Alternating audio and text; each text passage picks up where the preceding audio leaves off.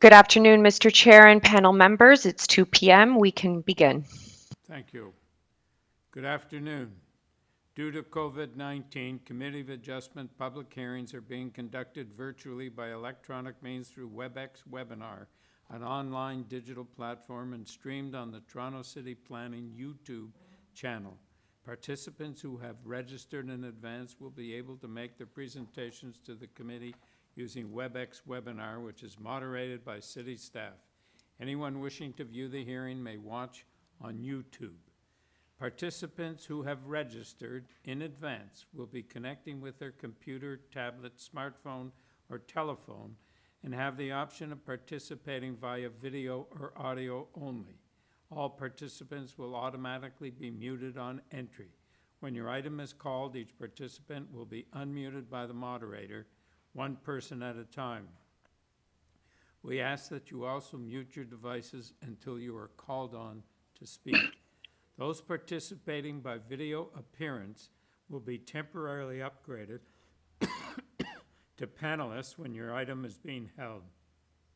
During this time, your camera will be enabled. You will only be visible during your 5-minute allotted speaking time. At all other times, your video will be disabled and you will be reinstated as an attendee. Committee of Adjustment staff will share presentations submitted in accordance with the written submission deadline. Members of the public and applicants are not allowed to use share screen or any other panelist controls during a video appearance. The host will remove you from the panelist role if you fail to respect this instruction. We acknowledge the land we are meeting on is the traditional territory of many nations, including the Mississaugas of the Credit, the Anishinaabe, the Chippewa, the Haudenosaunee, and the Wendat peoples, and is now home to many diverse First Nations, Inuit, and Métis people. We also acknowledge that Toronto is covered by Treaty 13 with the Mississaugas of the Credit.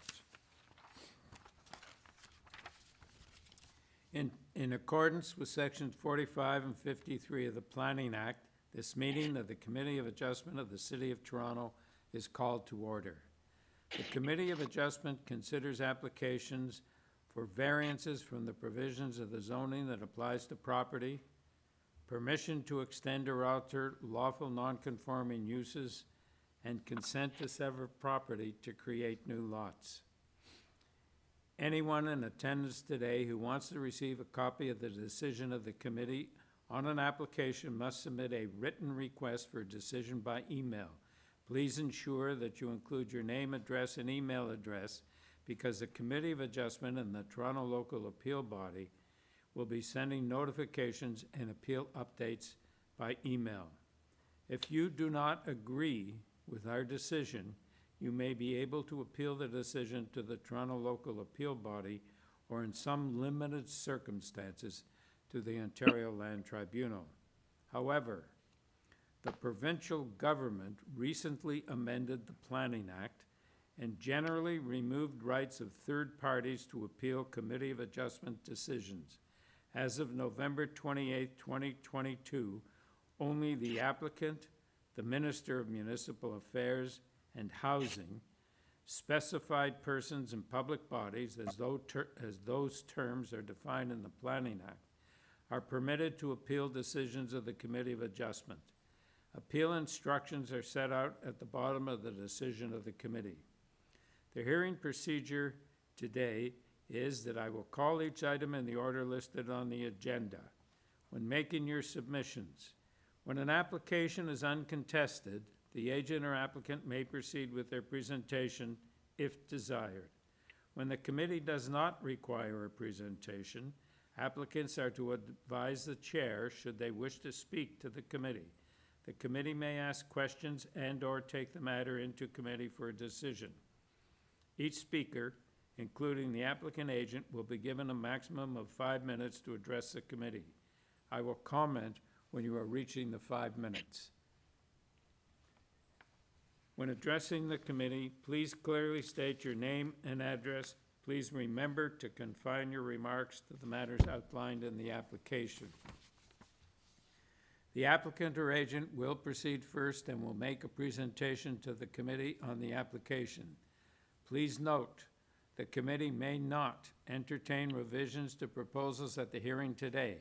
The committee may decide to defer the application if substantially revised to ensure the revised application is accurate and that all those entitled to notice of the application are informed of the changes. Then, individuals, either in support or opposed to the application, will be invited to speak. Committee members may ask questions of each speaker after they have finished their presentation. When all speakers are finished, the applicant agent has an opportunity to rebut only those issues that were raised by the speakers. This will mark the end of the discussion. The application will then be taken into committee for a decision. Are there any declarations of interest of panel or staff for the items in the 2 o'clock time slot? Madam Deputy Secretary Treasurer, have you received any requests for deferral? Through you, Mr. Chair, there are 3 items to be heard after 3:30 p.m. Item number 15, 46 Hopedale Avenue. Item number 17, 519 Pape Avenue. And item number 26 Judith Drive. So number 15? Item number 15, item number 17, and item number 20. And these are items that are listed for 3:30 or shortly thereafter. Okay, thank you. Okay, 15, 17, and 20. And through you, Mr. Chair, there are no files before us today to be withdrawn or closed. Thank you. And through you, Mr. Chair, there are also no minutes to be adopted this afternoon. Okay, thank you. All right, we shall proceed to number 1, 6 Tarleton Road.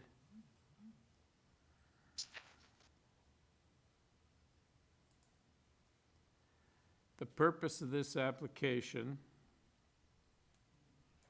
is to construct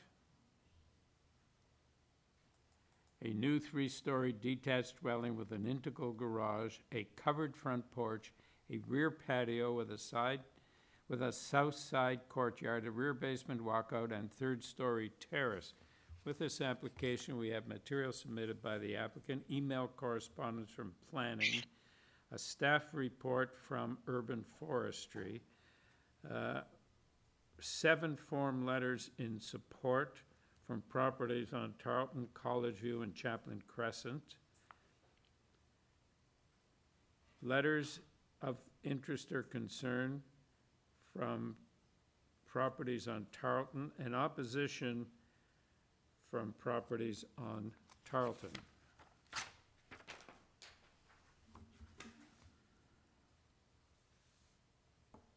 Mr. McCatchy.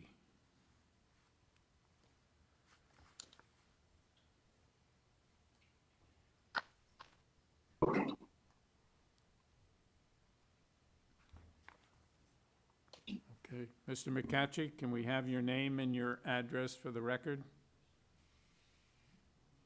Robert McCackey, 18 Hook Avenue. I'm the architect on the file. Okay. Can we have your brief presentation, because there is some opposition? Yes. This house is on a sloped site, and where our height is determined, how many stories, what determines the first story, the GFA, whether that includes the basement or not, it has been partially why I believe there's so much concern with our application. When we submitted our drawings and got our first zoning review with the city we had a GFA of 0.97, and it was interpreted that the ground floor was where we expected the ground floor to be. We met with Catherine Young, the area planner, regarding our application after we received that, and our application to the Committee of Adjustment had already gone in. Catherine had requested that she had concerns about where our front door was relative to the average grade and the overall height of the building. We revised our application to lower both of those items. She had no further concerns, so we resubmitted our application, had it re-examined through a PPR. When that happened, the established grade, it didn't change, but that examiner interpreted that the basement was considered in the eyes of the zoning bylaw, the ground floor. And that triggered some extra variances. That triggered the basement level to be included in the GFA, raising our GFA to be much higher. The front porch, the back porch, the courtyard, all of these areas to be considered platforms above the second floor, or the second floor and above. And then this was a 4-story building. Understandably, the neighborhood had some concerns about, our client had reached out to the neighborhood, discussed these plans, but when the drawings were circulated and the notice was circulated 2 or 3 weeks before this hearing today, a lot of the neighborhood had concerns that, why is this application suddenly a lot more density with the basement included? Why is this a 4-story application? In response to these concerns from the neighborhood, we have proactively moved our building down into the ground by 2 feet or 600 millimeters. So basement, ground floor, second floor, third floor have all pushed down. And there's also some concern about, this was considered a flat roof building, not a true sloped roof building. So we increased our, if I could ask, we did provide some supplementary information. And there's a drawing that I wanted to display in that package that I think illustrates this quite nicely. But this, by moving the building down into the ground, it redefines our application the way we originally interpreted it. Yes, this package, if you could go to the 4th page or the 3rd page, is kind of a 2D, like there's either a flat drawing or a 3D drawing that shows this. But by moving the building down, and this shows it in where we're proposing it, we've moved it down to maintain a 2% slope on the driveway. But this now makes the ground floor the ground floor. It removes all the variances requests for the platform, other than the platform we originally intended on the 3rd floor. And it also lowers the height of our building. And most importantly, it lowers our GFA to what we originally thought it was, which was 0.97 times density, not the 1.3, which I think was most of the concern for the neighborhood. And that's my present. So in these drawings, we've added these extra drawings to, like, drawing number 3, the one above it, shows, we've carefully reviewed the zoning application for the adjacent neighbors. One thing I want to point out, because we did this yesterday, the zoning drawings that were approved for the 8 Tarleton, so that's the tallest building here, the one the highest on the right of the page. I do want to point out that in the committee drawings that we were looking at, there's a sloped roof, and it doesn't appear that was actually built that way. So there's a small discrepancy I'll point out in the way this is represented with that angled part on that one building. It's not clear what was actually built, but that is closer to what was drawn in the approved drawings. So imagine it maybe with or without that slope part, but that flat part is true.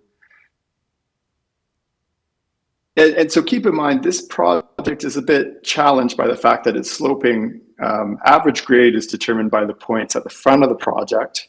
And this site slopes both, from the right page down to the left side, sloping down. It's kind of the San Francisco effect. And then from the back of the building to the front of the building is actually sloped down lower as well. So where we're determining 0, or where we measure our height from, is from this kind of lowest point on the site. and it has made all of our numbers look a little bit higher for height. Mr. McCatchy, your time is up. If you can wrap up, and when you do, I have some questions for you. That's everything. Thank you. Okay, so you've made some changes, but my notice, variance number 3 still reads they're looking for a floor space index of 1.33 times the area of the lot. So I take it you're back down at 0.97 times the area of the lot? Yeah, sorry. We did receive an updated zoning notice from Zoo Hall at the City of Toronto. Yeah. Didn't make its way into the notice that we have in our package. That's a problem.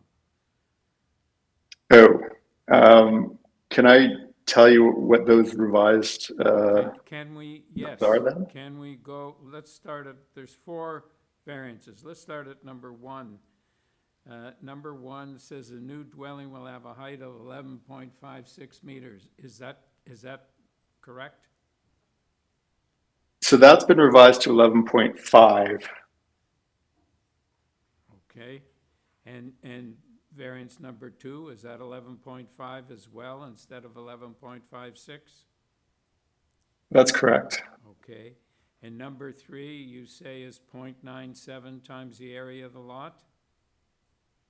That's correct. All right, so what are the square meters?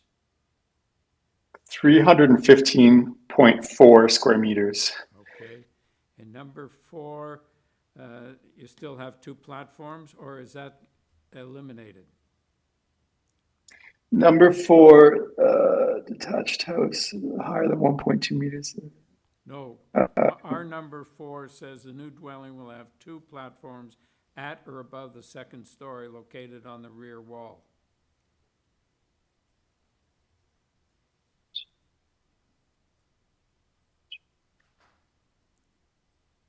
Oh yeah, platform. So this 3rd floor terrace has been broken up into 2 parts because it's an L-shaped. I assume that's just how they've calculated. So it's on the 3rd floor, there's both a 5.7 square meter and a 16.95 square meter. Those are connected together to make an L-shaped terrace platform. Okay, so we're having 2 platforms? I mean, you're asking for 2 platforms? They're connected, but yeah, there's 2 squares to this L shape. Chair, isn't that variance number 5? No, variance number 5 deals with the areas of the platforms, but I'm still dealing with 4 in which there's you're only allowed 1 platform and you're asking for 2. I think you could just combine that to 1, and it's shown on our 3rd floor plan as just one, Okay, L-shaped terrace. You're removing variance number 4, in other words, because you're permitted 1 platform. Is that correct? Sorry, someone's trying to pass me a note. The PPR notice from December 2nd. Do you not have that with you? That was submitted? Through you, Mr. Chair. Yes. The applicant needs to go through each of the variances on public record to identify what the revisions are. Well, that's what I'm asking them to do. Yes, And we're and now so- on variance number 4. And variance number 4, based on this zoning review dated December the 2nd, is not stated here. So it appears that this variance can be removed. Okay, thank you. And then what I will ask the applicant to do is to continue with variances 5 through 10 and tell us what the revisions are based on the zoning review. So I'm going to ask the presenter just to keep up, to continue presenting the screen that we're on right now, just so there's no confusion. Thank you. So, Oh, I see. So we're now at variance number 5, which sets out the areas of the platforms. Is there any change to that variance?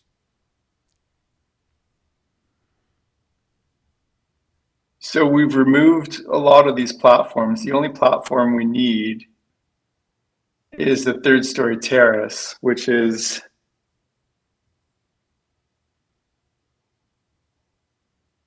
16 point,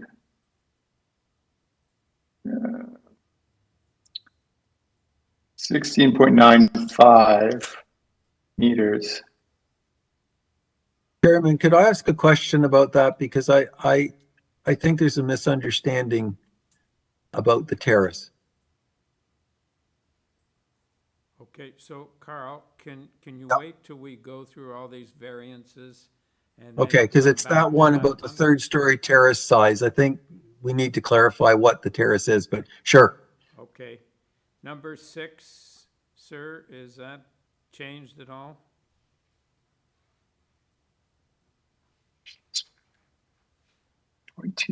Yes, that is not 1.84. That's been reduced to one. They're a different order than what I have.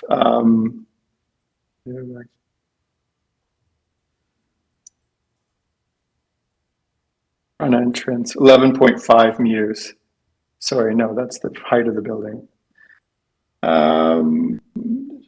Pedestrian entrance, 1.25 meters. Instead of 1.84? Yeah, Okay. that's part of that 2-foot reduction. So we shaved off 6.6 off that. All right, thank you. Number 7 deals with the chimney feature and encroachment. That remains the same. Remains the same. Number 8 deals with the driveway width. And that remains the same. Number 9 deals with the front yard landscape, open space, and soft landscape. That remains the same. And number 10, height of 11.63 meters. So so that's with the old bylaw. 11.57 meters. 11.57. Okay, thank you. Carl, can you address? Can we clarify number 4 again? Just, I'm confused by this third floor patio.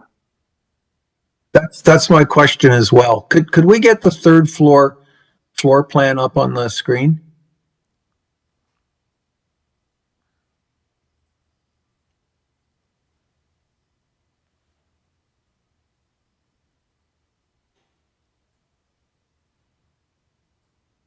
It's further, it's the third floor. More. Keep going. Keep going. Whoa.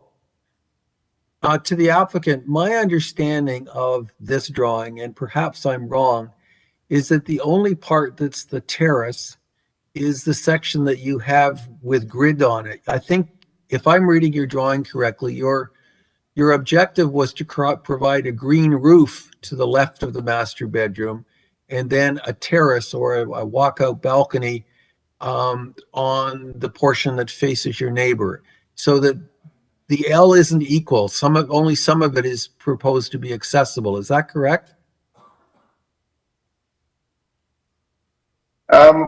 These are drawings from July 28th. We have drawings on December 1st that we submitted that are a little bit different. Because we lowered the roof, we can't access the terrace from that side. That door is not high enough. So we do have to enter the master bedroom towards the backyard and use that L shape a little bit. So the whole L then is a terrace. Oh, okay, there you go.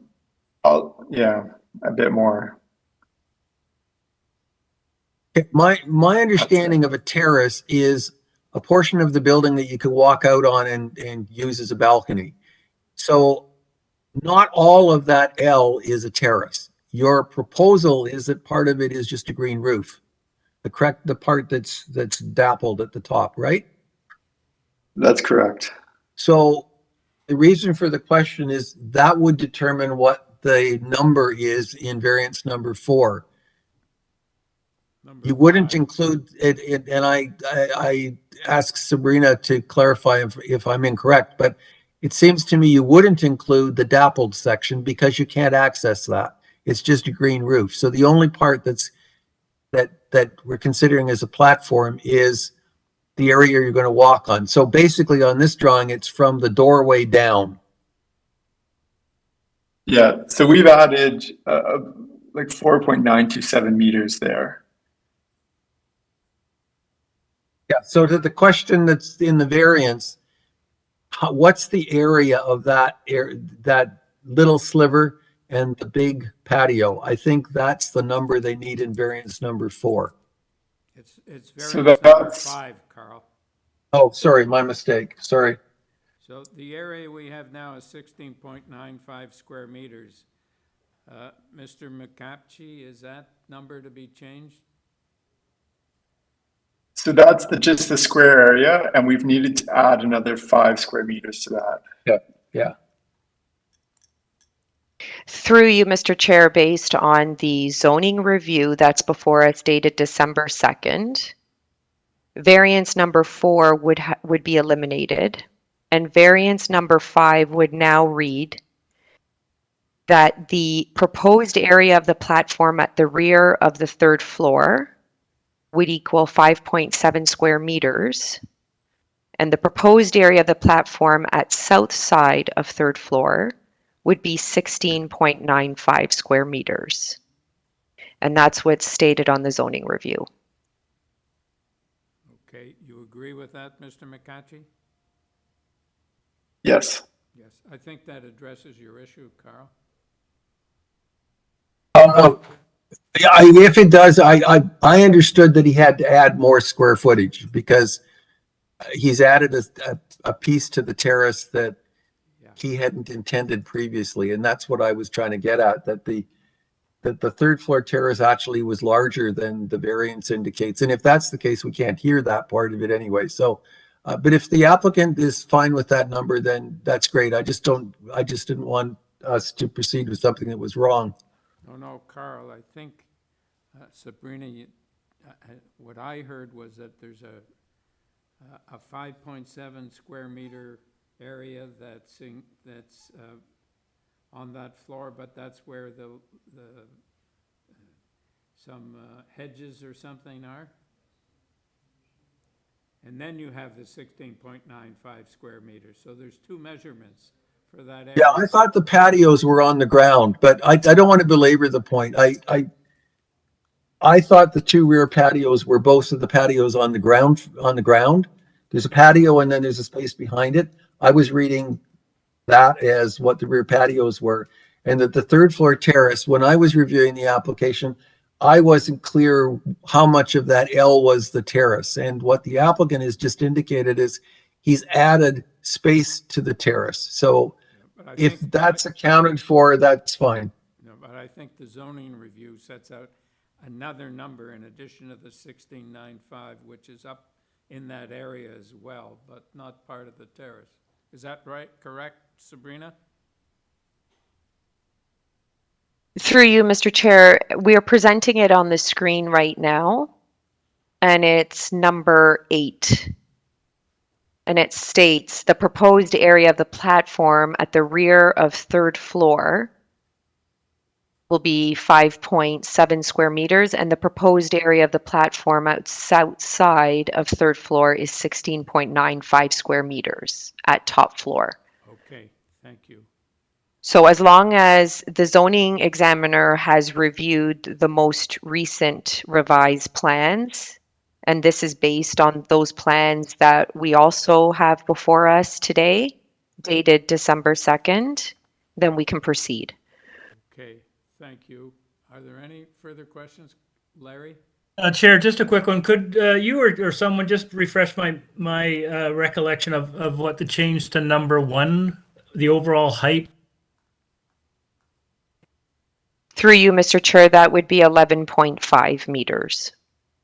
Then I do have a bit of a question to the applicant. So you've mentioned several times that you've dropped the foundation 2 feet. But that doesn't translate into a 2-foot reduction in the overall height. Maybe, if I got that wrong, or perhaps you could just clarify that for me. You're right. We made this slope of the roof more steep. There was a concern from a neighbor that our application was not interpreted right, and because our slope was not great enough, they considered our building a flat roofed building, which would have a lower overall height. If we want the credit for a maximum height that's higher because it's a sloped roof building, we have to show sloped roof that's at least 1 to 4 slope. So that extra slope made us a bit taller, and we didn't. Yeah. So the whole house moved down, and our top got a little bit taller along So that the one slope, edge. so the slope that you had originally was a different slope, and it had a different implication for you? Yeah, yeah. You might be able to see it on the drawings that were earlier submitted against what we're submitting now, like that front elevation, or even the cover image of that PDF package we showed in 3D. You can see that one's sloped more than the other. So I guess the upshot is the purpose of your going deeper was primarily to deal with the ground floor level. Is that correct? It brings our GFA down from 1.3 to 0.97. Right. So you It lose reduces our the front basement. door. Yeah. So the basement's no longer included in your GFA. That's correct. Okay. So that's the reason for digging deeper. Yeah. Okay. Thank you. Any further questions? Okay. Luciana Chiopo.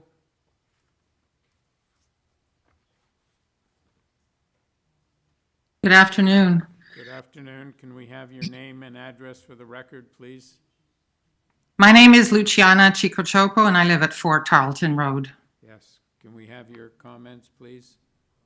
My husband and I are the neighbors immediately south of the subject property. Since we received notification of the COA application in November, we have been in contact with our counselor's office as well as planning and COA staff because we found the proposal's documentation to be equally vague and alarming.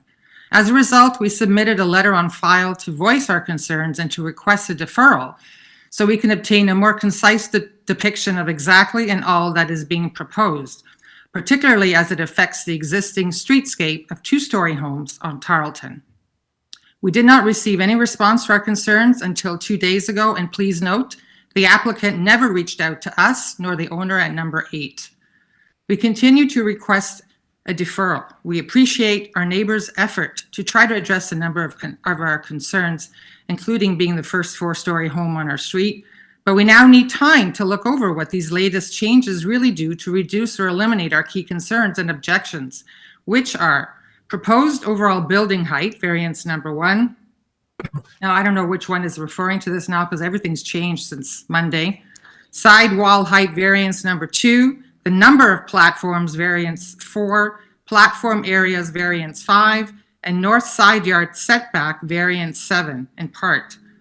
Please note we are still unclear why the proposed north side yard setback for the new home is 0.6 meters and is not included as a variance when the required side yard setback is 0.9.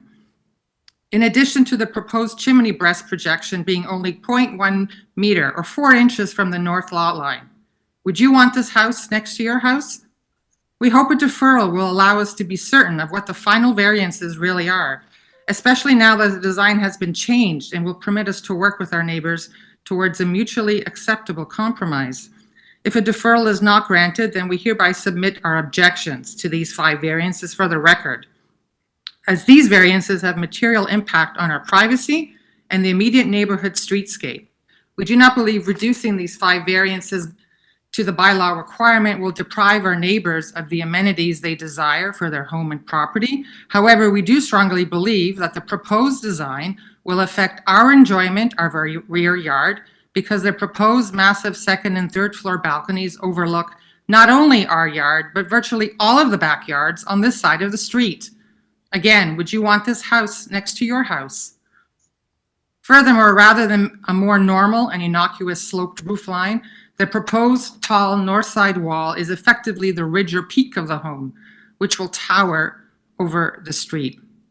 Its proximity to the north side lot line will look completely out of character with the spacing of the homes along this side of Tarleton Road. We believe these aspects of the proposed design do not meet at least 3 of the 4 tests of the Planning Act. These variances are not minor. They do not yield an appropriate development in keeping with the well-established character of the neighborhood and do not satisfy the general intent and purpose of the city's zoning bylaw for a 2-story plus roof massing for infill development. Should the committee see fit to grant all the variances or part thereof to the applicant, notwithstanding our potential to appeal the decision, we would ask the committee to please make their decision binding to the latest drawings received by the committee staff so that the granted variances correlate exactly to this design that we have all reviewed. Thank you. Any questions, panel? Yes, Sahir? You're muted, Sahir.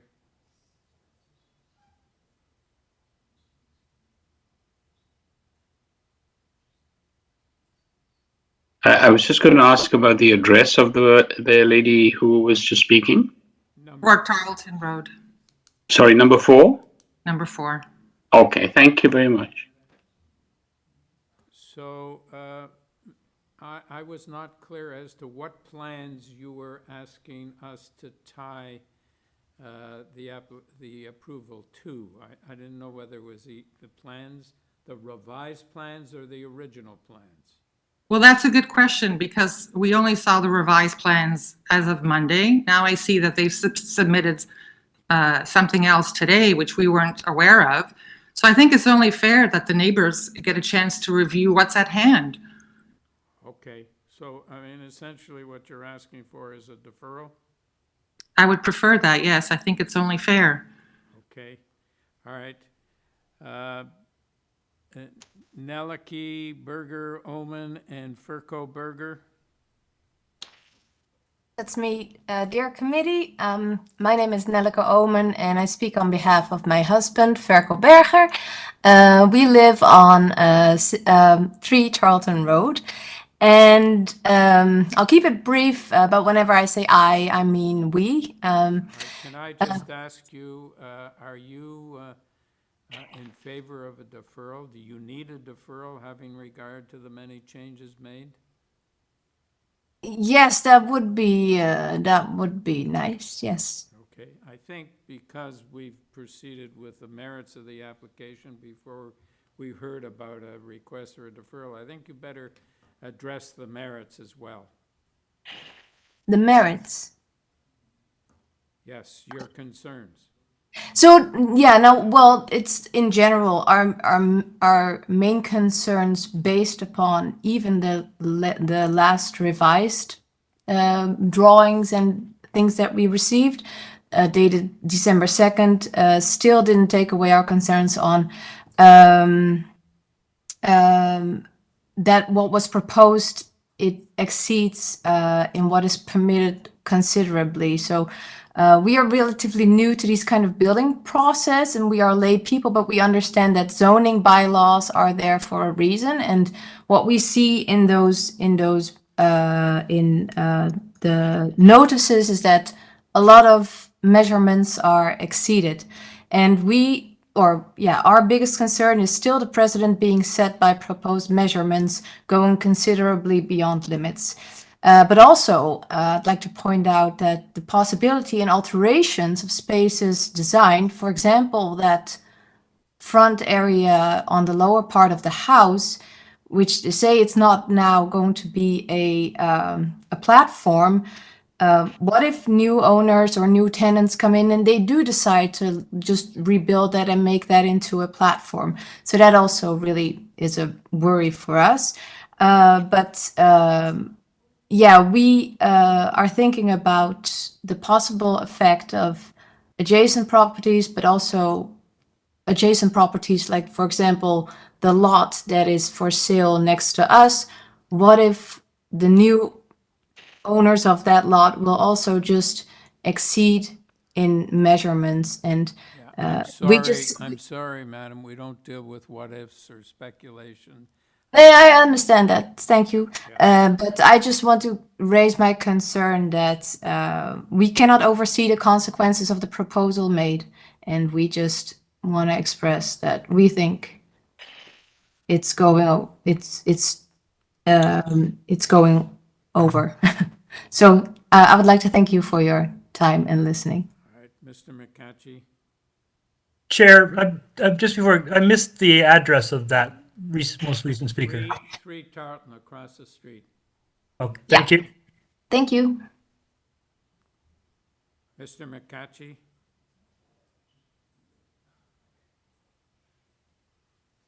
Hello. In response to those comments, Could you, again, I think there was could some you address confusion. the issue of deferral first? I'll let you address the issues and merit, but just address the issue of deferral as well. We would prefer not to defer. Is that what you're requesting? Yeah, I wanted to know because I had some concerns about the way this was presented in that extensive zoning variances were made and you presented them today, but you know, there's a lot of them and it's hard for us to wrap our mind around it, I would think. For me anyhow, I don't necessarily speak for my smarter colleagues, but but it's also hard for the neighbors, I would think. But in any event, you would like to proceed today, so proceed on the merits, and the panel will consider the request for deferral as well as the merits. I mean, since we had the concerns from the neighbors, about 2 days after we collected a lot of them, so we did receive and get a revised set of drawings in, and we received back the comments in this updated zoning notice on December 2nd, and we submitted that to back into John, I believe. So I just want to make it clear, like we haven't submitted like 2 or 3 things like all in the last few days. Like it's just one set of drawings and one updated zoning certificate. And we forwarded that as soon as we got that in on December 1st. Sorry, December 2nd. And some of the concerns that were brought up by the neighbors right now about, I mean, this isn't a 4-story home. This was, because we've moved it down, this is a 3-story home.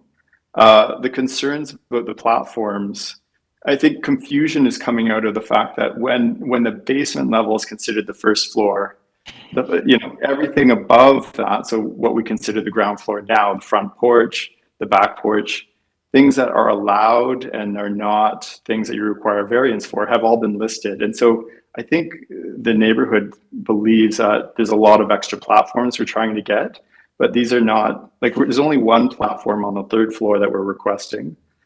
We have added a privacy screen. The view south faces both a blank wall for the neighbor directly behind us and to the south of us. There's no views into windows that we're concerned about, or we think the neighbors would be concerned about. And it is correct that the north setback wasn't properly identified in the zoning review. And we talked to my client about this, and they're prepared to just make adjustments to increase that setback to comply without any variance on the north side. So we will alter these drawings when we submit for building permit to increase the setback by 1 more foot to bring it to 0.9 meters. But the desire is very much not to defer, but just to move ahead with this. All right, thank you, sir. Panel, do you have any questions? Yes, Carl? Mr. Chairman, you mentioned, Mr. McCatchy, that you've added privacy screening to the 3rd floor terrace. It's difficult to tell from the drawings, but it seems that the larger area of the terrace that faces south faces into the wall of the neighbor, and then the new slivered piece that you've added, that you've now got along the, I guess it's along the west side, there's still the possibility of view out over there. As far as I can see in the drawings, you've got a railing on the west side, and it looks like a partial brick wall on the south side. How tall are they? And if I've got them wrong, can you clarify what the screening is? So we've shown parapet height.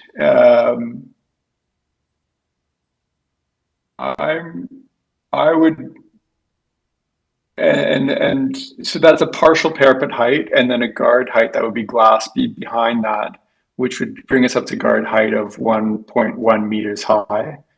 And then to the south of us, we've got a privacy screen, like a wood fence or something solid, metal panel, something that goes, it slips behind that parapet. So if you look at the rear elevation, you can see how that privacy screen, yeah, that one. Sorry, How tall is that? the rear elevation. So we've listed it at 1.5, just based on past committee of adjustment hearings. We kind of thought that was a good number to use. Would you And be, we're happy to. would you be open to extending it along the west side too? Because the west side provides potential privacy problems as well.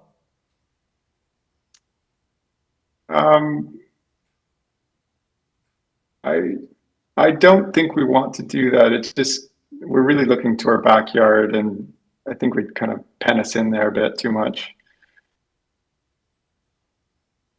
I mean, we could obscure the glass, so it's. Yeah, I appreciate that, but I still think there's a privacy issue. But thank you. I just wanted your opinion on it. Thank you. Any further questions, panel? So here. Just a couple of questions that are a bit different. One of the variances, I believe it's variance number 9 with regard to, pardon me, front landscaping, soft landscaping. The driveway that you've got at the moment indicated on, I believe it's a site plan. What materials are you planning to use on it? Will you be open to making sure that that's permeable materials that are used, porous materials? And if I may, just at the same time, at the rear, in your rear yard, you've got patio. Just trying to find the drawing, but it indicates patio stones or patio slabs. I was wondering if those, oh, here we are. I'm looking at the revised, the drawings that were in the supplemental package. And this is a landscaping plan area. It's number A006. You've got stone pavers on ground for the bulk of the backyard, which I know you haven't asked for variance with regard to soft landscaping in the rear, but having stone pavers that are not permeable, I think adds to a potential issue with regard to drainage. I don't believe we're seeking a variance for rear landscaping. I believe we comply. I understand that. As I mentioned, I know you haven't asked for one, but adding stone pavers that are not permeable may present problems in terms of drainage issues as time goes on. Would you be open to having these stone pavers as permeable or porous materials? Yeah. Thank you. And the driveway?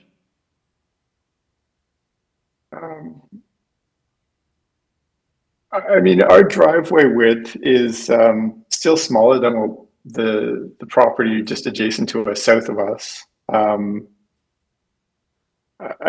think it's, we would just leave it as it is. It's not the width I'm concerned about. It's the materials you're using for the paving of your driveway.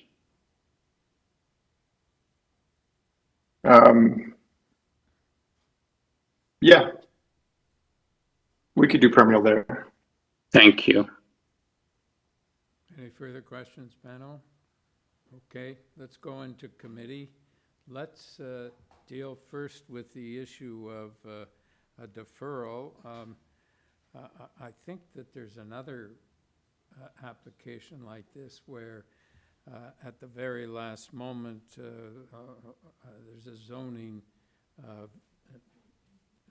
revision, and were met with a large number of variances, and even the applicant said that one of the objections that the neighbors have is that there's so many terraces. Well, he's eliminated most of those terraces. So the reason why there's some concern about it is because we don't have a clean notice eliminating all the things that have been revised, and I don't think it's really fair to us or to the neighbors to consider something as extensively revised as this was at the last moment. So, Larry, did you have some comments? Yeah, I understand that, and I understand the neighbors' concern that was raised today. I frankly, I'm pretty comfortable with this application proceeding because I think through our discussion, extensive discussion today, I think both we and those listening in have a better understanding, clearer understanding of what is being proposed. And I think for the most part, those revisions are reductions, not enhancements or increasing. So I'm comfortable personally with proceeding with this application today. Okay, any other comments with respect to a deferral? Carl? Thank you, Mr. Chairman. I sympathize with the deferral. I agree with Larry that I think we've resolved a lot of problems. I think there are still a few more to resolve. But as was indicated in the written submissions, there's been no consultation with the neighbors. The applicant is responding to their concerns without actually consulting with them, and that's difficult. That doesn't it doesn't indicate that maybe all of the concerns have been responded to. And we've heard over and over again, both in written material and in verbal material today, that people really don't understand the application. They're confused. And because the material was changed, and it was all changed for the right reasons. I agree with Larry that the proposal that we have, the revised one, is in many respects superior to the one that was originally filed.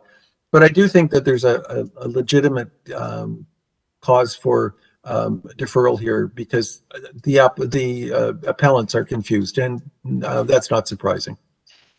Zahir? I tend to agree with Mr. Clay. I don't see a necessity for a deferral from the changes that have been presented. In fact, the positive changes. So I'm not sure what purpose a deferral will serve.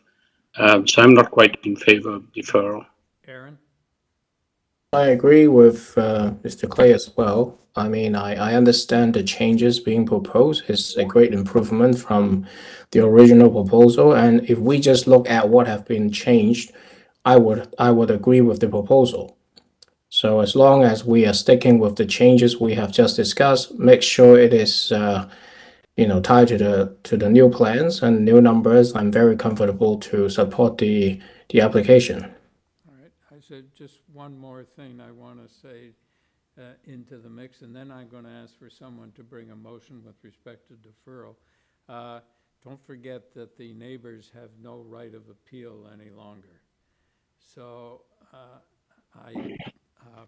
we have to consider that the neighbors don't understand the application, if they don't understand it because of the late changes, etc., that's one factor, is that they don't have a right to appeal. All right, could someone make a motion with respect to deferral? Yes, Sahir. I'll go for it, Mr. Chair. I'd like to move that we not defer this application at this point in time. All right, do we have a seconder? Larry. All right, all in favor of the motion not to defer? Okay, 3. All right, Carl, you... Favor of deferral. Okay, and I'll vote for deferral as well. Okay, so let us now deal with the merits. Chair, I'm happy to start. I understand, again, the folks who phoned in and have discussed the application today. I understand the concerns. But I have looked at this very carefully, and I've looked at the revised plans, and the renderings were very helpful. And I look on either side of the applicant's site, and both those homes have been recently renovated. The one if you're looking on face on, it's to the right. It looks very, very similar. The one to the left, I know that was one of the folks who phoned in, is also looks like it's been renovated recently, as has the one subsequent to it. So my point is, it looks like this neighborhood is in transition. It looks like there have been a number of renovations and new builds that are not dissimilar from what is being proposed today. So I don't think there would be any major negative impact on the neighborhood. And I did note that the elevations that were showing the different heights of the three houses together looked like they were, while it's on a slope down, looked like they were contiguous in the sense that there wasn't a huge difference in the heights of the homes along that stretch. So with the changes that were presented today, I'm comfortable with what has been proposed. I think that the applicant has in fact done some changes to the application to address some of the concerns that they've heard from the neighborhood. I would like to see more consultation, but in this case, I think the changes reflect some of the concerns that were raised, and with the suggestions that both Carl and Zahir made, I think this is a supportable application. Okay. Any other comments before I call for a motion? Yes, Aaron? I just want to add that there seems to be a lot of variances, but I think it is required to do that to adjust the overall design to fit into the site. So even though there are a lot of variances, they all combined together is a positive change to the original design, and I think that was the reason. And I don't think we could speculate how the space are being used after the approval. If someone's going to use it in a different way, they are supposed to apply for a different permit. So I think for that reason, I think it is supportable, and I will second the motion. Okay. I will make a motion. I didn't actually make a motion, but I'm happy to do that. I will move Okay, approval. Just a minute, Larry. Let me Oh, just pardon see me. if there's any other comments before I'm going to ask you for a motion. But Okay, let's see if bigger pardon. Carl or Zahir have any comments? Zahir doesn't. Carl, none? Okay, go ahead, Larry. Thank you, Chair. I move approval of this application, subject to forestry condition number 1. Also, that the front driveway be constructed of permeable materials. The rear stones, as shown on the drawings, be permeable materials. That the third floor balcony be screened with opaque screening around its perimeter. I think, Carl, that's what you were suggesting, because I agree with you about the overlook concern.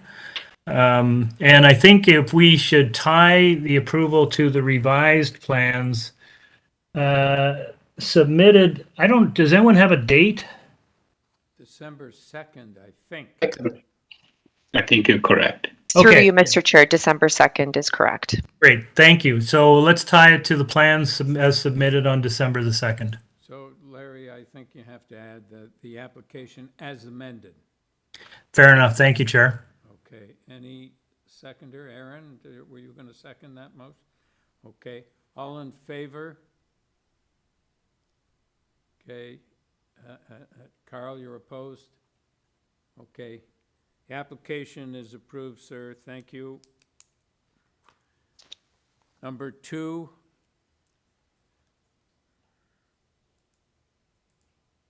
(301) Wright Avenue. The purpose of this application to construct a new 3-story ancillary building, a garden suite, containing a 2-car garage on the ground floor, a dwelling unit on the 2nd floor, and a rooftop deck with enclosed staircase access in the rear yard of the property. With this application, we have material submitted by the applicant, correspondence in support from an address on Parkside, one with no address provided, and one on Wright, and a 5-signature support properties on Wright and Indian Road, and opposition from properties on Algonquin and Wright, and the Swansea Area Ratepayers Association, and a 42 signature petition in opposition.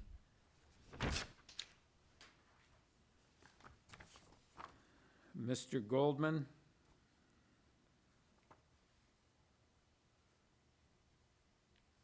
Members of the committee, my name is Barry Goldman. I'm the architect for this project and the agent for the owner.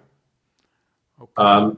I will make a brief presentation, and similar to the last one, we've removed most of the variances. We did hear from the neighbors, and as a result, we've removed the staircase enclosure, which constituted the third floor, as well as the roof deck. All right. And as a result, I will go through the variances one by one quickly. Variance number 1 stands. We're not changing it. Variance number 2 stands. We're not changing it. Variance number 3 will remain. I will point out that variance is exacerbated by the neighbor at 303 who has an existing garage in the right of way. We're not asking them to move it. We're content for them to leave their existing garage in the right of way. However, that causes us to have more paving than we otherwise would. Variance number 4 will exist. However, with the removal of the third floor enclosure, it will be reduced. Variance number 5. All right, Mr. Goldman, can we have the figure of reduction? Or is there? It's simply that it projects into the angular plane. The drawings, we did draw the projection of the angular plane on the elevation so we can look at them. But the way it's worded, it's kind of a yes or no. It does penetrate the angular plane. Yeah. It still will. However, without the third floor, the penetration will be lessened. All right, thank you. Variance number 5 is removed. Variance number 6 is removed. Variance number 7 is removed. Variance number 8 is removed. Variance number 9 is removed. Variance number 10 is removed. Variance number 11 remains. I'll characterize that one as minor. And variance number 12 is removed. So just to recap, we are now seeking 5 variances. I'll just do a very brief presentation. The proposal is to construct a garden suite in the rear of the existing property. The intent here is for the owners to put their adult children into that suite, both as a means of enabling them to afford to live in the city and also to help their parents age in place. I recognize that it's not a zoning consideration, but it does provide some context. Again, we did hear from the neighbors, and so we've removed the deck, we've removed the third story. We are seeking the side yard and rear yard variances, and really that's the intent here, is to maintain a habitable suite on the second floor while allowing for 2-car parking on the main floor. And I think with that, I'm going to close my presentation and open up to opposition questions. All right, thank you, sir. Panel, do you have any questions? No. Sharon Boone.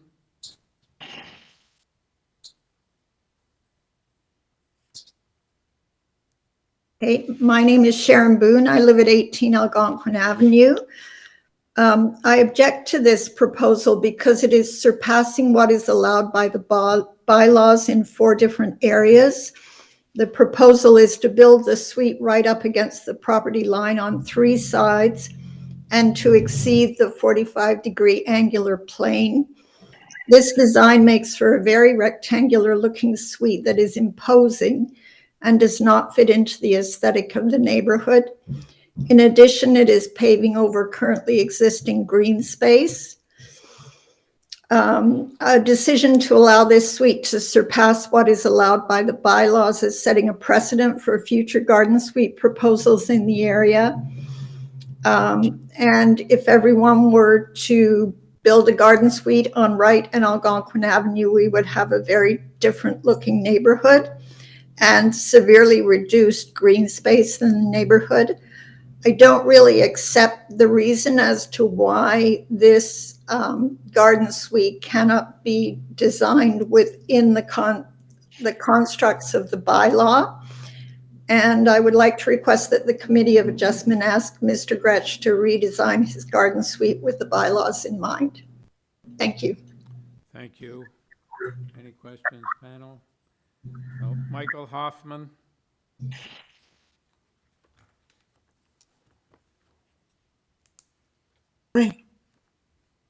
Oh boy, okay. Oh, you've unmuted me. Can you hear me okay? Yes, we can. Can we have Okay, your name thank and you. address, please? Okay, just wanted to know you can hear me. It's Michael Hoffman. I'm at 16 Algonquin Avenue. I have a number of concerns here, but briefly, I was watching the Property Brothers yesterday, and people looking for a house, they said, we don't want to buy a house with any coach houses or garden suites in the backyard. They are not desirable for any neighbor to have more people living. Now, in my area, if we allow this with these transgressions to go, I could actually be looking at a garden suite 25 feet away from me with windows facing into me. It's not exactly what I consider ideal living space. We're fairly crowded in here already. Lots are only 25 to 27 feet wide. It's compact, so that's what I'm saying. But in any case, moving ahead with that, I certainly agree with what Sharon said. If we do this, there are more than 10 garage structures or places that could have a garden suite put onto that. That would destroy the fabric of the neighborhood. Allowing these variances, of course, you establish the precedent. And you know what? That would really, I mean, I would have to move out of here. It's not acceptable to have that many neighbors close to me. We're talking about living space. We're talking about environmental integrity. We're losing a place where they're going to consume green land, drainage, all that stuff, the further things. And I understand that Mr. and Mrs. Gretsch do have the right, to sort of build within the bylaws what they would like for their sons. But right now they're saying we want 2-car parking, accommodate all these things that we want. We're going to have to infract on all these bylaws. And it's just not acceptable. We have the bylaws in place, as I'm sure you all agree, to maintain sort of planning and the dream of what the city had for this neighborhood. I'm trampling over the bylaws, and these are significant variations, most of them. From 4 inches to 40 inches is significant. I'm sorry. Coming close, going from a peaked roof to a flat roof, these are major changes, not minor variances. And as such, I am not in favor of any of these things like that. So I would like to have the protection against the encroachment of my living space here, my quality of life. It goes beyond more than plans and buildings. It goes to the quality of life I would like to enjoy in this lovely neighborhood, and which is under threat, not just with this, but with other people who may want to follow suit. This is not done for any kind of reason except financial considerations. I also have grown children who live in my house, just, to let you know. So because of the high rent, I don't have to build a new property. I could, but I don't think that would be fair to the neighbors to do that. So I wouldn't do that, right? So, like I say, this encroaches. I want you to put forth where this building will go up for neighbors to the east and west of Mr. Gretsch will have these people staring into their properties from 30 feet away. It's garden suite is good maybe in a laneway, but not in the middle of people's backyards like this. Nobody is positively affected by this except for the people who build the garden suite. Even their sort of joy will be short-lived when the neighbor next to them plunks one right up beside them. So please, I just think for the sanctity, not establishing this precedent, we allow the neighborhood to be as it will please Mr. Gretsch, Mrs. Gretsch, build on the existing bylaw structures. Minor variations, 5%, what have you, maybe. Not like these where this 90%. Come on, this is not acceptable. So I'm open to just finally, I just want to say that fences make for good neighbors and good neighborhoods, okay? And so therefore, enforcing good bylaws will ensure continuation of good neighbors and the good neighborhood. Thank you so much for your time. Any questions, panel? Arnaud Marthouet? the neighbor living at 175 Parkside, and I support the application. Can we have your name, sir, for the record? Arnaud Martouré. Thank you. And you live at 175 Parkside Drive? That's correct. All right, continue, sir. Thank you. So I come to you today both in the quality of a concerned neighbor and also as a professional. I have 3 degrees in architecture. So I have a sense of what's happening here and how to gauge the quality and extent of a proposal. And I find it disconcerting when I read the opposition letters from a number of neighbors, some of whom don't even live anywhere near the property, making completely specious and unsubstantiated arguments against it, saying that it's going to encroach on their properties and drastically change the quality of life. One of them even referred to as the development being a precedent setting for civil unrest, which is completely ridiculous and baseless. The truth of the matter is that we live in a city that's growing. There's a lot of people that are coming to the city, and right now real estate is quite unaffordable, both from a rental and ownership perspective. So we have to do whatever we can to increase the housing supply. That's just a fact of life, because the city is going to keep growing and more residents are going to come in. So that's why I'm supporting this. Basically, I just want more people to get the opportunities that most of us have had in the past, and to live in a great city at reasonable cost, and just to support that. So I want to address some of the concerns, because people like Mr. Hoffman, who just spoke, who claim that this development will encroach on his property and allow the neighbors to view directly onto his backyard, is completely false. Like, anyone with a modicum of good sense who would read the plan would realize that there's no windows on the development that are facing anything but the property of Mr. Gretsch. And someone like Mr. Hoffman, who lives about 30 meters, maybe even more, away from the property, would likely not even see the building from his backyard. Or if he would see it, would be very little.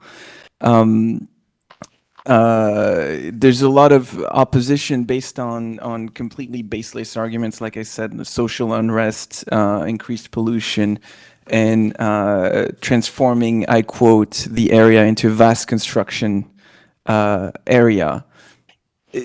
All of these have no merit. So I think if neighbors have legitimate concerns, such as view encroachment on their property, if they're directly adjacent to the development, or things like height, which is not the case, because it's only a 2-story building, it's pretty modest. Most of the houses around it are 3, even 4 stories. So it's really a pretty insignificant development in the neighborhood. I think that's pretty much all I have to say, but I'd like the committee to really consider the facts and not baseless arguments that are purely based on opposition and as a matter of principle, and to make sure that Mr. Gretsch gets a chance to build his development and increase the housing supply in the city. And one last thing that's important to mention is that a development like that is very likely to increase the value of the property at 301 Wright. And when the property values increase, everybody benefits, because it raises the value of the properties adjacent as well. So there's also financial benefit for all the neighbors to consider. With that, I am complete. Thank you very much. Thank you, sir. Any questions, panel? Okay. Irina Albanovsky. Thank you very, very much for listening to me. My name is Irina Albanovsky. I live at 303 Wright Avenue. I am immediately to the west of 301 Wright Avenue, and our family has lived here over half a century.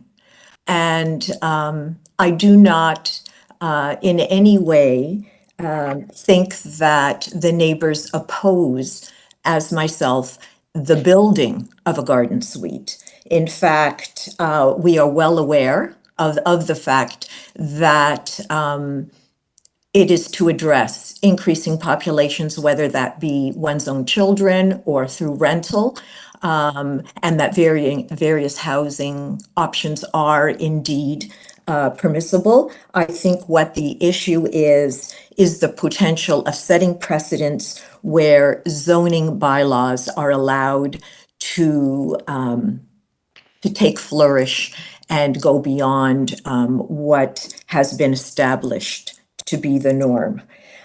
Certainly, for example, the lot footprint, does exceed the 60-meter allotment. And indeed, as was mentioned by some previous neighbors, indeed, there is the request that the design could possibly change so as to fit these bylaws.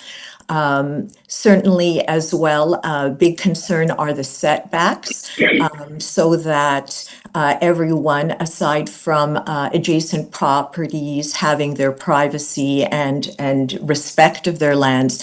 I do have a question regarding the footings, because if the property is to be built so close to these boundaries, the footings may very well encroach onto neighborhood property. And if that does happen, anything that a neighbor might want to build that needs some sort of footing would not have the benefit of putting it wherever they like, but would have to move away from the footing of 301 Wright Avenue. So that is, I think, something that needs to be addressed. As well, the angular plane needs to be looked at as well, so as to conform to the character of the neighborhood. Indeed, as was mentioned, a very angular building, and and abiding by the angular planes might help to have it fit into the neighborhood. Certainly as well, because of where I am located, the way the sun rises, there would be some obstruction of direct sunlight and daylight in the morning hours, especially in the southeast side of my home, both on the first and the second floor. And that is usually the only time, especially during the winter time, when sunlight can penetrate before it moves westerly. As well, the site plan does not give specifications as to what the roof is made of anymore. It is unspecified. Is it pitched? Is it flat? I have no idea. The plans do not tell us that, and that I would like clarification with that. A further concern, of course, is the soft landscaping. 50% is what we should be seeing, and this decrease would be quite substantial, given that at present the land occupies 82.6% of soft landscaping. And when one turns to the Toronto official plan, we realize that soft landscaping does scaffold Toronto's character as a green space, but also increasingly important is to look at it as climate resiliency as well. With the soft landscaping in mind, the more intensive rainfall events that are predicted in the future and outlined in the Toronto official plan would require permeable soil landscape for percolation and infiltration, so as not to overload the sewer system and to control stormwater and reduce runoff. Certainly also a concern linked somewhat to the landscaping is the lack of proper labeling as to the type of gate and fencing to be utilized. Now, the reason why I bring that up is simply because since the cars would be going in and out, the type of a gate would probably make a difference as to how these vehicles move in and out. As well, the fence stops short of the southwest corner prior to the 301 building, and I wonder sometimes whether or not as vehicles move in and out, they would affect the little bit of soft landscaping that is shown on the site map. All right, Ms. Albanovsky, your time is up. Could you just wrap up, please? I certainly can, certainly. Thank you very much. Privacy is also of a major issue. The building is made with all its windows facing directly on my back porch. I have had privacy all along. At this time, there will be absolutely none after this building. And the only reason all the windows, no doubt, are facing straight at me is because we do not have the setbacks, and therefore no windows can be placed anywhere else. So overall, once again, thank you very much for your time. Certainly, we do need to have these kinds of suites. However, we also have to be fair and recognize the character and respect that we need to show one another in regard to these sorts of changes in our neighborhoods. Thank you.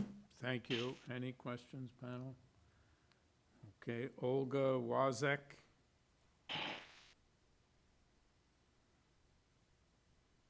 My name is Olga Wazik, 22 Algonquin Avenue. I share a corner boundary line with 301 Wright Avenue. Yes, go ahead, please. Yes, so the setbacks from the adjacent neighborhood property lines, total square footage, and the lot coverage are major concerns still. The walls of a two-story building inches from my property will diminish the light in my yard.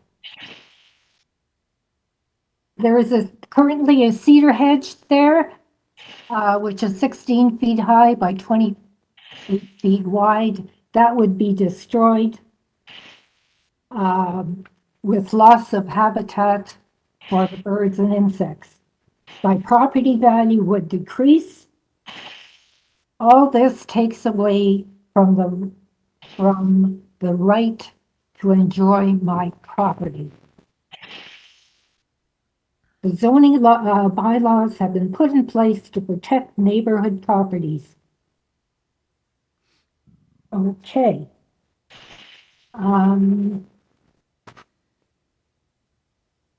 301 Wright Avenue is located approximately 200 feet east of Parkside Drive, where the topography of the land slopes from the south and the east. Major flooding occurs at this intersection after a heavy rainfall.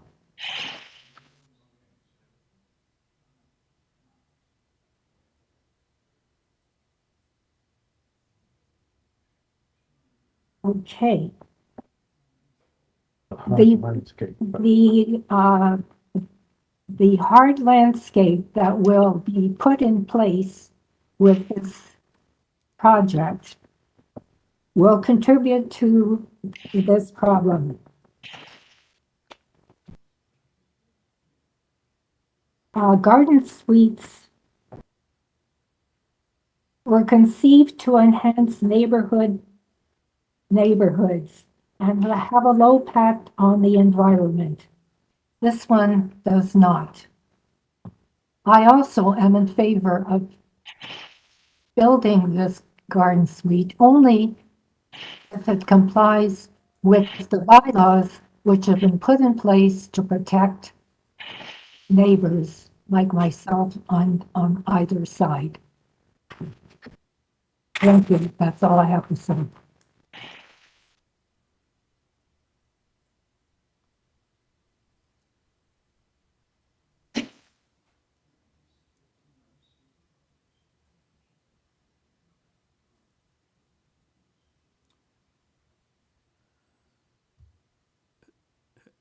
Ms. Wozek, are you there? Yes. Are you finished?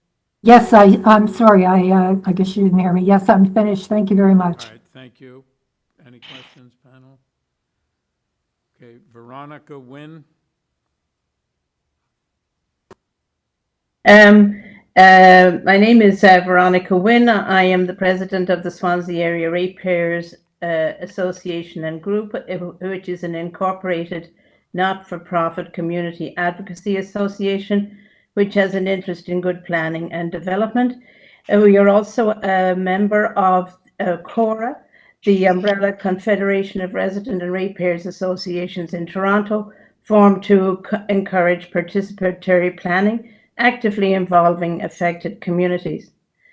As Bill 23 has received royal assent as of November 28, 2022, and the Act now denies our neighbourhood residents third-party right of appeal of minor variances, consents, etc., we respectfully request that the Committee of Adjustment members apply the letter of the law to this garden suites application in terms of the 4 tests and the intentions, policies, and regulations of the official plan and the zoning bylaw. We also ask that this would be deferred because the community did not have the benefit of having access to the new variances until the 11th hour on November the 30th.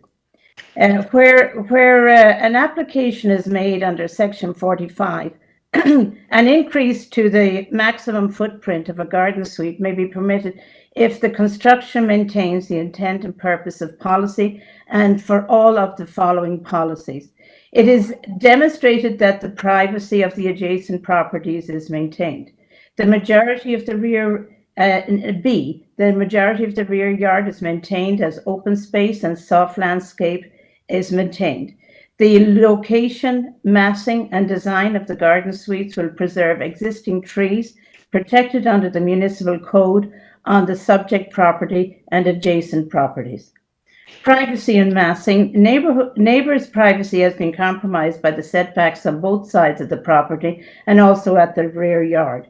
The footprint and massing of the building is increased by the setbacks, which are measured on all sides as at 0.1 meter instead of the required 0.9 meter. This means that when the applicants have to do repairs and access the back of the garden suites, they will have to do so from their property, from the neighbor's property. Also, as stated by another neighbor, the increased footprints brings it closer to the main building and creates privacy issues. Landscape and trees. Under regulation 150.7.50.10, landscaping requirements for a garden suite has a lot with a residential building and ancillary building containing a garden suite with a lot frontage of greater than 6 meters, a minimum of 50% of the area between all the rear walls of the residential building on the lot, and the rear lot line is required as soft landscaping. On this application, only 22% of the open space is maintained as soft landscape, without a minimum, although a minimum of 50% is required because of the lot frontage of the property is more than 6 meters, coming in as 9 meters. This really looks like 28% of the open space is intended as hard surface to facilitate potential parking pads for the 2 cars. No parking is required by the garden suite zoning, with the intention of perhaps, with the intention of converting the garage area into a ground floor unit. It is obvious that all trees are in jeopardy on both the subject and neighbors' properties. The photos as presented appear to indicate that the trees meet the dimensions and health required for protected trees, the minimum being 30 centimeters diameter measured from 1.4 meters above ground level, as outlined in the City of Toronto's tree protection policy and specifications for construction near trees. These trees will be compromised by the setbacks set at 0.1 meters on all sides, the massing of the building at 65 meters squared, and the hard landscape at 28% to allow for the potential parking path. Keeping setbacks at 0.9 meters on all sides, reducing the building footprint from the 65 meters to the 60 meters a maximum, and deleting the second car garage space and moving the single garage space closer to the shared driveway would reduce the overall massing of the building, preserve the trees, and the 50% minimum required for soft landscaping. The Swansea Area Ratepayers Association supports more housing options, which include sound planning and responsible development, maintaining the character of the neighbourhood. Right, We believe that Ms. Wynn, your time is up. Perhaps you could wrap up. Okay, we believe that this application does not meet the 4 tests, and we would ask that you would refuse or either refuse or defer this application for amendments for compliance with the 4 tests. All right, thank you. Any questions, panel? All right, Mr. Goldman. Thank you very much for your comments. I'll just quickly go over them. Several of the people contesting this mentioned access to light. I'll just point out we are to the north of them, so this will not cast any shadows or diminish any sunlight to any of the properties on Algonquin because we're north of them. I will point out to the committee, were we to come back with this garden suite that was as of right and required no variances, that the issues brought up by the resident at number 303 would still remain, namely the windows that are facing onto her property. Again, we could come in with an as of right building and it would still create the same issues that she's suggesting are going to be a problem here. Additionally, in terms of blocking daylight to her property, I will suggest that her existing garage is going to cast a larger shadow and diminish light than this proposed garden suite, despite the height of the building because it's further back. With regard to the water issues, we're perfectly happy to do permeable paving. And again, I'll point out that the size of the paving is exacerbated because we have to dance around that existing garage, which is currently in the right of way. With respect to the fence that number 303 brought up, we positioned our fence on the right of way in order not to impede it. Additionally, this provides pedestrian access to the door, which provides access to the garden suite without having to go through the fence. You would just walk up the drive and you can go into your doorway. The gate is preventing access to the remainder of the backyard. Just as a general rule, I will suggest to the committee, as you know, change to a neighborhood is not destruction. There's an urgent need to accommodate more housing within the city. And again, it is true, we could come back with an as of right proposal. Essentially, it would reduce the size of the suite such that it would just be a less habitable suite for the owners. With regard to the side and rear yard setback, I'll point out that it's very common in the neighborhood to have garages that are on the property lines. The setbacks that are required would not materially change the impact from the adjacent houses of this building. And the space behind and beside would not add value to the owners of 301 Wright or their neighbors. And it is for that reason that we're proposing to go to the setbacks that we propose to make the most of the usable area and maintain as much soft landscaping as we can. Thank you. Thank you. Any questions, panel? Carl? Thank you, Mr. Chairman. Mr. Goldman, I thought that there were a number of points made that you may wish to respond to in addition. One was, how would you maintain the side and back walls of the garden suite if you don't have a setback? And I appreciate that the setback that the bylaw requires is not a very large one, but it would allow some degree of maintenance. How do you propose to maintain the east and west and the south faces of the building? Thank you. The intention is to construct the garden suite of a material that will require very low maintenance. I think on the plans we're showing cement board siding, which is pre-finished and is not subject to, yeah, we call it non-combustible cladding. I will call it cement board siding, pre-finished, that doesn't rot or wear out or require repainting. It comes with a factory installed finish that lasts for decades. And the intention is so that very little maintenance should be required. Thank you. The elephant in the room right now to me is the landscaped rear yard and the 22% that you're providing.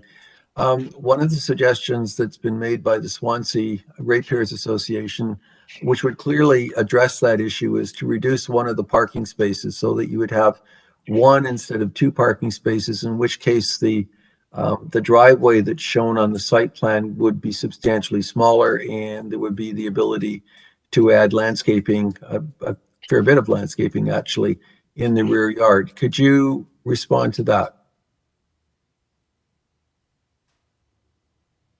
Just considering that. That could be done. And I'm sorry, I'm just thinking about this for a moment. I guess my issue is the reason that the landscape, you can see that funny little S-curve. Yep. The reason the landscaping is there in that shape is because we're dancing around an existing garage that's currently sitting in the right-of-way. So on behalf of my client, I feel it wouldn't be fair to ask us to sacrifice the use of a parking spot to create a landscape that would be equivalent to that which we would be able to achieve if the neighbor's garage, which is a parking spot, were not in the way in the right-of-way. I don't know if that seems reasonable. But do you actually require two parking spaces? One parking space, if there was one parking space, you could clearly meet the landscaping requirement of the bylaw. And the point that's been made by a number of the opposition has been, why can't you build within the bylaw? And I think in most cases, you've removed the contentious variances. This is the one that I think is still contentious. And the removal of one parking space seems to me to be reasonable. The other thing that I'd like to have you comment on is the entrance to the garden suite is from the paved area of the rear yard. But in fact, they're from the, let me see, from the north face of the adjacent owner's garage to the pedestrian entrance to the garden suite. You could add landscaping there and it wouldn't impact on circulation of car traffic, and that would increase some degree the amount of open space in your green space, I should say, in the rear yard. Have you looked into that, or is that something you'd be prepared to look into? I would desperately like to see a greater amount of soft landscaping in the rear yard, and I'm just looking for look to be reasonable opportunities for addressing that. No, thank you, Carl. I appreciate that. I'd suggest the walkway, which more or less is between the existing garage and the door of the suite, needs to be mostly, and it can certainly be permeable paving. There's no issue with that. Yep. Which would address the water percolating into the soil, which I think is the main reason we're all looking for the soft landscaping. But in order to physically walk along that path, I wouldn't ask someone to walk across soft land, grass, because it would very quickly become mud. I would need to see, I would say, yeah, we probably could improve it a bit. We're showing it completely hardscape. The intention was just to put permeable paving across the whole space. We could improve it a bit. I think right now we're asking for 22%. I don't think it would be very difficult to add landscaping where possible and bring that up to 25. We can certainly do permeable paving. Okay, thanks very much. Larry? Thanks, Chair. I will admit I am a little bit concerned about the setback requests. I looking at the site plan and what's there now, it strikes me that the existing garage looks like it is set back from both the side and the rear lot line. And it does look like your proposal, for all intents and purposes, building virtually from lot line to lot line. And I don't really see a reason for that other than, your stated objective of trying to maximize the space. And, the bylaws are in place specifically to give a little bit of breathing space between these new garden suites and adjacent neighbors. So I need to hear you a little bit more about why you couldn't build, as you say, almost as of right, without requiring those setbacks, and stay within basically what looks like the remnants of what you're tearing down on the existing garage. I think there's a question in there somewhere. No, I think I can answer it. We could do an as of right building again that would, we could leave the front wall more or less as it is and put the 0.9 on the sides and the 1.5 at the rear. At that point, it would stop being a one bedroom with a open concept kitchen, living, dining, and be a bachelor suite. It's just the geometry of the site. Were I to comply with those setbacks, that's the suite I would be left with. And I recognize that the suite we're proposing may not be acceptable because of the site constraints, but in terms of the people who would like to live in it, they were looking to have really functionally a bedroom that you can close a door on, and open concept kitchen, living, dining, so the two people can live in there and do separate activities, and be able to live in the suite in a comfortable fashion. I recognize that we are asking for these variances. I would say that because of the location of this suite, it's the furthest point possible from all of the other adjacent houses. And I would say the visual impact of a two-story wall from a house in Algonquin, whether we're 0.9 meters away from the sidewalls or not, wouldn't be any different. We're going to be 30 or 31 meters away from their rear window when they're looking out their backyard. These are blank walls. We're not proposing windows. And I think it's that space that is perhaps intended to be a buffer, I would characterize as wasted space that would really benefit no one. I don't think it would provide a meaneful benefit to the neighbors if it were there. I get that, and I appreciate that you're also asking for a variance from the angular plane, but if you're looking for space, it just seems to me you could actually bring the front face of that a little bit forward. I appreciate that still requires a variance, but anyway, I'll just leave it at that. Thank you. Right, any further questions? Yes, here. Sorry, Mr. Chair, perhaps I'll leave it for in session when we take it into committee. All right, so let us go into committee. Any comments? Yes, here. If I may, at this point, I think the last couple of comments that made by Larry as well with regard to rear setbacks and side setbacks, I think those are of concern. Basically pushing it absolutely to the limit, and I think that I find that a little difficult. The other piece is also with regard to the landscaping. This area is an area, as one of the neighbors mentioned, there's some degree of flooding in that neighborhood. I am concerned when you're requesting a reduction from what is required to 22% of soft landscaping. I think that's quite problematic for me as well. So I'm not too comfortable with this application as it's proposed. Thank you. As Aaron pointed out at our last hearing, there's no sense building the garden suite with an inadequate unit. And he talked about a sort of minimum of 600 square feet before you can get something that's reasonable. And I think that Mr. Goldman has addressed that issue when he says, you know, this would go from if he reduces the side yard setbacks and rear yard setbacks, it would go from a one bedroom with a door you can close and into a studio apartment, and that's probably not what the bylaw contemplates. I think the bylaw contemplates something that's livable, so we're looking for that.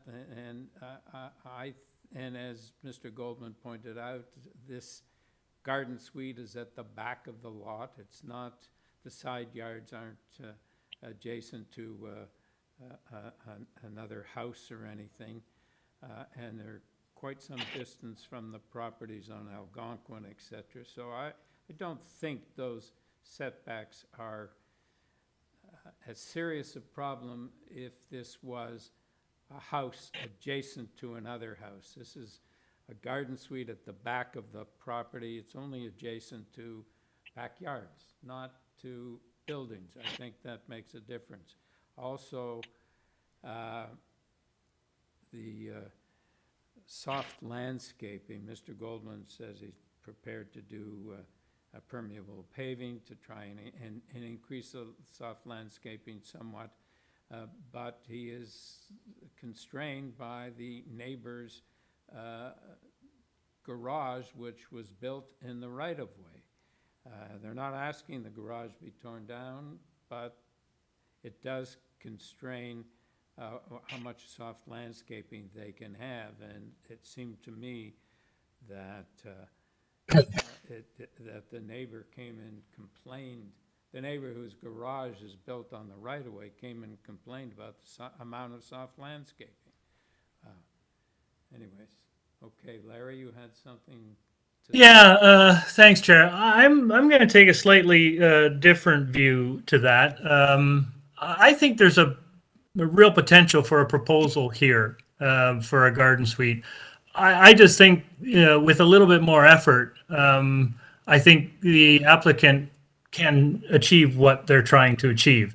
It just seems to me that they could, to get to the soft landscaping, as Carl pointed out, there is opportunity to reconfigure that driveway in a way that I think could get them there, or closer, much closer. I do think that, and I fully appreciate your points, Chair, about, making sure that you have enough space to be livable. However, it is a lot. They are constrained by the vagaries of this lot, and I think that you could, in fact, keep or arrange for a similar amount of floor space if you brought that garden suite a little bit forward and scrunched it in on the sides.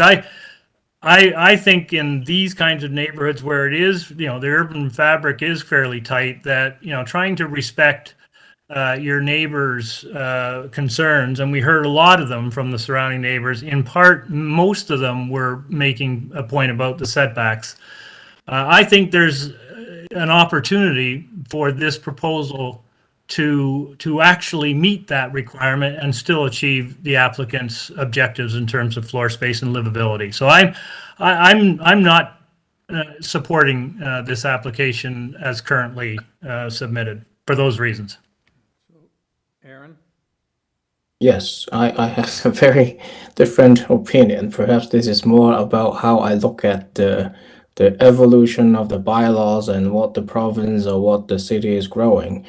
Eventually, I think ultimately all these laws are allowed to have a garden suite at the back. If everyone keep 1.5 meters, which was set up sometime before, there will be a 3 meters wide laneway that nobody can access and use between all these houses at the back, which have no lights and basically just an unusable space. I actually prefer to have no setback. If garden suite is the direction that we're going, we should have no setback at the back. Everyone built the garden suite back to back, freeing up the middle space, maximizing the light in the center, almost like a courtyard with landscape in the middle. That's how I envision the growth of garden suite.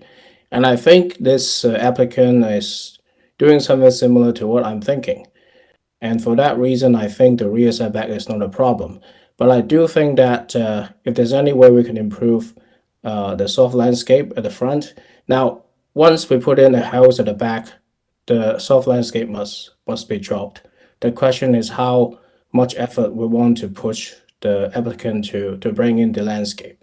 So I think if there's any way we can do that, I would recommend the applicant to suggest that or even turn it into a permeable paving. All these measures should be included. And I just want to add one thing. I'm so sorry. I forgot to plug my computer. It might die at any time. But if I'm going to vote, I'm going to be supporting the application with the condition that the parking has to be reduced to 1 with soft landscape increased with permeable paving. Yes, Carl. Thank you, Mr. Chairman. I'm inclined to agree with Aaron. I think that the minimal setbacks would actually just be weed infested areas that would be of no use other than to provide some space for maintenance. But then I don't really think that they're large enough for that. So I don't have the difficulty that Larry has currently with the setbacks. I do have trouble with the landscaping, and I do think the Swansea Area Ratepayers Association made a very valid point about reducing the parking to 1 car, and it seems to me that that then addresses the landscaping issue as well. The question I don't have is whether or not, if with 1 car, variance number 3 could be removed. In which case, would the landscaping go up to 50%? So. And I do think that the architect in this case has shown a willingness to collaborate and to work with the community. I mean, half of his variances were taken out before we even started to meet. I would like to support the application, but I appreciate that in order to do that, either variance number 3 needs to be removed, or the 22% has to get much closer to 50%. And what that percentage would be by the removal of a single car, I don't know. And perhaps Mr. Goldman has a suggestion, because I'd like Aaron, I'd be prepared to support it with those changes. So, Carl, I just want to understand what would happen if he reduces the garage to 1 car. How's he going to accommodate this suite above it? Is he going to cantilever it? Still got the space. I don't think he needs to reduce the space on the ground floor. And in fact, some of the suite could maybe come down to the ground floor. I think there are probably some rather novel ways of addressing it. By reducing the parking space, he's therefore doesn't need the width of driveway that he has in the backyard. And that would be the reason that I personally think the parking space should come out. I don't think it's a case of he's got 2 parking spaces and we need to make them work. We've got a bylaw and we need to try and get as close to it as possible, in my view. And I think that in this case, the best solution is, and Aaron had suggested as well, is to remove one of the parking spaces. And I'm not taking credit for that idea so much as the Swansea Ratepayers Association who put it on the table. And I think it's a valid issue. So it's the reduction of the width of the driveway that's going to create the soft landscaping space, not so much the reduction to 1 car garage. Yes. Okay, I understand that. Should we ask Mr. Goldman, yes, now that he has our comments, whether there's some way he might be able to accommodate that? Mr. Goldman? Yes, thank you. I appreciate your efforts to accommodate this proposal, so I'll just begin by saying thank you. I believe what we're suggesting is the building footprint and plans don't need to change. We're addressing soft landscaping. So if we could draw a line from, let's say, the midpoint of what's currently shown as a 16-foot garage on my drawing A3, the ground floor plan. I'm sorry I didn't show the doors on the site plan, but then extend that horizontally out to cut off the curve. If we pull up the site plan, so we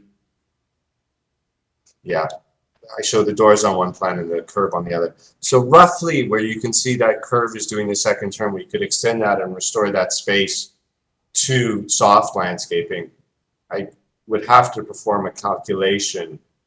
If it's acceptable to the committee, I could just submit a drawing, but the intent, I think, would be met. I can't tell you off the top of my head what the new soft landscaping would be, but visually, if you just extend that horizontal line, it would more or less intersect the N in the word garden on my drawing there. The area below that would be soft landscaping. The area above it would be as shown, but this would all be permeable paving. Of course, we can accept that. In terms of how will you bind me to this, I'm not sure. I could submit a drawing to the committee very quickly. I would need a little bit of time to do it, or if there's another mechanism that you think would work, I'm happy to do that as well.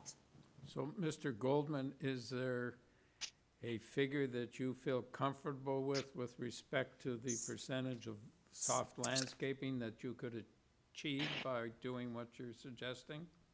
Yes, it'll take me a moment to calculate that, but I can do that very quickly. Barry, we also need the square meters. Of the proposed soft landscaping? Yeah, so instead of 22% and 47 square meters, what would it be? Okay, I can do that. I will go as fast as I can.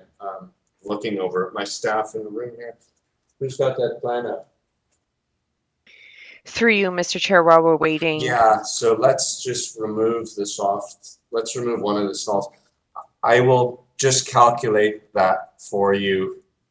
It's going to take me a minute or two to do that. I don't know if you want to wait for me or move to the next and circle back. Yeah, perhaps we should do that. Move But on we can and come back to you when we do, after we've dealt with the next application. Okay, thank you. But the intent, if we go back to my plan A2, I'm going to allow for an 8-foot driveway, starting where I'm showing my 16-foot door, and I'm going to carry that line of landscaping horizontally until it meets that curve. I'll come back with square meters and a percentage shortly. Thank you very much. Thank you.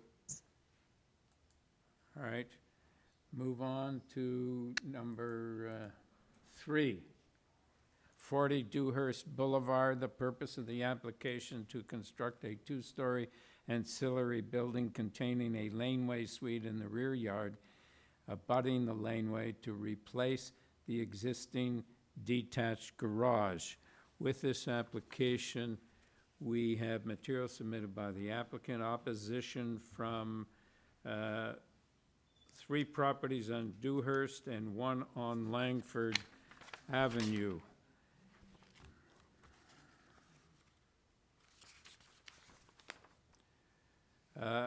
Albert Yerushalmi.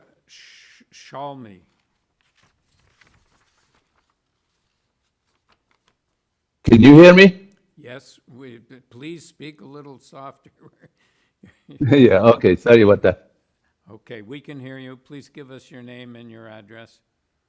My name is Albert Yerushalmi. I'm the applicant designer for this project. My address is 34 Pheasant Valley Court, Markham, Ontario. Okay, can we have a brief presentation because there is one person in opposition? Yes, sir. This is an existing garage facing a laneway, a wide laneway, which contains only garage entrances, and I think is a very good candidate to be a laneway suite. And before I continue, I want to go over the list of the variances because there are some changes from what you have. Okay. Variance number 1, the landscaping has been eliminated. Okay, so variance number 1 is removed? Yes. Okay. Number 2 and 3 remain, and I will get back to it. Number 4 has been reduced to 5.52.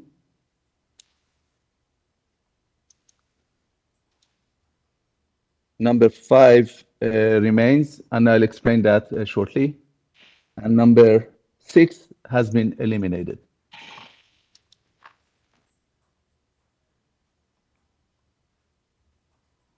Okay, so as I Okay, understand it, sir, variance number 3 is not 5.78 meters, but is now 5.79 meters?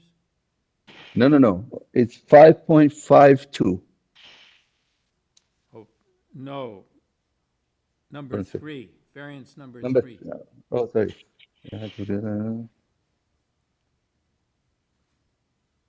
Oh, when variance number 3 is remains. Oh, okay, so it's the same, because Yeah, somewhere I the same. saw it was changed to 5.79, and I didn't understand why it would That be was increased. Okay, go no, ahead, it sir. didn't increase. Yeah. Following my discussion with the planning department, the reason the distance between the the proposed laneway and the house will remain is because the laneway the laneway suite is proposed to be constructed on top of the existing garage.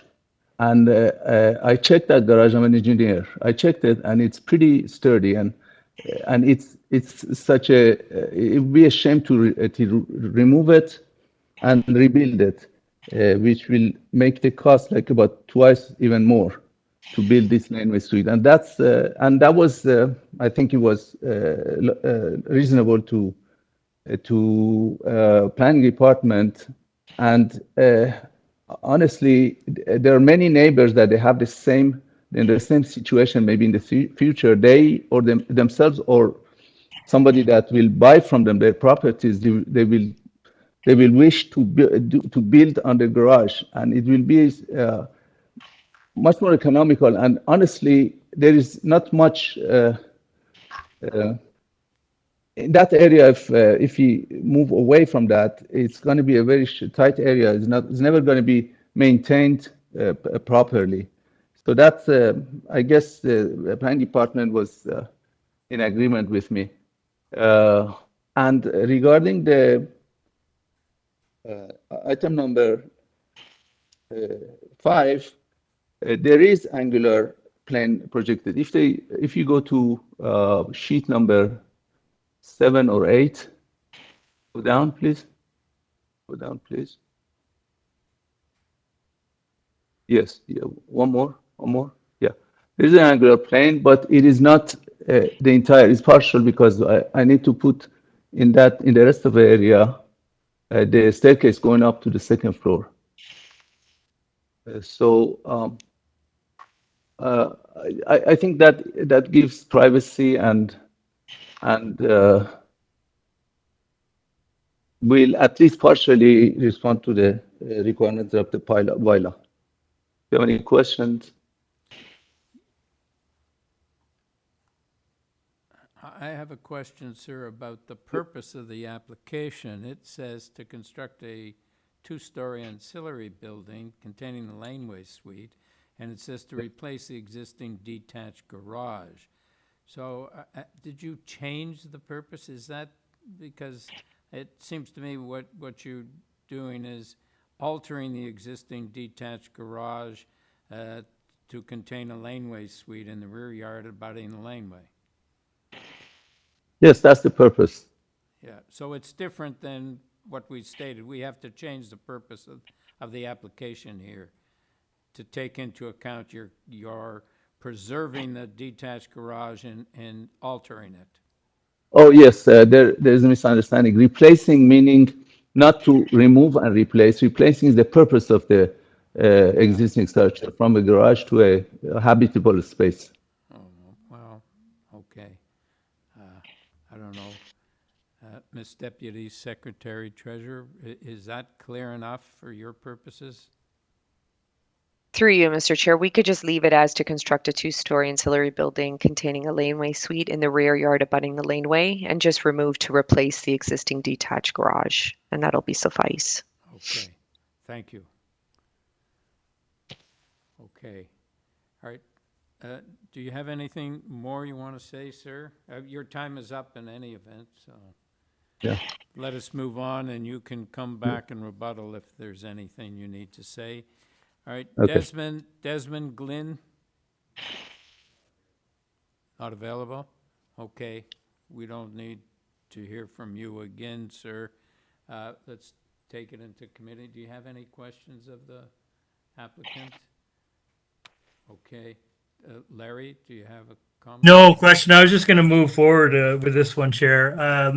I think this is quite a reasonable proposal. With the changes that have been suggested, I think we probably all had the concern about soft landscaping, but that's been eliminated.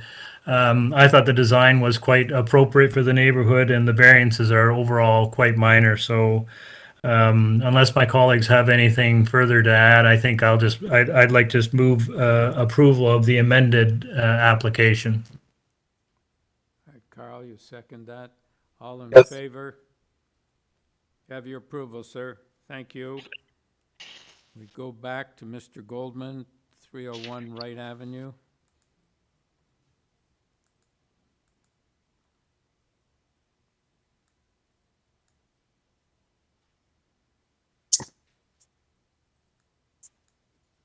Chair, members of the committee, it's Barry Goldman. I see I'm unmuted. Yes. So thanks for indulging me here. I think the area we're able to achieve by employing Carl's strategy of removing the parking stall is 33.75%, and the area is 71.2 meters. That includes a little sliver of landscaping along the walkway at the top as well. So we've really done everything we can. Okay. Any questions, panel? Okay. Let's go into committee. Do we have a motion? Sorry, through you, Mr. Chair. I just want to clarify that the purpose of application will also be amended to remove the rooftop deck with enclosed staircase access based on the amendments to the variances, okay? Yeah. Okay. Is that okay, Mr. Goldman? Yes, it Yeah. certainly is. Thank you. Okay, thank you, Sabrina. Okay, Carl? Thank you, Mr. Chairman. I'd like to move approval of the amended application with the removed variances, the new purpose of the application, and with variance number 3 altered to read 33.75%. And I'm sorry, I didn't hear the square meters. It was 71.2 square meters, through you, Mr. Chair. that the paving in the rear yard is to be permeable pavers. I think with those changes and the changes that were made prior to the meeting, I think that this is a reasonable proposal.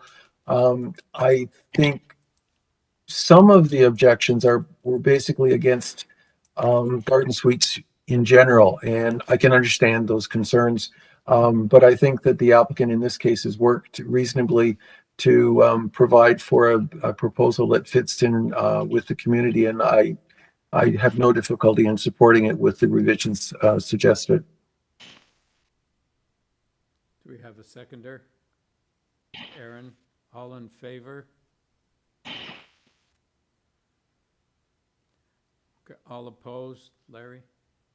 Okay. You have your approval, sir. Thank you. And thank you, panel, for making a better application. Okay, let us now go to number 4, 241 Franklin Avenue. And the purpose of this application is to convert the existing one-story ancillary building, detached garage in the rear yard abutting the laneway into a laneway suite by constructing a second-story addition. With this application, we have material submitted by the applicant, email correspondence from Community Planning, and opposition from 239 Franklin Avenue.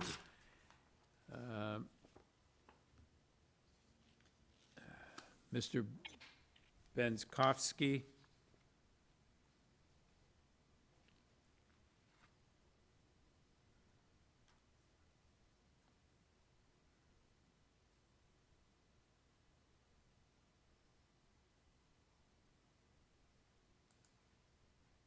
Mr. Benskowski, is he here?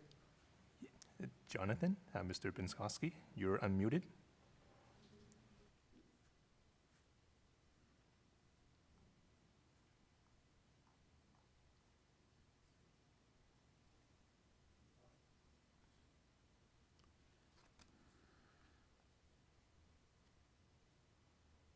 Okay.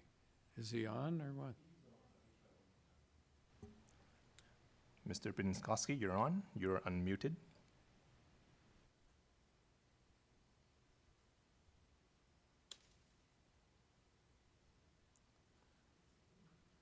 Okay. I think we should move on to the next item and then come back. See if you can get him in the meantime.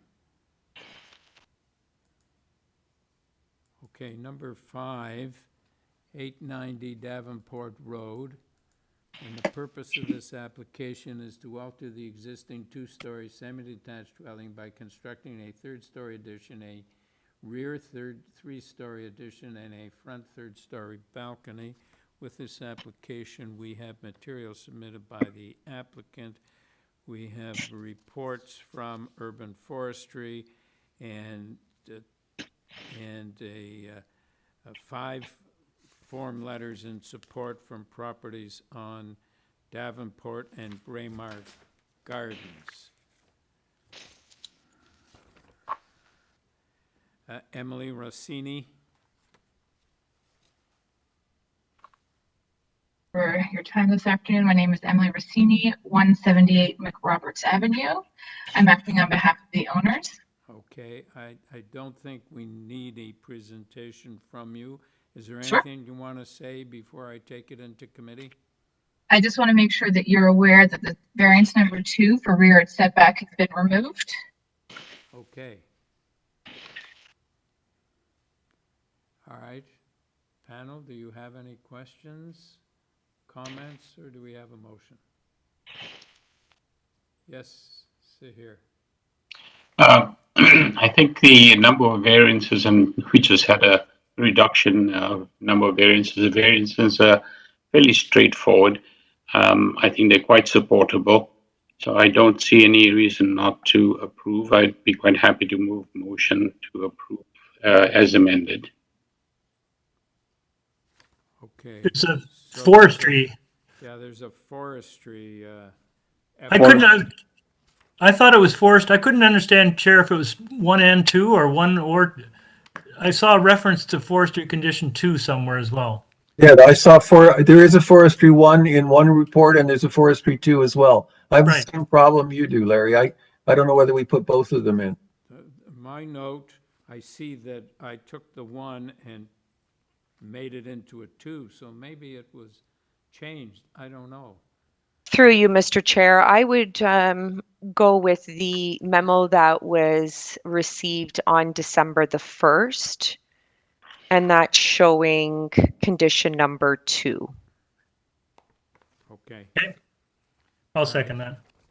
All right, so that's second. All in favor? Have your approval. Thank you. Do we have Mr. Benskowski now?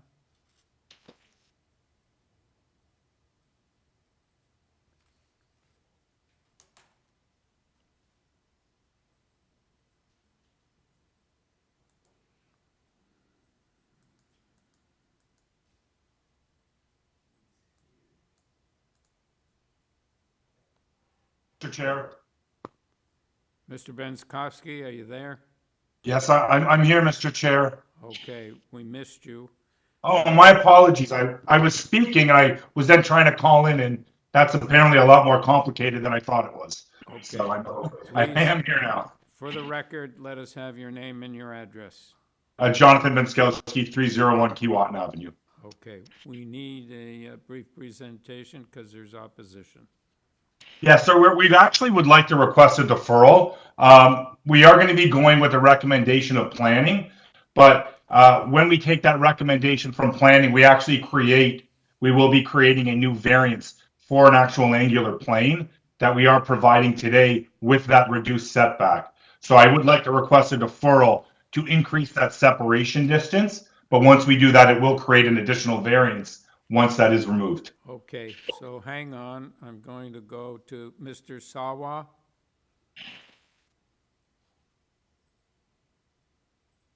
From 239 Franklin Avenue?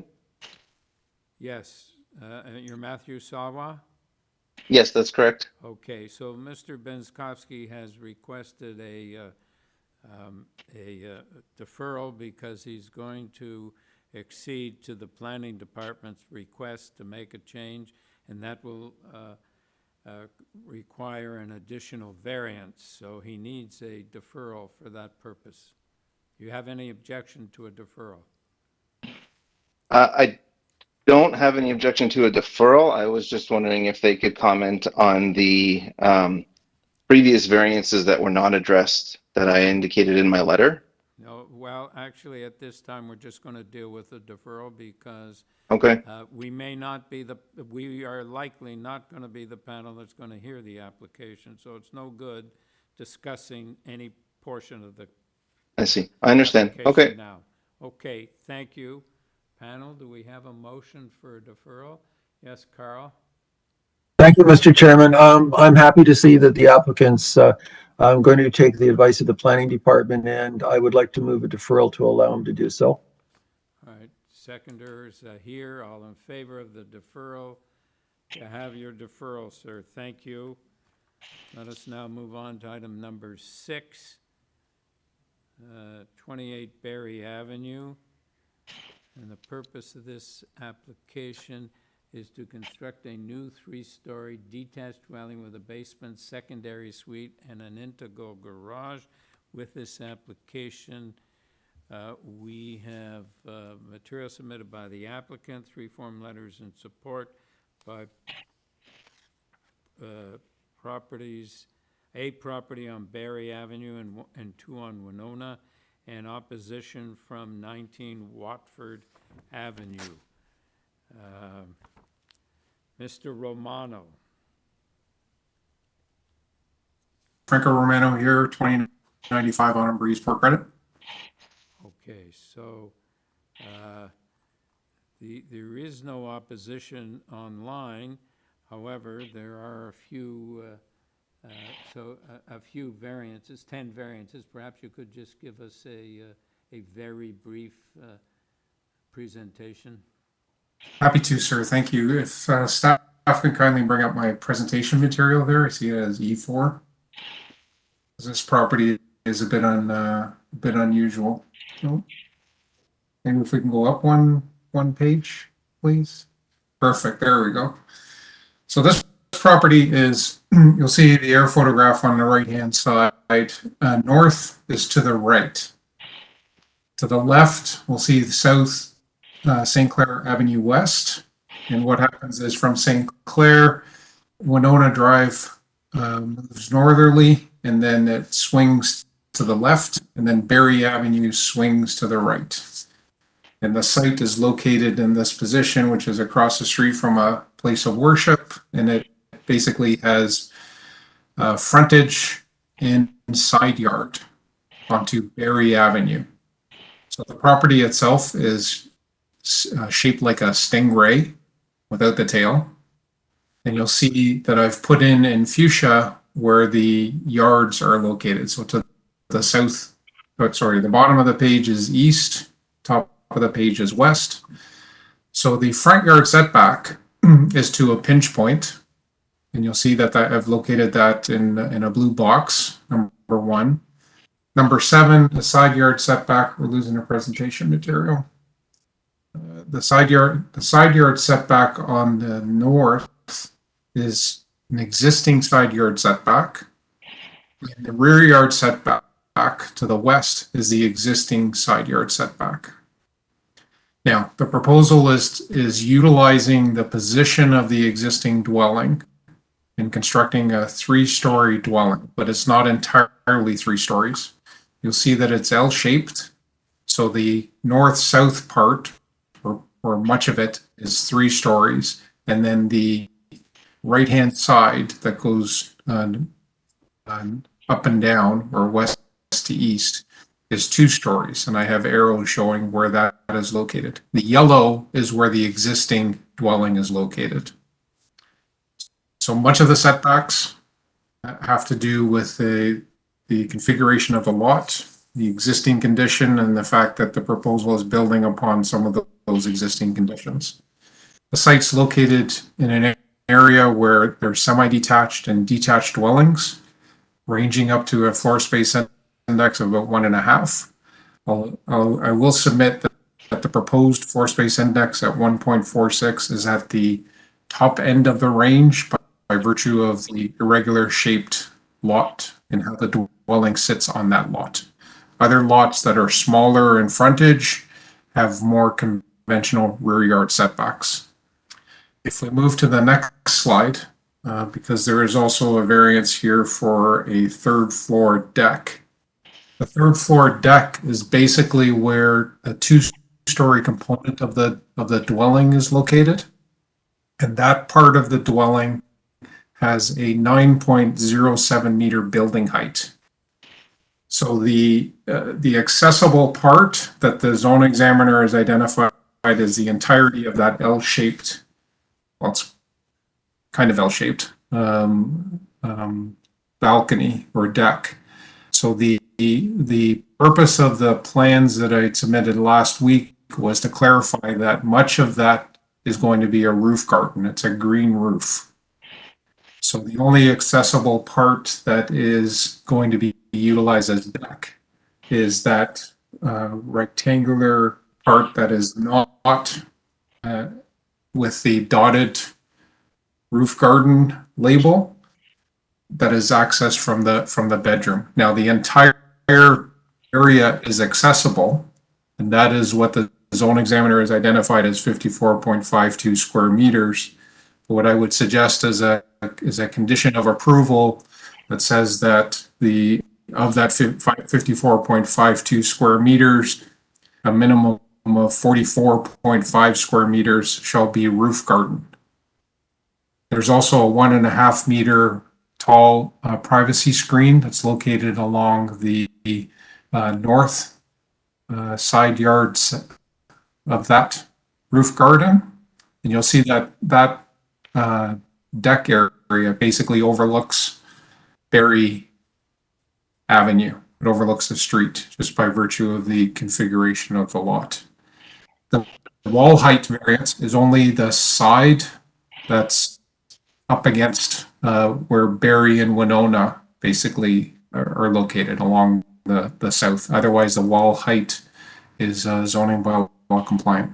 So subject to any questions, I do submit that the owner did work with neighbors, and we'll see that the neighbor that abuts both to the west and actually they're to the west and the north are in support, as is a neighbor across the street on Barry Avenue.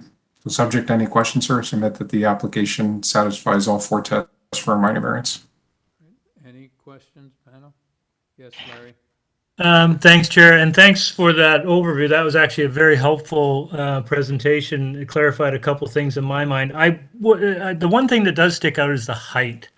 And your site is on a bit of a promontory, and albeit it looks over what looks like commercial and other things.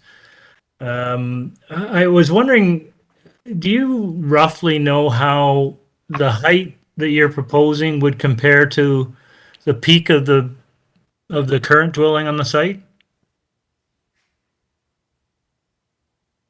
Thank you for that question. Through Mr. Chair, the 9.07 meters is very close to the existing dwelling. So the 12.27 is about, just shy of 3 meters, or just about 3 meters taller than the existing. Taller than the existing peak of the roof? Correct. Oh. The existing, the 2 stories that's being proposed is 9.07, and that's very close to that's very close to the 2nd floor of the building. I don't know the size of the roof. Yeah, that's why that's if it was 3 meters more than the peak, then that would be substantially higher than current. So So it's probably just looking at the site, if the 12 plus meters is probably just a little bit higher than the peak of the current building, I would guess. Than the peak of the current building, yes, but it's just configured a little. You'll see if we go back to my site plan slide, you'll see where that peak is located, because that peak is currently located where the 3-story component is Right. positioned. Right. Yeah. So it's really not that different. It's obviously a flat to a. It's currently a slope and it's going to a flat, but it's very similar to what is there today. Okay, thank you. Carl? Thank you, Mr. Chairman. Could you clarify the situation with the driveway, the current driveway and the garage? In your floor plans, you've got garage drawn, but with a label that says unexcavated. And then on the site plan, it indicates that the existing driveway will remain unchanged, and it's substantially larger than you would need to access a single car garage. So I'm presuming I'm not reading these correctly. The existing driveway remains unchanged. So why is it so wide? That is. I'm sorry? Why is it so wide? You only need the driveway to get to a single car garage, correct? And yet on the site plan, the space from the walkway to the north property line, I'm presuming that's all driveway.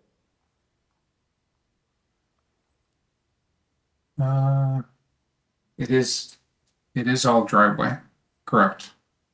So the way that one maneuvers, however, into that garage, one needs that space on the driveway in order to get into that garage. And that's how it currently functions today.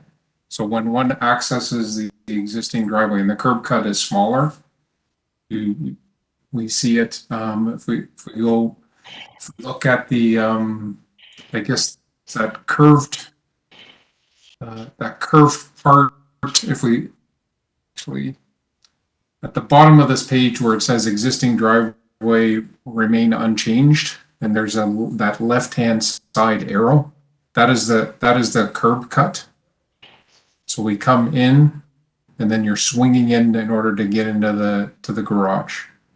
So the driveway actually needs to be pretty much that wide in order to allow for maneuvering in and out of that single car garage, just by virtue of how the lot is created. If you look to the right-hand side, so the bottom right of that drawing, we'll see that is the front yard of a dwelling on Berry.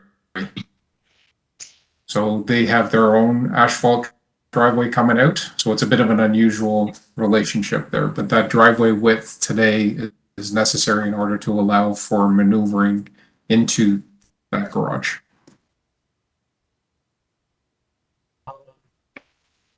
Okay, any further questions?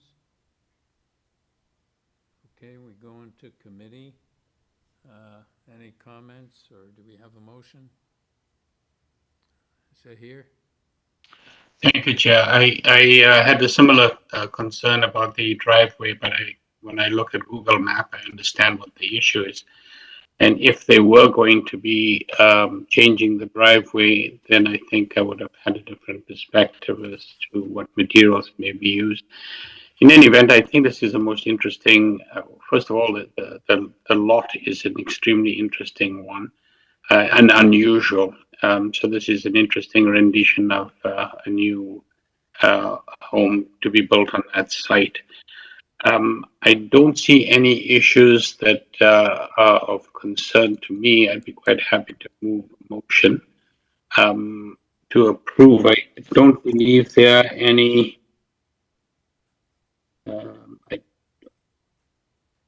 No, I don't think there are any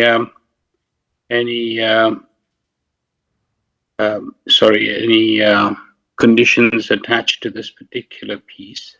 I think applicant suggested a condition on the terrace. That's right. It was and I think he mentioned 44.5 square meters, the roof garden, or related to variance number 6.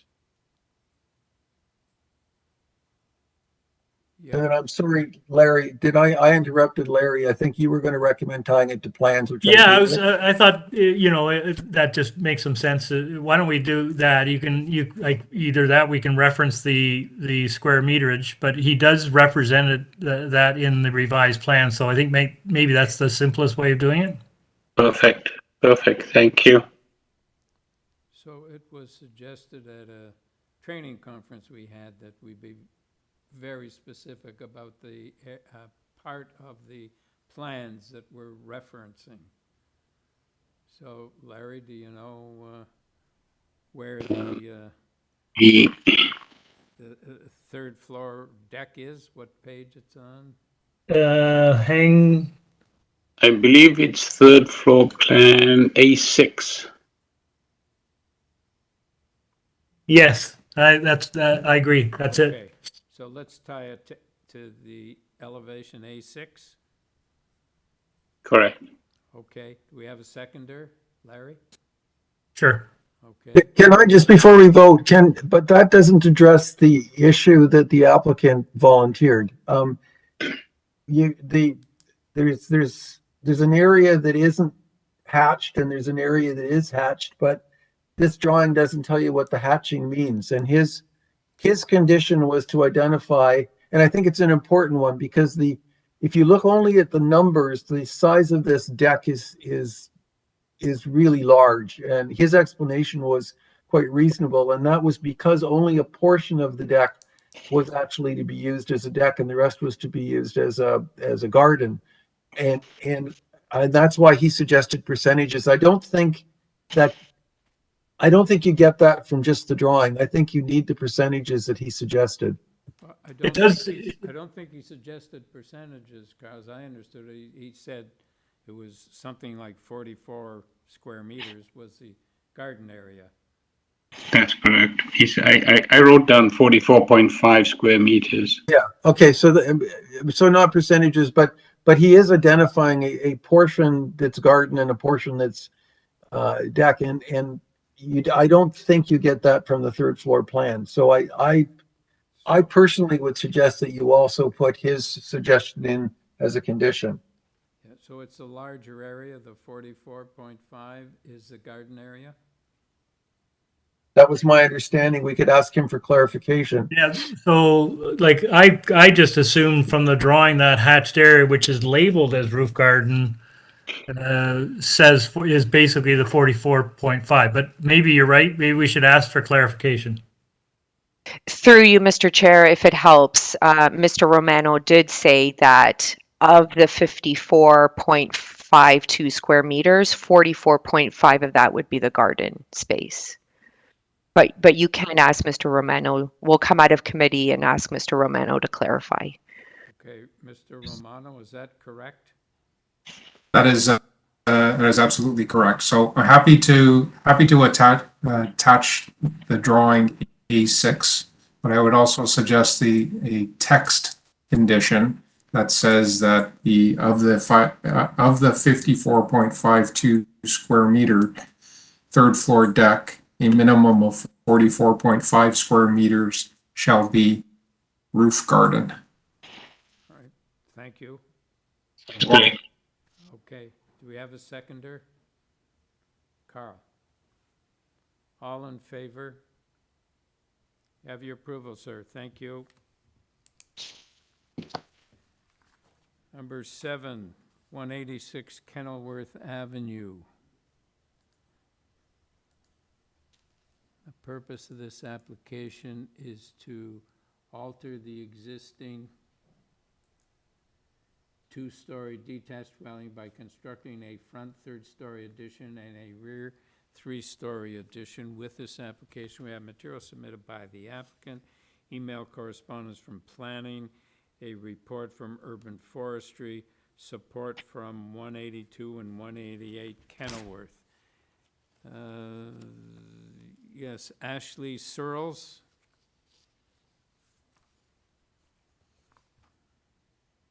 Can you hear me? We can. Hello, my name is Ashley Searles. I'm the representative for the homeowners, and my address is 12 Ice Cream Lane.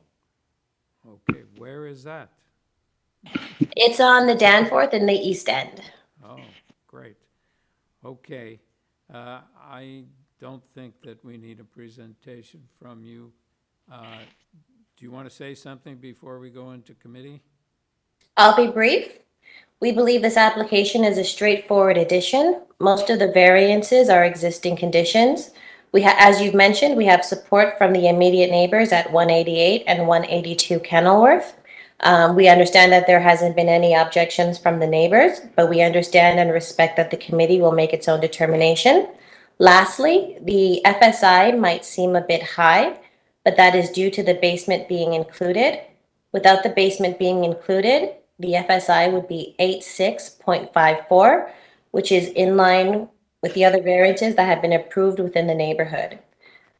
I am happy to answer any questions the committee might have about the project. Okay, Larry? Just a quick one. You said existing, is the height an existing condition? It is. We are not looking to increase the height of the home. We're leaving it as it is. Great, thanks. Okay, do we have any, is it here? Just looking at the south elevation, you've got a balcony at the rear. I'm not sure, I can't quite see which direction it is in. I'm not sure what the direction is, but there's a balcony that you've got. I'm just wondering if that requires some screening on the sides. Is this a detached home or is it semi-detached? It is a detached home, and community planning also put in a condition that of a privacy screen, a recommendation, and we agree with that, and we are willing to put up a privacy screen. Thank you, that's great. And there's a forestry number 2 condition as well, I believe. Yes, and we are okay with that as well. Thank you.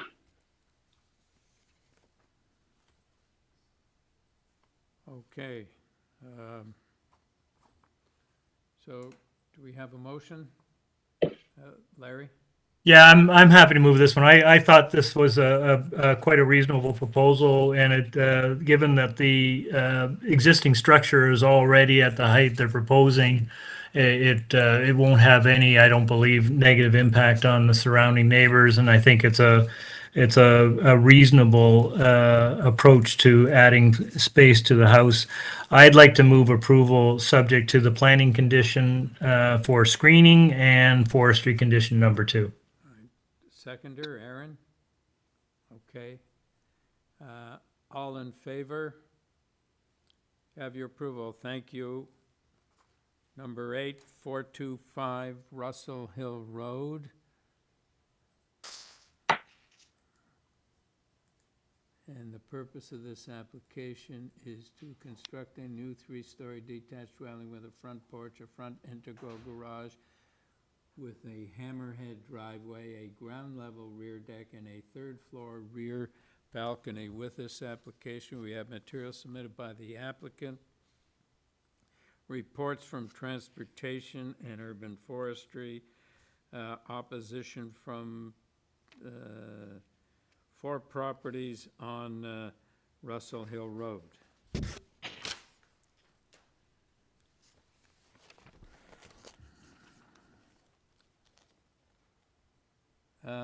Mr. Romano. Yes, good afternoon, Mr. Chairman. Franco Romano here, 2095 Autumn Breeze Drive, Port Credit. Okay, we need your presentation. We have some opposition. Okay, thank you. If staff could kindly bring up my first slide to start walking through this. So this is an application that involves a new 3-story dwelling, and we'll soon see that the 3 stories is a tapered form of building. So the site's located on the east side of Russell Hill Road, and we'll see that there are dwellings of various sizes and shapes, building lengths. We'll see next door at 423 that there's building length well in excess of what is being proposed in terms of above ground structure. And there are also other dwellings that are rectangular as well as L-shaped. There's single, double, circular, and other forms of driveways like the hammerhead or whatever is being referred to by the transportation department on this instance. If we move to the next page, we'll see the site plan drawing. And a few things I want to note here. In terms of the circular driveway, we concur with the transportation department and will accept the condition that the driveway be a maximum of 3 meters wide. And that is consistent with the transportation recommendation. What that does is it eliminates the landscaping variances. So variances number 8 and 11 dealing with front yard landscaped open space. Those variances are no longer being requested and those are eliminated. What we'll see in terms of building length is that it's an articulated building. So on the first and second floor, we'll see 17.59 meters to 23.44 meters. The variance for 33.14 meters in length is due to the underground or the basement level. We'll see in yellow on the upper right of the building footprint where there is no building, that is the deck that's being proposed. And we'll see shortly that the deck is ground oriented. Not sure why the zone examiner identified, but the zone examiner did identify the deck on both sides, and on the south side it's actually a slab on grade. There is no deck there, but clearly we have to follow what the zone examiner has identified. So the north side yard setback widens from what is there today. Today it's 1 meter, and what's being proposed is the 1.5 meters. On the south side variance is 1.2 meters, and that is smaller than what is there today. But it's larger than what 423, the neighbor to the south, has. The neighbor to the south has about 0.6 to 1.2 meters. Getting back to the deck, I know that there was concerns raised regarding overlook, but we'll see that that deck is positioned next to a detached garage, which is located at 427. So there's no impact with respect to that deck. The building length that we see here, first and second floor, very much consistent with what's found in the neighborhood, and you'll see that it's much shorter than number 423, which is closer to well, it's closer to 30 meters than it is to 23 or 17.59 meters. If we move to the next slide, please, we'll see that the building is articulated. So as one moves up to the third floor, the side yard setbacks increase to 2.74 and 2.44 meters. So that's well in excess of the zoning requirement, and it's well in excess of the 1.5 meters that a lot of this size would normally require, which is what I identified in the earlier page. So the 10.4 meter main wall heights are to the top of the third floor. And you see that there, 10.4 meters. And then you'll see that actually at the second floor, which is nearest to the sides and the front and the back, is at 7.7 meters. Now, one other thing to note in terms of the side yard setbacks, and in terms of the side walls, the second floor where the windows are located there, those are open to below. So there's actually no floor area there that's visible towards the sides. And the lower right, we'll see a illustration of where that deck is located, not only in its nook in the rear of the building, but also its ground-oriented position. There is no overlook or privacy concerns with respect to that deck. And there is a third floor balcony, but there's no variance associated with that. So what I would submit is that what is being proposed here is with the transportation condition, the 3 meter driveway width and the revisions that I made to the landscaping, very much in keeping and compatible with the neighborhood and the street. And there's no adverse impact whatsoever. So subject to any questions, sir, submit that the application should be authorized. All right, thank you. Panel, any questions? Yes, here. Just to comment that with the apart from the deletion of two of the variances, does the purpose also have to be altered? Because you mentioned a hammerhead driveway, but the driveway is not a hammerhead one. It looks like a circular one. Should that be corrected? Through you, Mr. Chairman, I know people have different interpretations. I think it is a circular driveway, and it should be called a circular driveway, and so I'm happy to have that amendment. But what does the planning department say? Where did hammerhead come from? That's a good question.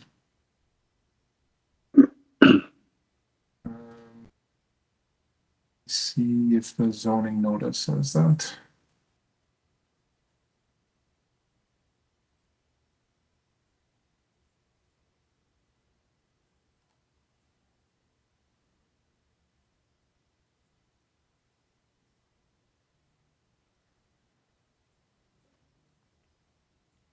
Through you, Mr. Chairman, it does not identify that hammerhead on the zoning notice. Doesn't describe the Okay, so orientation. Miss Deputy Secretary Treasurer, is this now a circular driveway or is it a hammerhead? Through you, Mr. Chair, if it's remaining as shown on the site plan, then we can change it to read circular driveway. If they're removing it and there is a bit of a hammerhead to that driveway, so it's easier to back in and out of the garage. Based on the revisions, can I just have Franco Romano confirm whether or not that entire circular drive is required, or if it is going to become a hammerhead rather than circular? No, the circular driveway will remain. Okay, Yeah. so we can change that to read circular driveway. All right, thank you. Okay, let us move on to Ann and Jeffrey Schwartz.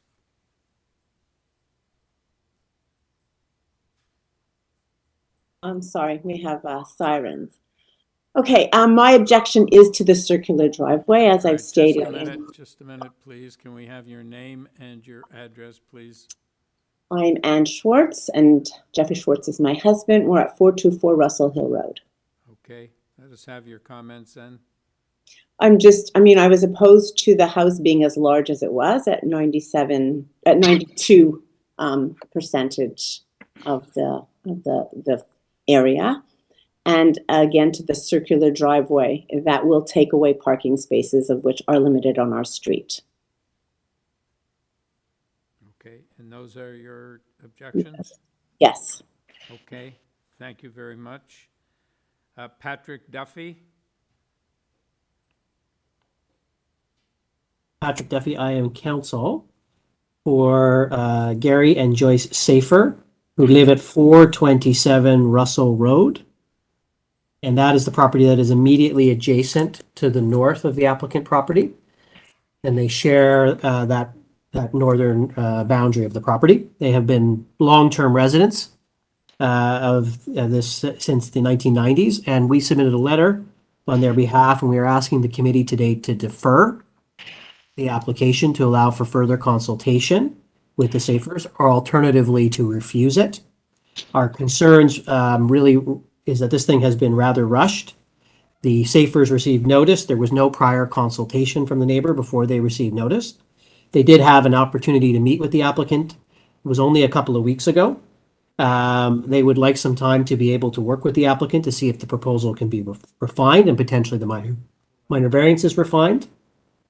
And we would, for that reason, we're seeking, as I mentioned, a deferral. The concerns with the proposal is that it is an overbuild of the lot, and kind of 4 different concerns on that. First of all, as we've outlined in our letter, there are numerous variances being sought here that, while this isn't a mathematical exercise, it is clear that when you look at the cumulative effect of the fact that you've got a maximum floor space of 0.921, that is 163% of the zoning bylaw requirement. You have variances on maximum building lengths, depths, heights, and setbacks as well. Cumulatively, this is a concern that they have of an overbuild. Number two, they have considerable concern about the parking situation here.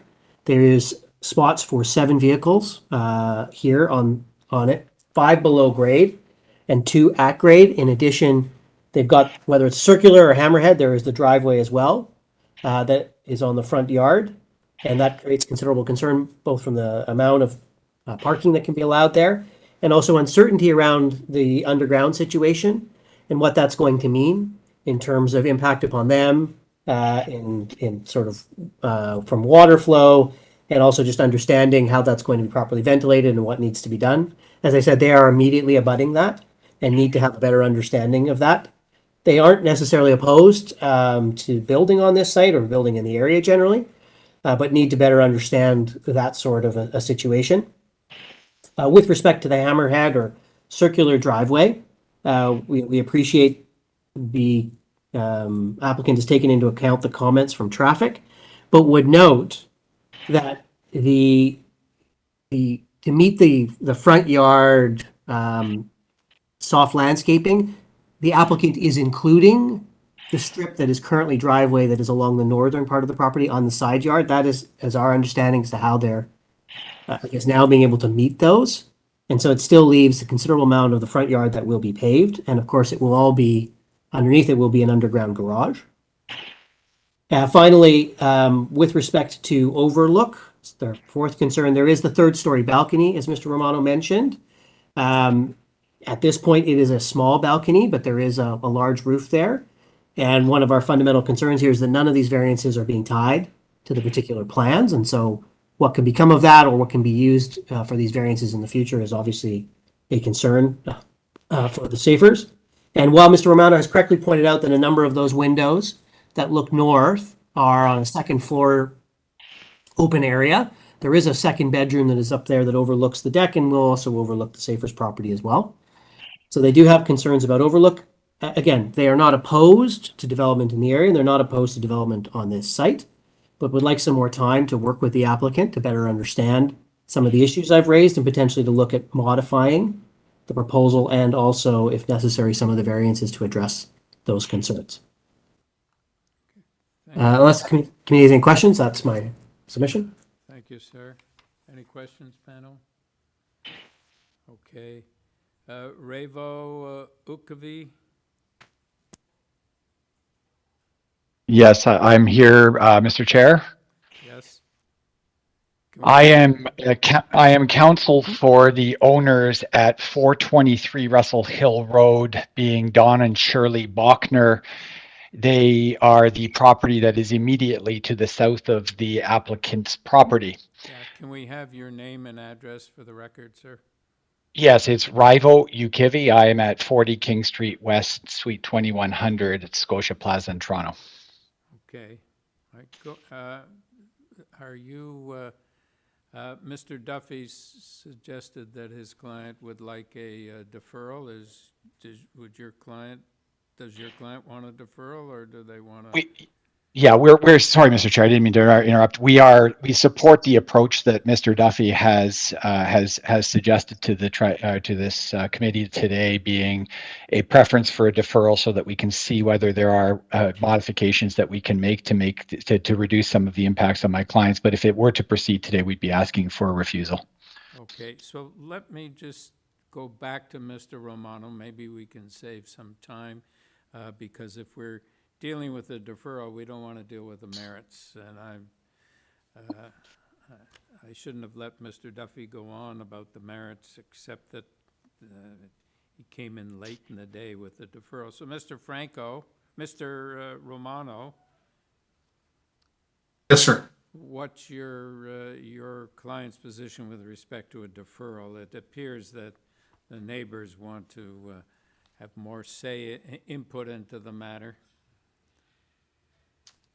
Well, through you, Mr. Chairman, the issue of deferral arose well over a week ago by one of the neighbors, and we, the owner, had and continues to have dialogue with the neighbors and will continue to do so, but do not believe that a deferral is necessary in order to have those discussions ongoing.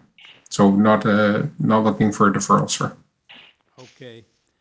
All right, sir, would you, Mr. Ukivi, would you go ahead and deal with the merits of the application? Thank you, Mr. Chair. I started speaking before I was unmuted. As I said, I'm the I'm counsel for Don and Shirley Bachner. They have a house at 423 that was built in the 1920s. So to the extent that there is an inconsistency with the length of that house that was raised by Mr. Romano, it's an existing condition. My clients have lived in this house for decades. They're very knowledgeable about the community. And what I can tell you after hearing all of the various applications you've heard here today is that there isn't anything particularly interesting or unusual with this lot that requires any accommodation from a lot or building perspective. What we're looking at is an application that is an attempt to just basically build as much as absolutely possible on the property, and with not very much regard to the to my clients or the character of the community. So on that basis, we're here to generally submit that the application is not a minor variance. The application is simply to build as big as possible with a double driveway that's caused so many concerns. It does not maintain the general intent of the OP, the general intent of the zoning bylaw. It's not desirable for the community. Our clients attempted to meet with the builder, but have been to some degree rebuffed because when they started to ask questions about the plans were put away. So I don't think it's fair to suggest that we have meaningful dialogue. Although Mr. Franco or Mr. Romano has indicated that there is some kind of willingness. I did email I did send an email and did not receive a response before today's meeting. What you're looking at, I don't agree with the characterization of this as being within the character of the community. What you have is something that is breaking the character of the community. There's no development like this in this immediate area. It's the only larger developments that are in this area have been built out on larger double lots. What we have other than that is a lack of development in the immediate area that forms an incredible and unique pocket in Forest Hill. It is a beautiful and classic, generally old character neighborhood. The enormity of the change means this does not meet the intent and purpose of the official plan. It's a similar comment with respect to the departure from the zoning bylaws, and it's such that it does not maintain its purpose and intent. The request is for substantial deviation from the floor space index, the length of the building, setbacks, and building height. The net result is a significant departure to the intent and purpose of the zoning bylaw. You're creating a mass and scale that is not intended for these properties. It's also not desirable for the appropriate development, and as a result, it's not minor. What I'd like to say here is that the combination of the proposed development, it leads to a compounding effect and a multiplied effect that creates a mass and scale of a development that creates an imposing mass beside my client's property with a 3-story building that is set really close to the property line. And that takes into account the existing condition. And what we're moving away from is the existing character with a driveway that comes between the houses. So we're moving away from a character of a community that has a wider and smaller impact of buildings to one that it puts in buildings of imposing character. And that makes it not minor. The lot areas and setbacks are characterized with driveways between the houses right now, and that is disappearing by this proposal. And for all of those reasons, I suggest to this committee that what is being asked for is not appropriate, it's not minor, and it's not in keeping with the character of the community. Thank you very much. Thank you. Any questions, panel? Yes, Aaron? Hi. So specifically, I would like your comment about variance number, I think it's the floor space index, number 6. Yeah. So do you know your client's floor space index, and do you know generally the floor space index in this neighborhood? I don't have my client's FSI. I apologize. I didn't take that, but it's yeah, I can't even begin to guess. Okay, and then the second question is about the I mean I've been listening to you carefully, and you mentioned that usually only a double lot will have two entrances to the property, which makes sense, right? One lot, one entrance, two double lot, two entrances. And in this case, item number 9 is a lot that greater than 18 meters can have 2 points of access. And now this applicant's lot is 17.51. So would you say this is a wide lot, or is it a larger lot than usual in your study? I'm going to ask the same question to the applicant too, but I want both sides to provide some comments about these matters. And thank you for the question. I don't think that my submission was perhaps clear. I was talking more about some of the larger scale development that you might see on the map, not just with respect to the driveways themselves, but the actual sizes of the houses. So when you look on a Google map and you see a little bit farther away from these properties, you'll see some larger houses. Those are all the largest houses in this area are built on double lots. So we have to be careful about using those lots as comparators for this one. In terms of the 17.5 meter lot, that's I think pretty consistent with the size of the lots in this community. In terms of for single lot properties. Okay, thank you. Any further questions? Okay. Thank you. Mr. Romano?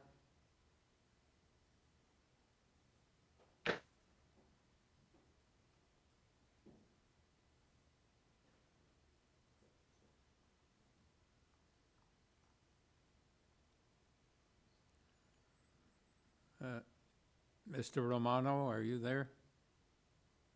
I am here, sir. Just waiting for the bell to let me go. Thank you, sir. Thank you. I appreciate that, and I appreciate the efforts of the neighbors and the community input. No question. So in terms of the circular drive, we'll see if we go back to my air photo on slide 1. There are some properties even on this small snapshot. If we go on at Russell Hill Road and Kilberry, and even on Old Forest Hill Road, there are properties that are smaller than 18 meters in frontage that have circular drives. So the proposal is not out of keeping with that condition. And I will note that the variance here is because the property is 49.1 centimeters smaller than the 18 meters. And of note on the circular drive, there is no soft landscaping variance. And the landscaped variance has been removed by virtue of reducing the size of the circular driveway width. I will note that there is no reduction on street parking as a result of the circular drive. One vehicle can currently park in front of the subject site today, and one vehicle can park in front of the subject site for the circular driveway is implemented. And that is the most that can be accommodated in front of this subject property.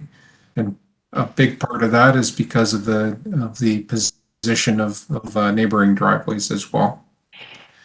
So for floor space index, this is a neighborhood where floor space index variances are quite common.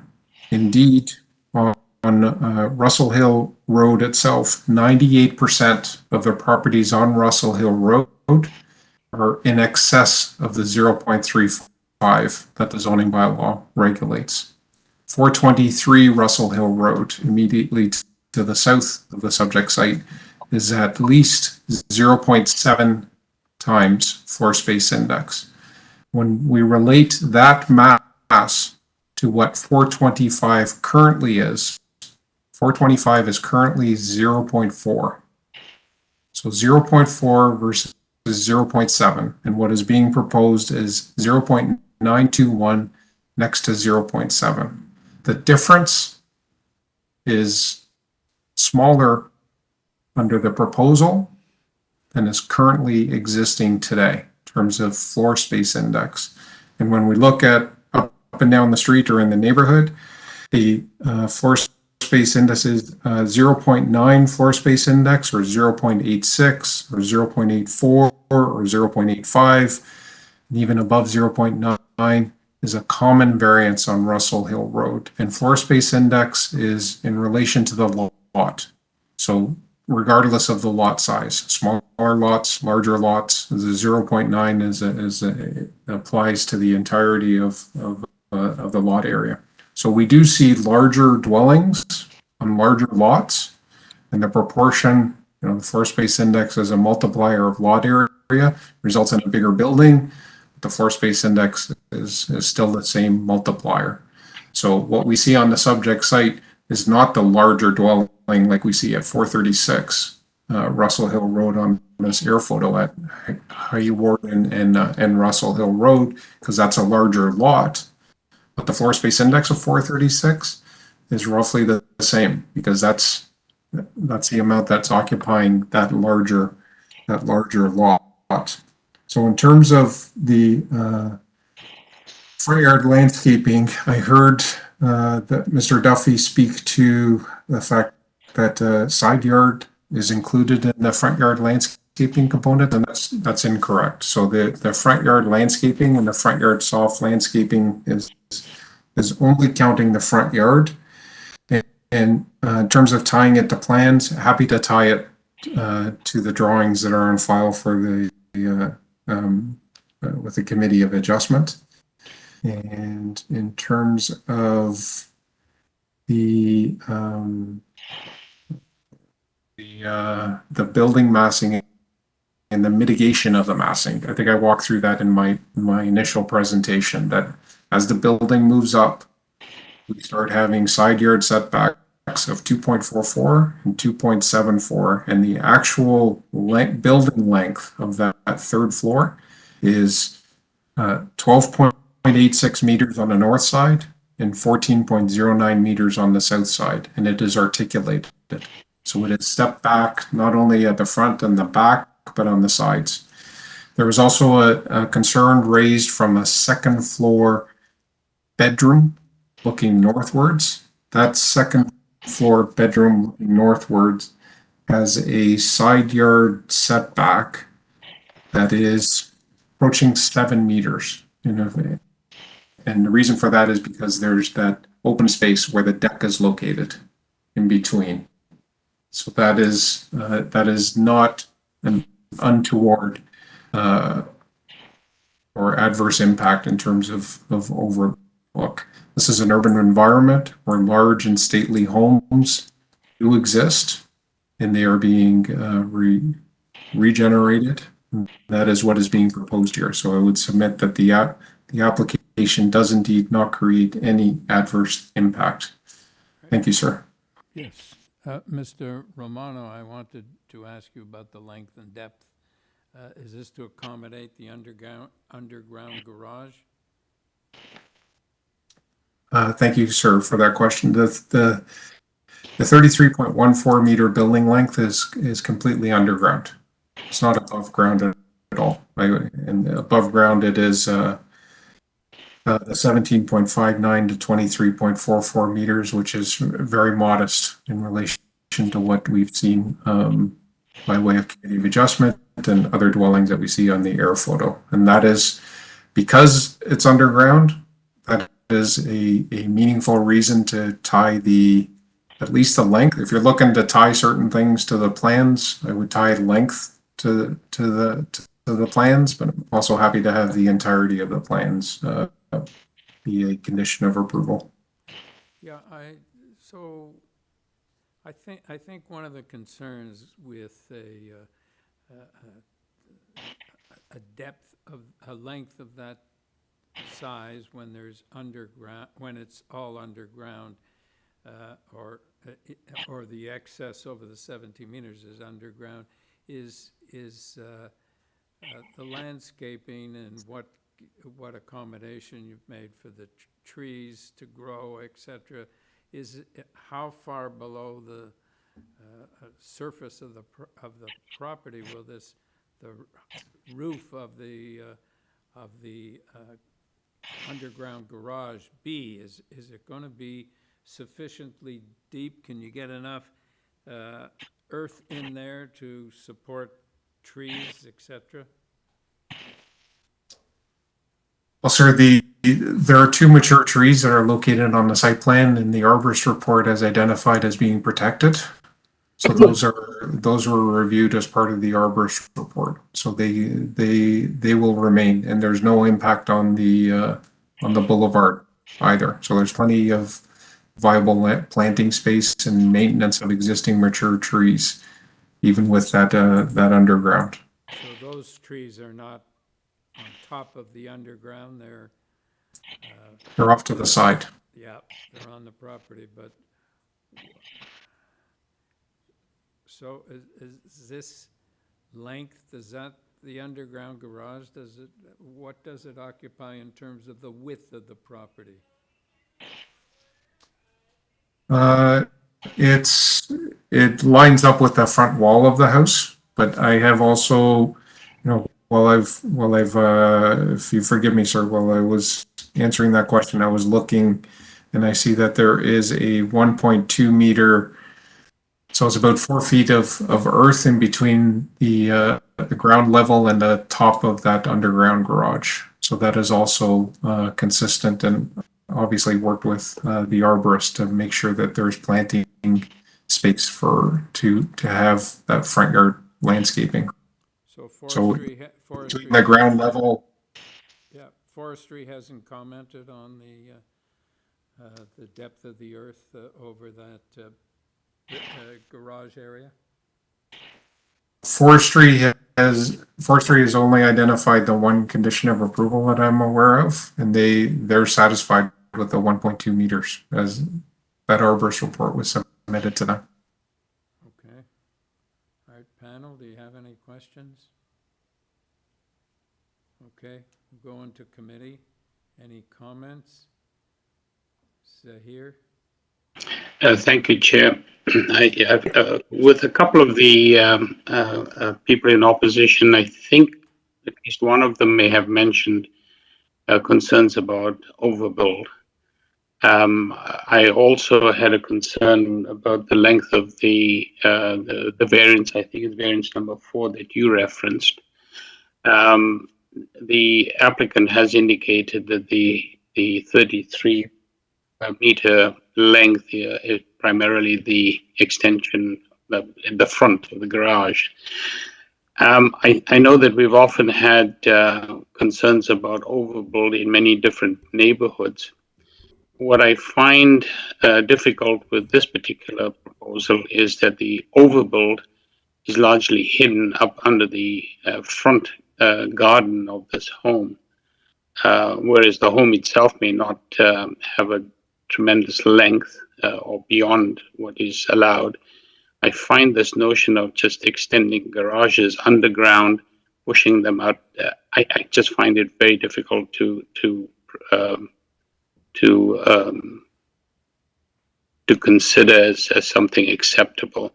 What they've literally done in this particular design is it looks like there's enough space for about 6 or 7 vehicles. So I find it very difficult to approve this particular proposal. Aaron?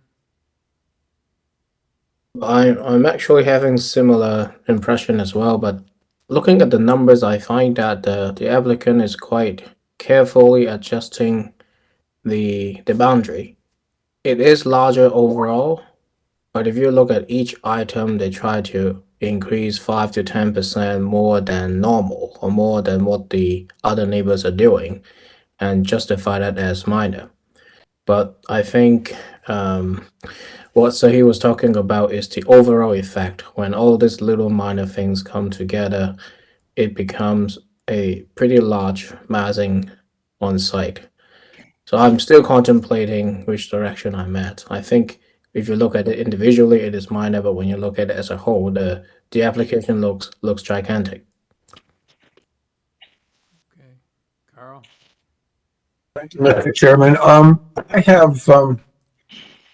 I'm still pondering as well, but I think where I stand at present is I find the mass of this building on the street somewhat out of keeping with the street, notwithstanding the fact that the homes on the street are large and they're substantial homes. They have a consistency about them. They sort of, I recall, they're 2 stories with pitched roofs and some dormers, but this particular proposal, and part of it is the way the elevations are drawn, but it has a massive appearance from the street. There is some attempt to set back the 3rd floor, but even with that, I think that what you're presented with from the street view is somewhat out of keeping with the area in terms of scale and massing, and I have some difficulties with saying that this actually complements or adheres to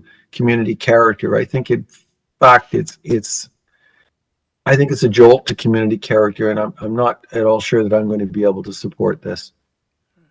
Larry? Well,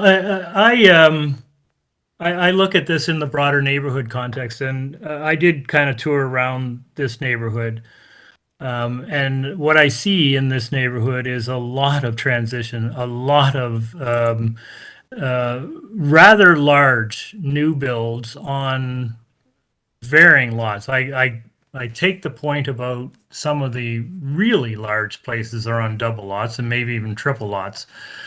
But there still are an awful lot of new builds and renovations on similar sized lots, which appear to have treatments which are really not that dissimilar. I mean, I get the sort of romantic nature. It is an old stately sort of place, but we're seeing time and time again those types of structures.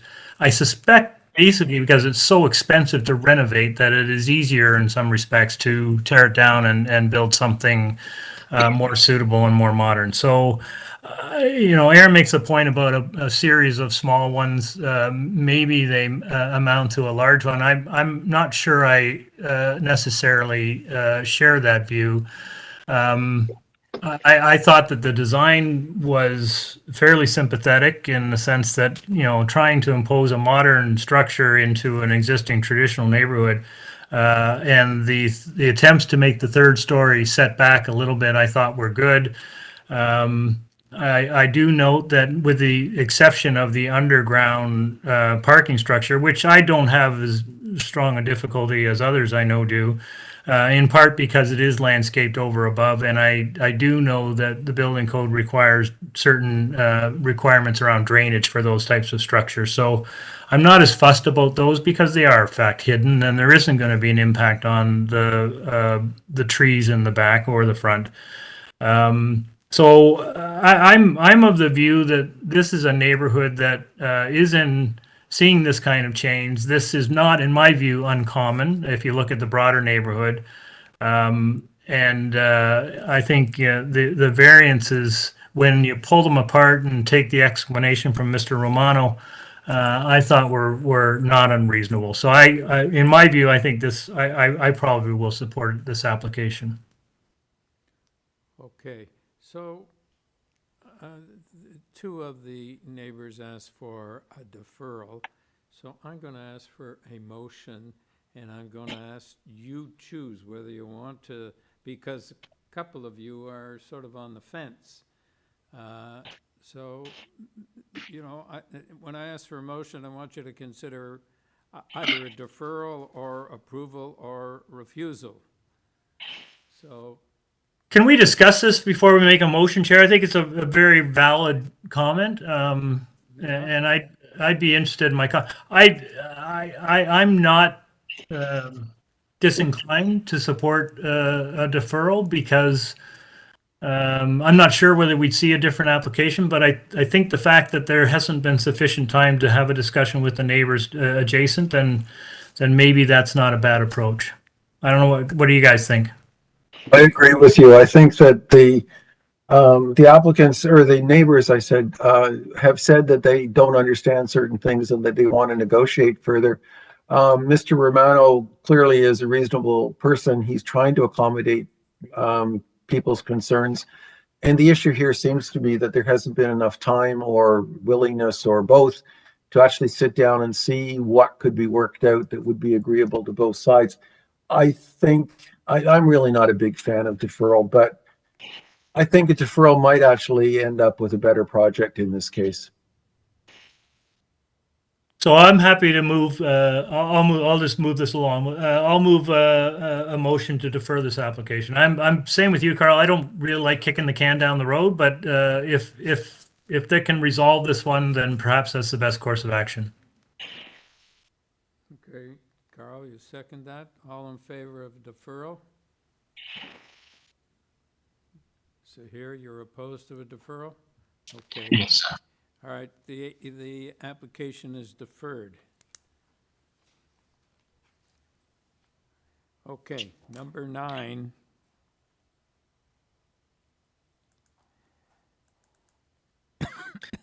Chair, can we just specify that the reason for the deferral in the last item was specifically for the applicant to undertake discussions with adjacent and interested neighbors?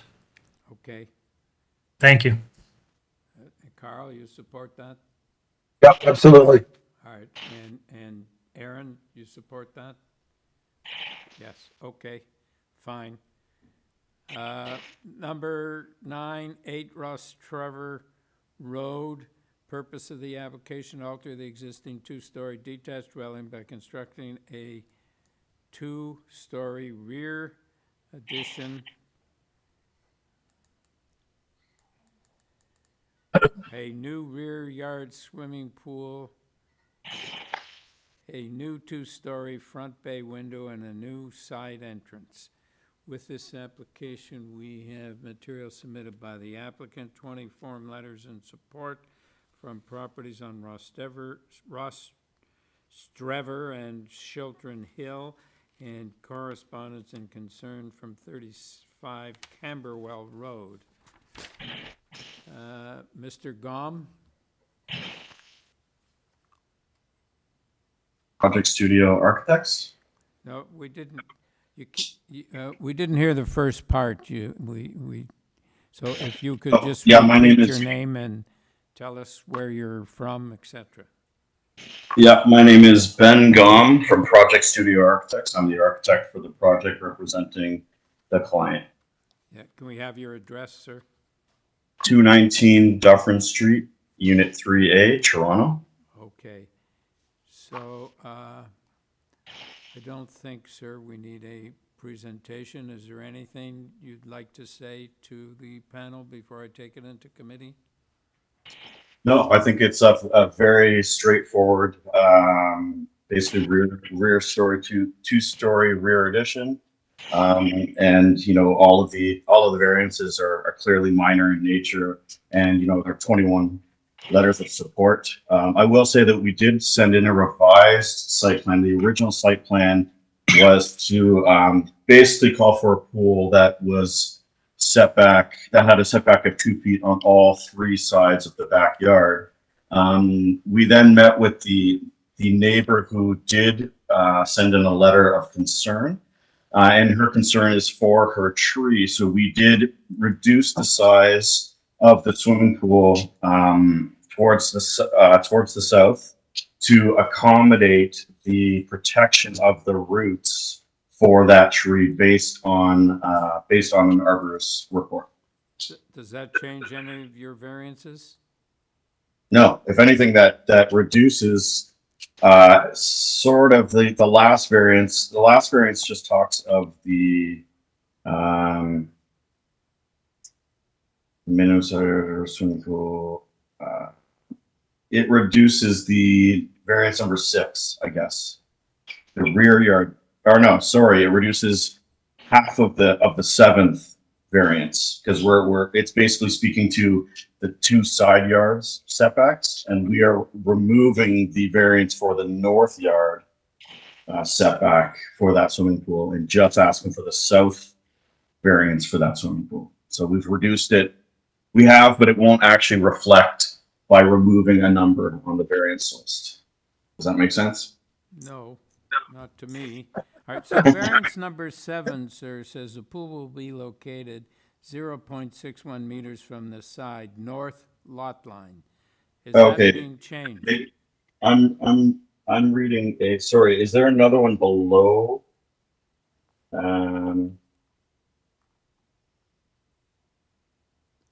The number 6 deals with 6 is 0.61 for- meters from the west lot line. Right. They're actually right. Yeah, we are removing variance number 7. Sorry. I thought that referred to both the south and the north lot, but it's just the north. So we are removing variance number 7. Yeah. All right. Good. Okay. Any questions, panel?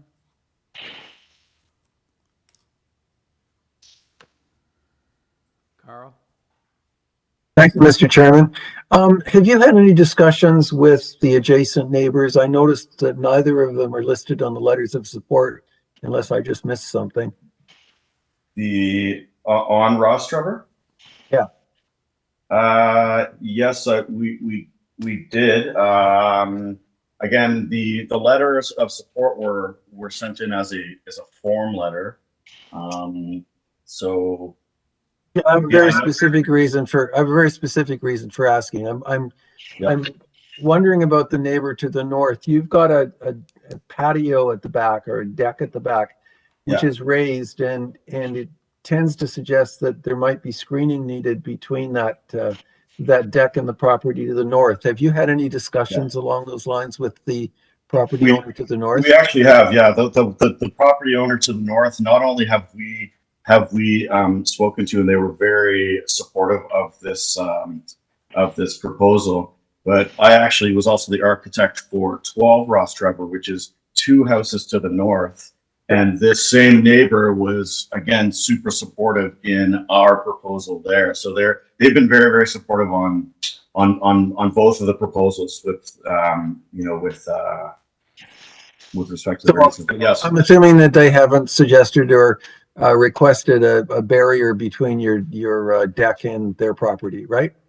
no, there was nothing Okay. suggested or asked by them. But that being said, we would probably, we wouldn't be opposed to, and we would probably put one there, just for our own privacy reasons, to have a little privacy screen up on the north end of that.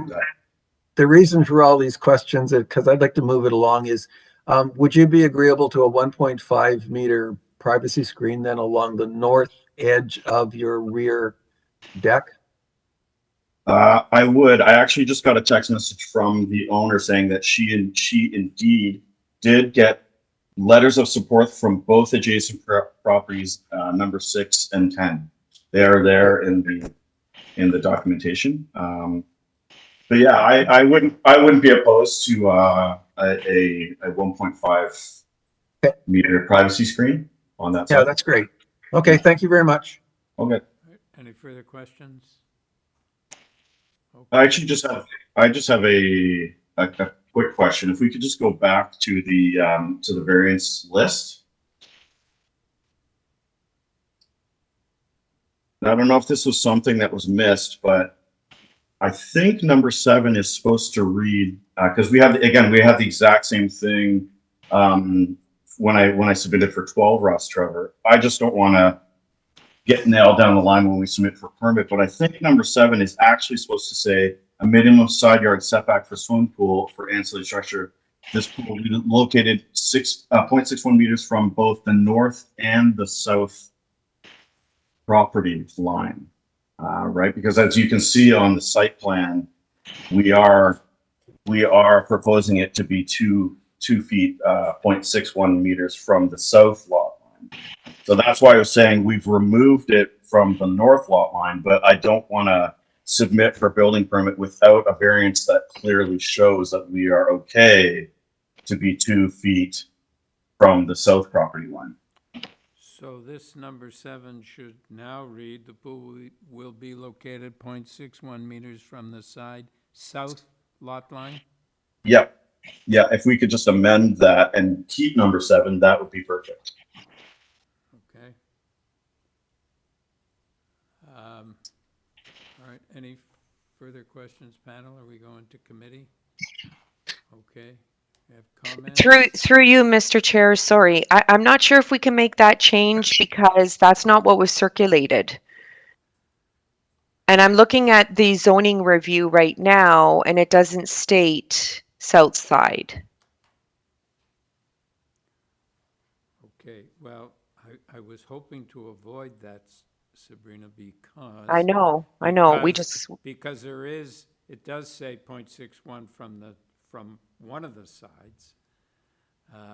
So does it make a difference that it's north or south? I don't know. What, Mr. Gom, what's on the south side of your house? What's on the south side? Well, what I will say is that what was circulated is a very clear site plan that shows where the pool is going to be. So even though there was a mistake in the zoning review, if I'm not picking up that south side, it was clearly noted on the site plan showing that we are 2 feet from the property line. So if somebody would have had issue with it, they would have seen it on the site plan. Through Mr. Chair, we can't assume that everyone knows how to read plans, and so we have to base it on the variances that are listed on the notice as well as the plans. So, Mr. And again, I'm reviewing the zoning review, and it doesn't state north and south. So we either leave it as is, or the application would have to be deferred.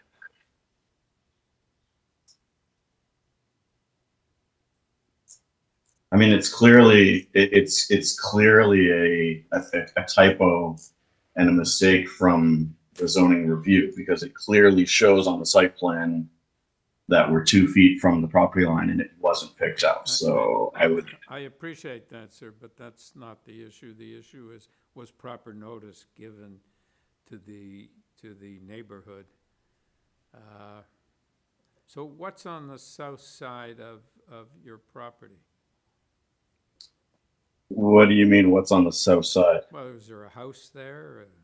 Yeah, it's the neighbor that you were talking about. It's the adjacent property at number 6 Ross Trevor, who again has sent in a letter of support, in full support, and that was with full discussion with them and the neighbor to the north. So that wasn't an assumption of interpretation. That was with a full discussion with that neighbor, talking about both the house and the pool, as reflected in the site plan. So that there isn't.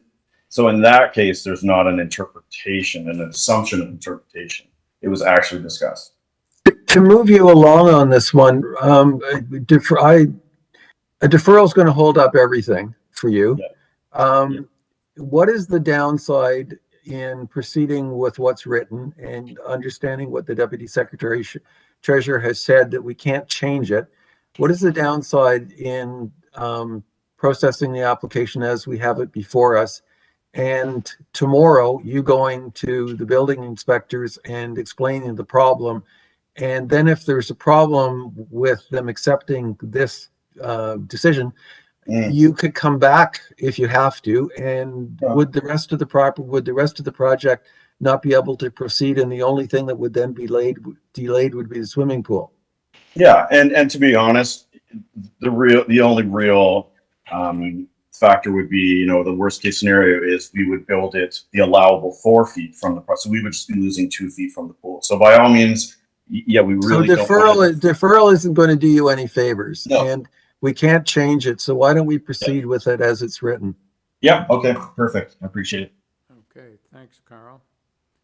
Okay, do we have, so Carl, did you want to make a motion? Sure, Mr. Chairman, I think this is a very reasonable development. I have no difficulty in supporting it.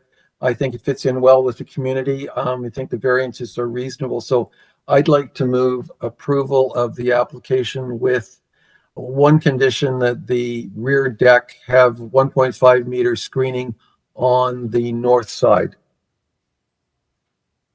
And did we make any changes at all, or are we? No. No. Okay, so we don't have to change. Okay, that's. We were gonna Yeah. delete variance number 7, but Yeah. we're leaving it in. Okay, so it would be, that would be the wording then. Okay, so here you second that motion?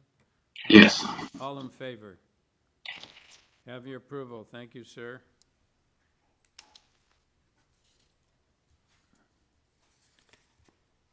Next application's number 1035 Amelia Street. And the purpose of this application is to construct a two-story ancillary building, a laneway suite in the rear yard of the property abutting the laneway, Prohibition Lane. Well, now we got Ice Cream Lane and Prohibition Lane. So on this property, with this application, we have material submitted by the applicant, email correspondence from Heritage Planning and Community Planning, opposition from properties on Sackville, Metcalf, Salisbury, and Salisbury. Mr. Race.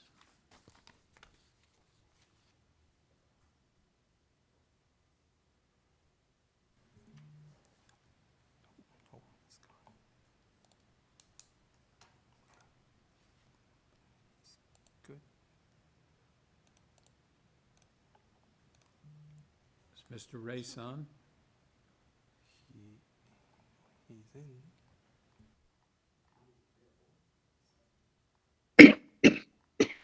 Mr. Race, are you there?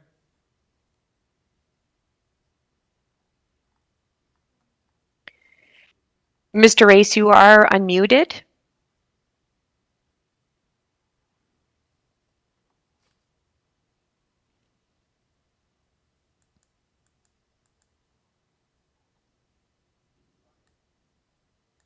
Mr. Craig Race, you have been unmuted.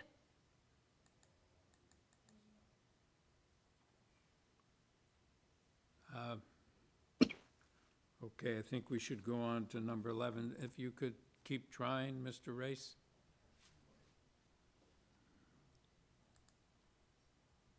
Okay, number 11 is 33 to 49 Avenue Road and 136 to 148 Yorkville Avenue.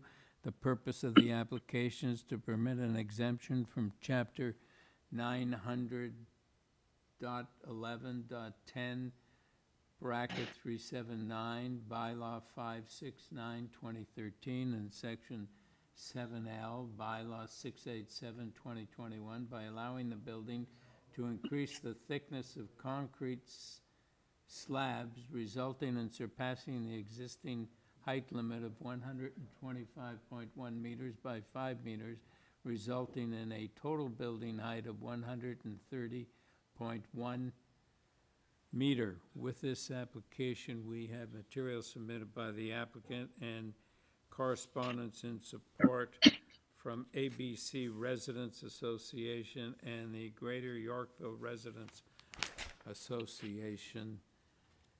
Mr. Smith?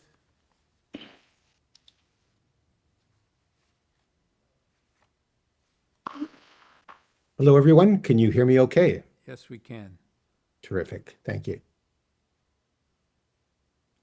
So could we have your name and your address for the record, sir? Yes, my name's Peter Smith. I'm a partner with Bousfields. Our address is 3 Church Street, Suite 200, Toronto M5E 1M2. Okay, so I don't think we need a presentation from you unless any members of the panel want one. So do you have anything to say before I take it into committee? No, in view of the hour, unless there are any questions, I'm happy to just have the committee proceed with approval of the application. Right, Thanks. Thank you. Yes, Larry? No, I'd like to thank the applicant for that. This is clearly a technical change to an existing approval. And given the neighborhood it's in, I don't think an additional amount of height will have any negative impact on anyone. I think I'll just move approval, no conditions. All right. Carl, you second that? All in favor? Have your approval. Thank you, sir. Do we have Mr. Race? Mr. Craig Reese, you have been unmuted. Hello, can you hear me? Yes, we can. I apologize, Mr. Chair. I'm not sure what was occurring there. Okay, can we have your name and your address for the record, sir? Craig Race, 282 Richmond Street East. Okay, so there is quite a lot of opposition. Perhaps you can give us a presentation. Certainly, and if staff could please pull up our presentation material. The application before you is for a Laneway suite in Cabbagetown. If we go to the second page, you'll see our context map. This is on a corner of a lane lot on Amelia Street. Worth noting while we're viewing the topography here, that the main house is longer than most of the houses along the strip of Amelia. That is due to a small one-story rear addition that exists on the house. If you go to the next page, you will begin to see that small rear addition is only one story that protrudes beyond the typical depth of houses for this portion of the street. As such, we have designed the house to comply with the Laneway Suite bylaws as though it were measured to the main wall of the more obtrusive portion of the home. So if that small rear addition did not exist, this would be fully compliant. The reason we did this was partly because the effect of the massing would be nearly equivalent to that of any other as-of-right Laneway suite that could exist here, but also so that the suite was more suitable for a family occupant. The occupants of this suite are the parents of the homeowner who intend to move in behind their son. So it was important that we got a suitable two-bedroom layout, which is also an aim of the Laneway Suite bylaw to provide family-friendly housing, as well as the official plan. If you go to the next page, you will see that the laneway is relatively ideal for development, especially given the corner exposure of the site. There are currently fences along the property line that will be rebuilt as part of this, making for a more friendly lane-facing frontage for the property, which will help activate the laneway, bring eyes on the street, and improve its openness to the community. On the next page, you will see our site plan, indicating that all other setbacks and requirements beyond the separation are being met. Height is a variance here. However, the height we're designing to is 6.3 meters, which again would be as of right if that small rear addition did not exist. On the next page, you'll see the interior layout of the suite is a relatively tight two-bedroom, one-bathroom plus powder room unit, which is ideal for the multi-generational suitability of the program. And it will ultimately one day become suitable rental housing for the neighborhood, again, being attractive to family, although not for quite a long time into the future. Finally, there was some neighbor outreach. Many of the neighbors were contacted by the owners at 35.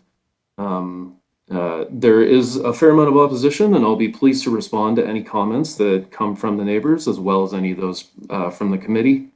On the last page, you'll just see the project itself. We don't typically come to committee of adjustment for laneway suites at our firm. We only do them in scenarios where we can mostly comply with the bylaws, except where we have unusual lots that do require a reasonable variance from the bylaws in order to accommodate the intent of the official plan and the policy.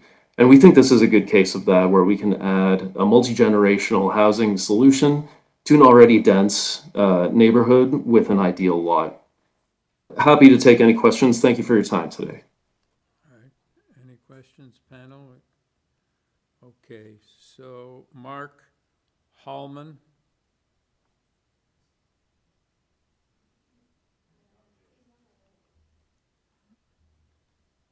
Does that mean he's not here at all? Okay. Max Beck.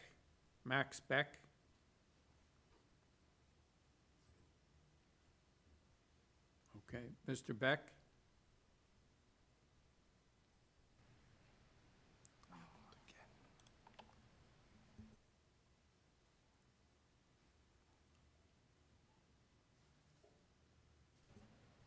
Mr. Max Beck, you have been unmuted.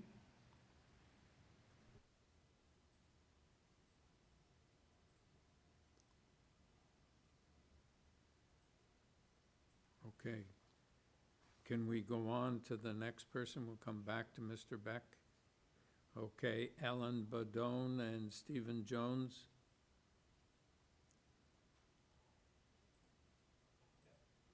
Okay. So I'm Ellen Badone. I'm going to let Stephen Jones speak for both of us. All right, thank you. Mr. Jones? Okay, I'm waiting for a green microphone on my computer. We can't hear you, sir. He hasn't been unmuted. Yes, he is. We could hear him. He needs to be unmuted. You're unmuted, Steve. Okay. Okay. I'm here now. Sorry, I was on the other computer. All right, Mr. Jones, can we have your name and your address, please? Can you hear me now? No, we can't hear you.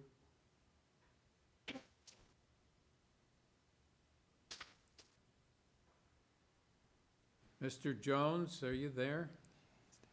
Can you hear me? Yes, we can hear you now. Can we have your name and your address for the record, please? Thank you very much. I'm Stephen Jones, and I'm at 69 Metcalfe. Okay. The back of our property directly faces the proposed addition. I want to raise concerns on two grounds. One is I don't think the variance is minor. Given the 5 meters of separation from the main building, the bylaw requirement is, I believe, 4 meters height, and 6.3 meters is a lot more than 4. So I would say, in contradiction to the presentation documents we just saw, that increased height does have a significant impact on the south and west side neighbors, both in terms of the appearance of the laneway suite, privacy, and light. The document that we just went through in the presentation refers to how existing conditions create an awkward as-of-right footprint. And I'd agree with that. The reason the existing conditions do that, of course, is they previously built an extension. And it's the extension that means they don't have the separation to build a 6.3 height. So I'd regard that as a non-minor variance. One thing it does, of course, is reduce soft landscaping. And I just want to mention that the laneway has been subject already this year, when we had a cold spell, to melting water pooling and making ice throughout the laneway. The laneway, if I turn to my second point, which is the proposal desirable for the appropriate development in the area? And I would argue it's not. This is a very busy lane. I believe 7 cars use it for parking, either to access a garage or to access a parking spot within the lane. But the access and egress is only on Amelia. The lane does not go through to the other street. So it's very busy. I'd also argue that the appearance of the laneway house is not consistent with any of the other architecture in the area. So I think many people would regard it as undesirable for that reason. And I think that's why there were some objections. And finally, I'll just note it's on the corner of the lane, so that although the laneway house is proposed to be at the back of the garden of 35 Amelia, it's in direct view from many of the houses on Metcalfe on the west side, and would directly alter the view from their properties and the light and so on. Finally, just in comment to the presentation we had, mention was made of fencing going all around the property. That's not shown in the diagram. I don't know if fencing on the entire property line was meant. There is only 1 meter of access around. Those are my comments. Thank you. All right, thank you. Panel, any questions? No. Mr. Beck?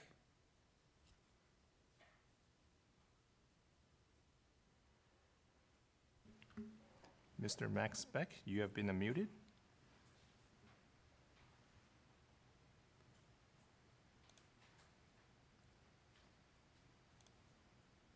Mr. Beck, are you there? He's there. He's live. He left? He's good. He's here. He's here? He's here. All right, so let's hear him. Mr. Beck, please speak up.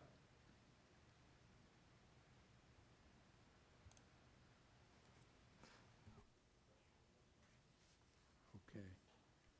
Can we move on and you'll get him again? Sandra Pate?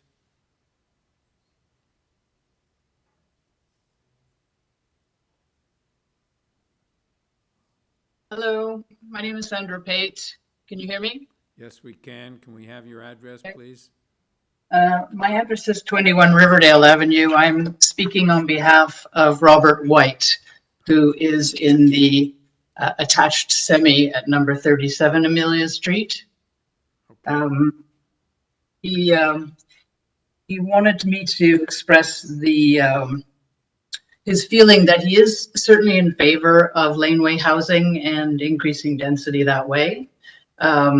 He's on great terms with his neighbor, who is the applicant, but he does have some concerns. The 3 concerns that he has would be, number 1, the lack of significant setback. It's really going to be, it's only 16 feet back as opposed to the required 24 feet, which is pretty significant, of course. And he has been a resident there for 53 years. So the enjoyment that he has had all of these years will certainly be reduced significantly with not only an ancillary building so close to the subject property, but also much, much taller than what's allowed by the bylaw. So certainly light and privacy are major considerations. In addition, the reduction of the soft landscaping is a big concern in terms of flooding, because it is on the laneway, and as Mr. Jones has already pointed out, you know, we're getting increased precipitation and ice and runoff, so that is the yes. Ms. Pate, I don't see any variance with respect to a reduction of soft landscaping. Is there? Well, because there's only 16 feet a setback instead of the standard 24. It's all building. So there's no space there really for soft landscaping. So where is all that water going to run off? It's going to go into the laneway, and that laneway is the only one. It's the only access in and out. So icing and water and so forth is a pretty big issue there. And I think that the applicant said it. I mean, he presented it as a 2-bedroom, but if you look at the plan, there's actually a 3rd bedroom in the basement, which was not immediately presented in this presentation today. So it's over 1,200 square feet that they're proposing to build, which is pretty significant for a laneway house. Especially having sat here for all these hours and listening to people talking about 600 square feet. This is 1,200. And he did also comment, and it is a point, that it is an already dense area. It's a very old neighborhood. It's a Victorian neighborhood. You've got 20-foot frontage lots, which are big for that part of town, but still not very large. So it's a pretty big project. And I think that Mr. White would be certainly in favor of a scaled down version. Okay, thank you.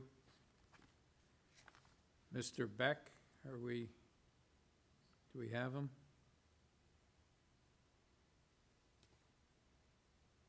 What's the situation? Saying Hi, Mr. Beck. We can hear you. Hello, Max Beck. We can hear you.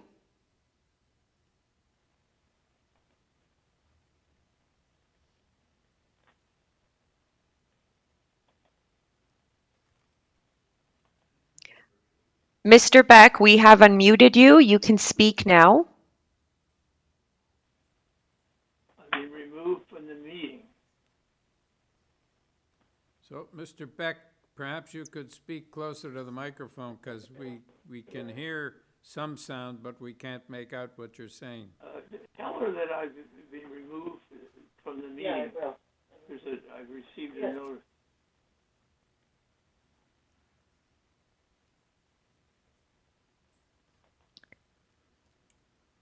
Through you, Mr. Chair. Let's move on to the next speaker, and then we'll try to get a hold of Mr. Beck. Oh, I'm here on the line. Oh, okay. Yes, I know. We've been calling you, Mr. Beck. I was on WebEx, but it said I've been removed from the meeting. We have you here, so you can speak now. Okay. Oh, so I'm ready. It's Max Beck, and I'm from, I'm at 39 Amelia Street.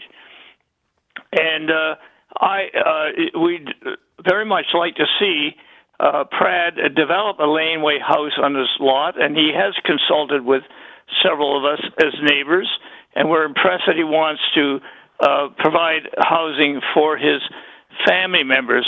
However, as with a few other neighbors, we are concerned that the building's still very large and bulky. The setback from the main house, which it has got an extension on it, but I guess as I explained, they do want to do that from the main house, not counting the extension, which means the setback's only 5 meters, and this creates a few problems. It does increase the overall bulk of the house on the site, which will really significantly impact some of the neighbors. There's significantly less privacy for 37 Amelia Street in particular. There's less opportunity to plant trees or bushes for privacy and screening, again, for 37 Amelia. There's less soft landscape space for drainage, and there's shading on some yards. Our preference would be that it would fit into that the proposed laneway house would fit into a smaller envelope that does not require a variance. And I'm not sure quite how that's can be done, but that's the concern we have. All right, thank you, sir. Okay. All right. But we do hope somehow there's a ways found for it to proceed. All right, thank you. Kurian Ulick.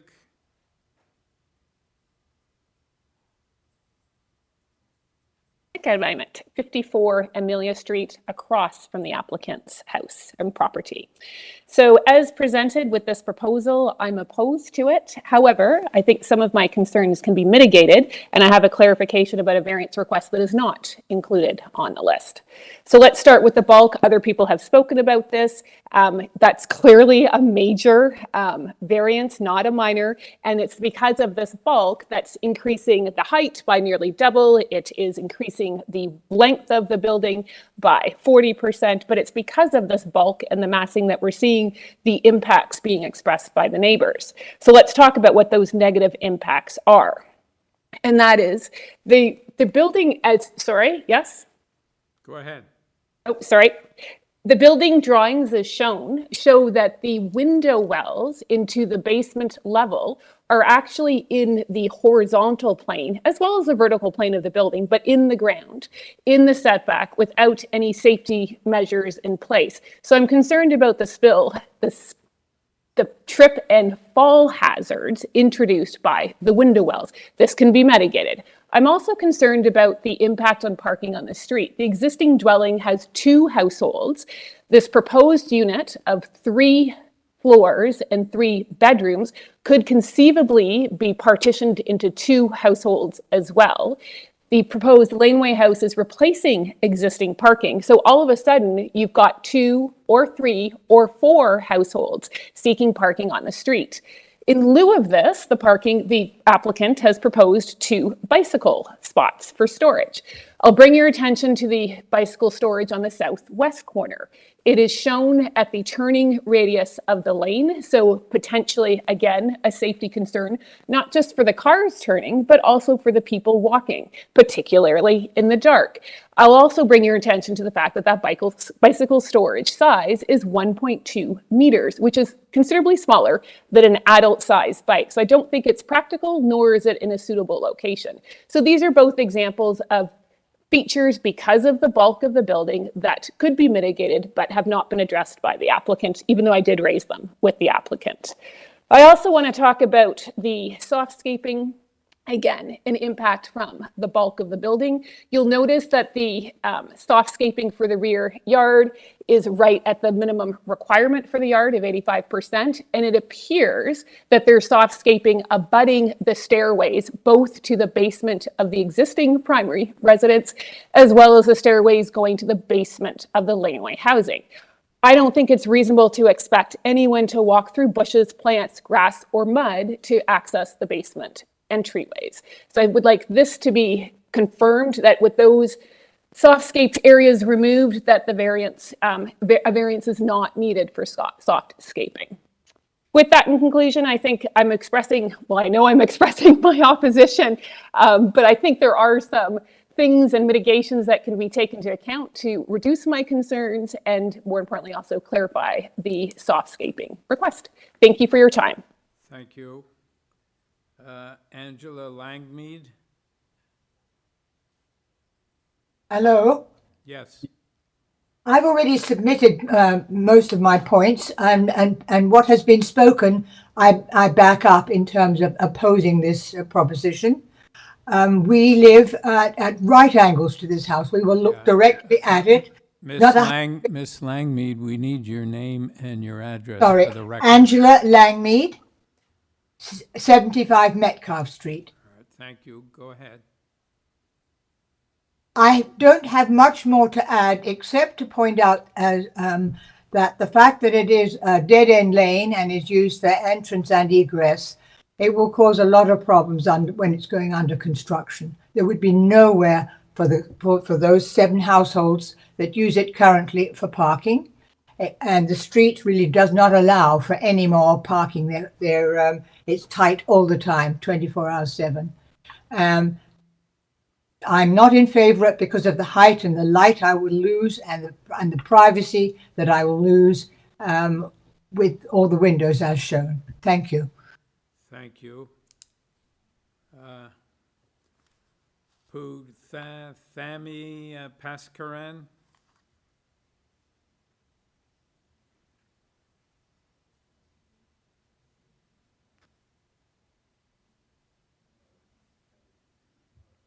Not available. Okay, Mr. Race?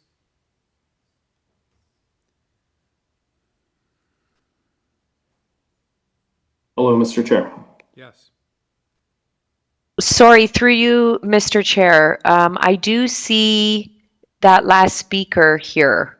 Can we try and unmute them?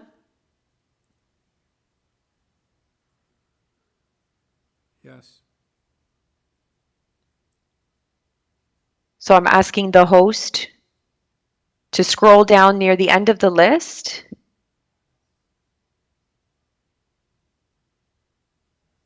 And they're under Prad Paskaran. And if you could just have them unmuted. Sorry, Sabrina, we have 2 Paskaran family names. One of them is the owner. The one that you are mentioning is the owner, but the one at the end is a different person. Can we just have them unmuted just to determine? Sorry, because I don't want them to get unnoticed. Okay.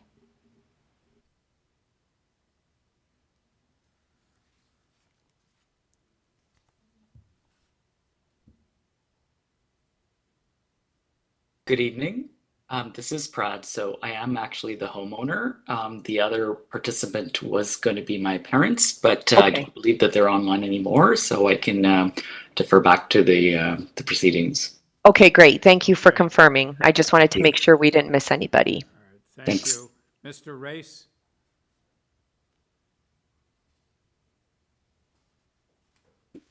Thank you, Mr. Chair. I can address the comments now if you wish. Yeah, go ahead.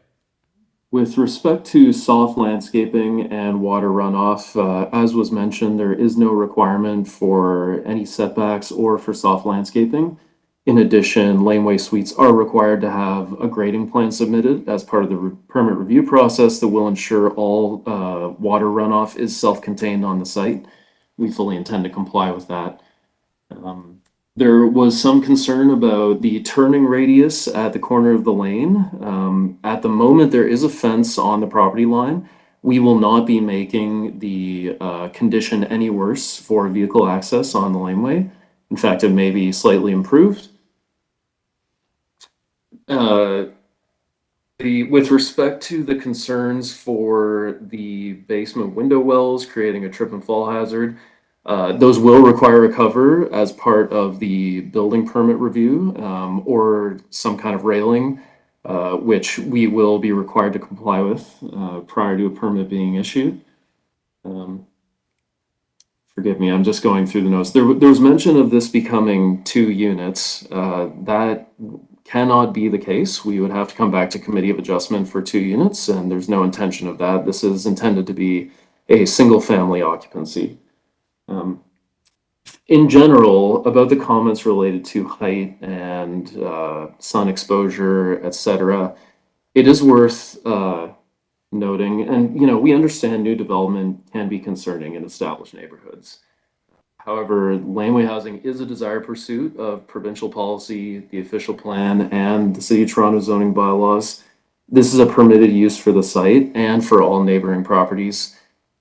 It's worth noting that all of the adjacent properties on Amelia could build a massing equivalent to what we are proposing or larger, fully as of right. And again, a 5-meter separation is permitted for a 4-meter tall structure.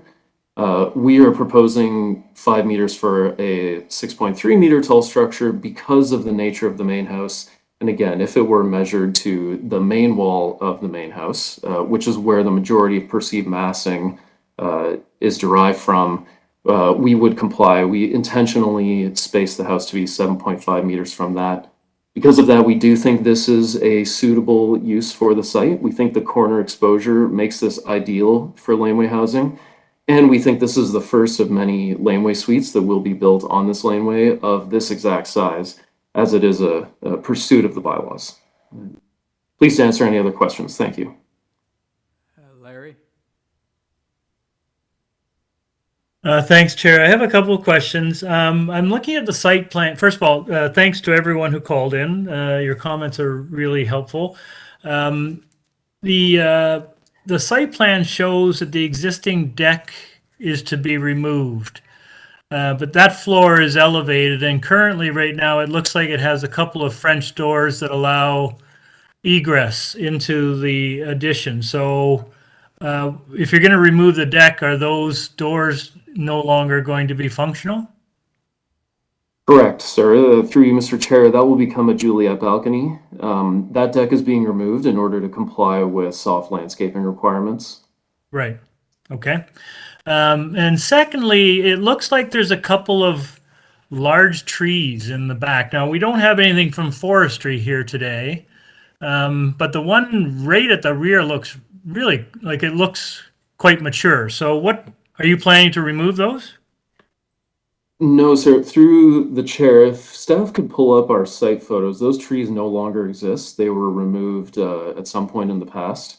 We do have updated site photos. The Google Street View is a little outdated. If you scroll down, I think it's page 4 or 5, you'll see that those trees no longer are present, hence why there's no comments from forestry. Oh, all right. Okay, that's fine. Yes, I might be looking at an older version. Okay. Any further questions, panel? Okay. Go into committee. Any comments, or do we have a motion? Yes, Sahir. You're muted, Sahir. Sorry, Chair. I've taken consideration all the comments that folks in opposition have made. However, I also think this is the kind of construction that we've not only begun to see in a variety of areas, but this particular rendition that I am looking at in the presentation package, I think once constructed will fit in quite nicely into the neighborhood. I don't believe there are any conditions, except for the condition from planning.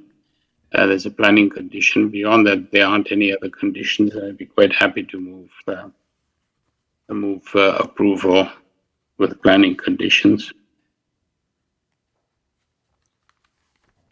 Okay, do we have do we have a seconder, or does anybody else want to make some comments? Yes, Larry. You're muted. I am. Sorry, Chair. I would agree with that. I think this is a reasonable proposal. Folks are fussed about the height, but 6.3 is permitted. The variances before us are actually quite minor. So I agree with Zahir, and I'm happy to second his motion. All in favor? You have your approval, sir. Thank you. Now we move to number 12, 130 Kirk Newton Road. And the purpose of this application is to construct a new two-story detached dwelling with 2 units, 1 primary unit and 1 secondary suite located in the basement, with a front covered porch and a rear covered deck. Also to construct a new 1-story ancillary building, a detached garage in the rear yard. With this application, we have material submitted by the applicant and correspondence from planning. Christopher Rodriguez. Hello. Hi, everyone. My name's Christopher Rodriguez. I live at 130 Kirk Newton Road. Okay, so I don't think this looks reasonably straightforward, sir. I don't think we need a presentation from you. Do you have anything you want to say before we take it into committee? Yes, if I just can touch on variance number 3. The existing dwelling has a south side setback of 0.9 meters, and we're proposing a south side setback of 1.23. So increasing or bettering what's pre-existing. Okay, thank you. Panel, we're now in committee.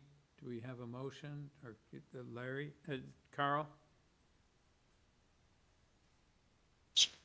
Any questions? Larry, are you going or am I going? No, Carl, you go. Okay. Mr. Chairman, I think this is quite a reasonable proposal. I don't think that it basically is introducing any problems into the area. I think it's consistent with the character of the area, and I'd like to move approval subject to the planning condition, which is to tie it to plans and elevations. And I'd like to add a condition that screen the north edge of the rear platform because it's raised above ground with a 1.5 meter privacy screen. Okay, do we have a seconder? Aaron? All right, all in favor? You have your approval. Thank you, sir. Number 13, 4 Frybrook Road. The purpose of this application is to construct a new 3-story detached dwelling with an integral garage and a rear 2nd-story balcony, also to install an ancillary structure, an in-ground swimming pool, and to construct an ancillary building, cabana, and smoking room in the rear yard of the property. With this application, we have material submitted by the applicant. We have correspondence from Transportation Services and Urban Forestry. Mr. Gornick.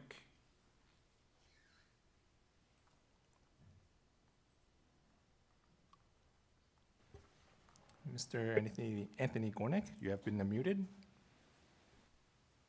Hi, can you hear me? Yes, we can. Hi, Anthony Gornick here from 405 to Kingsway in Etobicoke. We had initial submission before the Committee of Adjustments in August of 2022 and subsequently have resubmitted with a few adjustments to the original design, removing 3 variances. At that time, the committee had concerns with regards to rear yard soft landscaping and some space to auxiliary buildings. So we have modified our design. We have now removed the variance entirely that we originally requested for rear yard soft landscaping. The rest of the application is somewhat similar to our original submission from August. And some of the variances that are a part of this application have been granted on a previous application from 2014. And that's basically my submission. If you have any questions, I'd be happy to answer them. Yes, could you tell us which variances have been granted previously? We had a variance granted for dwelling depth and dwelling length. So that's, just a minute, that's number 1 and 2? Number 1 and 2, yes. So number 1 for dwelling depth. We're seeking 30.2 meters currently, and in 2014, 30.6 meters was granted. So actually a little deeper than what we're seeking today.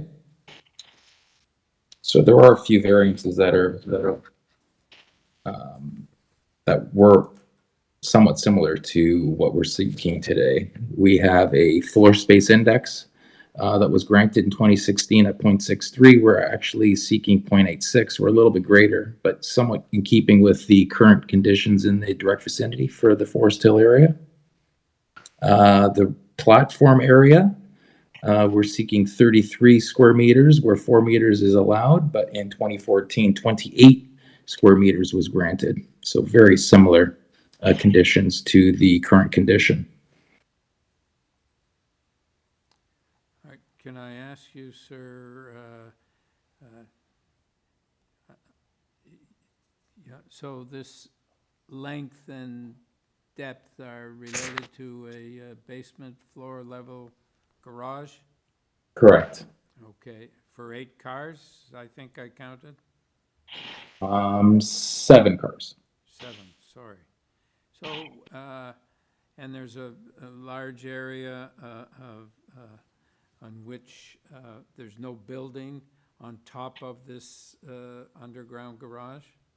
I'd say the majority of the underground garage is actually tucked under the building. If you do have the floor plan, if we can scroll down to maybe one more, please. So here you see on the right-hand side, there's a dark dashed line that has the outline of the first floor. And the 4 cars, yes, the 4 cars in that area are tucked underneath the main body of the home. So it's under the house? Correct. Okay, is there any part of the garage that's not under the house? Yes, so that if I can just, the silhouette of the 2 cars to the right are not under the main body of the proposed home. Okay, and what's above that? Patio. So if we were to scroll back to the site plan, maybe up to page. So there's no area where there's, I mean, what I'm concerned about is whether there's sufficient depth of earth to support trees, etc., but none of your underground is in an open area. Is that correct? Well, correct. So the rear courtyard, there's a note there, it says rear courtyard. So that's an area where we have car storage below, but then we have lawn and trees to the south of that swimming pool, or to the bottom of the swimming pool, and to the right side of the pool. So a lot of, area for permeable. Sorry. Yeah, is it terrace hardscaping or permeable, or what is it? We can create it in permeable. I have it noted as just we can do a permeable layer underneath and then have water discharging to the lawn to the bottom. Okay, that's fine. Panel, Chair, I wouldn't mind exploring that. I was on the panel, and I think others were as well when this first came forward. And, our biggest concern was what you're talking about. And I think we just need to make sure we totally understand what's going on here, because it talks about the dwelling having a depth of 24, but the underground having of meters, and the underground portion being 30, almost 36 meters. So there is a portion of the underground which extends into the backyard. So your questions I think are what we're interested in as well. So maybe the applicant can just share with us, you no longer need a backyard or rear yard soft landscaping variance. So how have you met the requirements for rear yard soft landscaping relative to your original application? The area between the smoking room and the cabana on the drawing originally had all patio area with a roof structure. We've removed all that and created a garden terrace between those two areas to the bottom, if I may, of the swimming pool. That was terrace as well. We removed all that and we've created a lawn area. So we've increased the amount of softscaping and permeable lawn area and decreased the hard surfaces and a small area of the underground garage to actually adhere to the softscaping percentages. Okay, and that's helpful. And to the chair's point, just to be clear, the area over the extended basement area, what's the treatment on that? Sorry, this is the area that's noted as rear courtyard? Yeah, like, I guess what's above the basement extension beyond the rear of the house? Well, it's currently a courtyard. So the area between the house and the pool is the only area that has a small part of the garage below, and that's currently just hardscaping. Okay. Okay, thank you. all right. Any other questions? Do we have a motion? Aaron? If I may make a comment, Mr. Chair, before going to motion. Yes. I think I vaguely remember this particular application, and my personal sentiment is that this house, talking about overbuild, it's hidden overbuild, and I find that very difficult to support. There's a massive garage underneath the rear of the garden space. I just find it extremely difficult to support an application like this. Okay.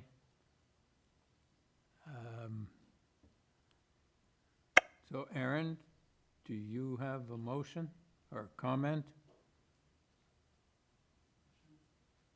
I think this is quite similar to the other project I have in common. It's creeping into that gray area that I think, I mean, I see the improvement from last time, but it is still relatively large.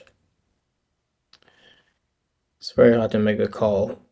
I wouldn't strongly recommend it, but at the same time, I see the improvement from last time.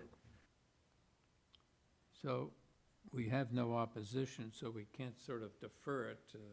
So we Chair, speak to the opposition. Chair, I'm just happy to move this one along. Maybe we can vote on it. I recall this one the last time we had similar conversations, but I think the major concern for us collectively, I think, was the rear yard and the impact on soft land. At least that was my recollection. I don't believe we were as concerned about the house, in part because if you travel in and around that neighborhood, frankly, there are rather large houses on rather large lots. And while this is large, in my estimation, it's not a whole lot different than a lot of the new builds that and the redevelopments that are happening. In fact, some of the existing homes, they are massive in some respects. So I don't think the size of it is necessarily going to be out of keeping with what we see in that neighborhood. There was opposition prior, and that doesn't appear to be the case any longer. I think with the changes that they're proposed, and based on the comments that we made when we were hearing this last time, they have addressed what our main concern was. So I think now it's a supportable application, and I'll move a motion to approve just so that we can move this. Or sorry, Carl, did you want to comment? No, just when you finish. Okay, I'll move a motion to approve this application. There is forestry condition 1 and 2 associated. Carl, did you have another condition you wanted to attach? I think it would be helpful to tie it to the plan, the site plan, because and I'm happy to second the motion. My recollection is the same as Larry's. We spent a lot of time on this, and I remember discussing in great detail that space that's between the smoking room and the other changing room, and hoping that could be landscaped. And at the time, there wasn't an uptake on that idea. I'm glad to see it's been incorporated. The lawns are new. I think the extension of the underground parking garage into the rear yard basically only occurs under a patio area and not a planted area. Therefore, a concern that one might have about whether you could plant on top isn't feasible here. And I think I heard the applicant say that he was agreeable to to having all the paving in the rear yard permeable. Yes. So that might be a condition that one would add. But Yeah, I'd like to. Thank you, Carl. I thought of that, and I would like to have that as a condition, that the patio areas, as indicated in the site plan, be constructed of permeable materials. And I'm happy to second that motion. All right, so I just have one comment. I've always said, since I've been on the committee, you can't overbuild in Forest Hill, and I guess that's exactly what Larry's saying. Okay, all in favor of the motion? You're opposed, say here? Yeah, okay. You have your approval, sir. Okay, we are now moving on to the 3:30 list. I suggest we take 10 minutes.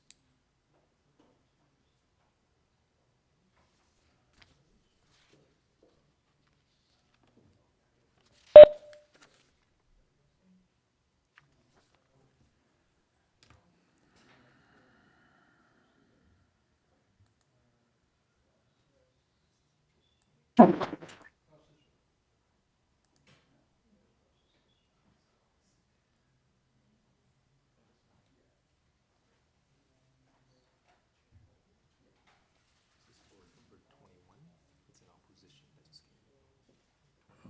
21. Okay, here it is. Thank you.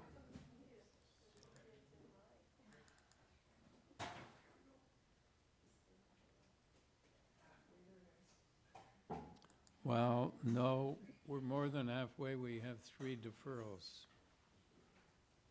So that's good.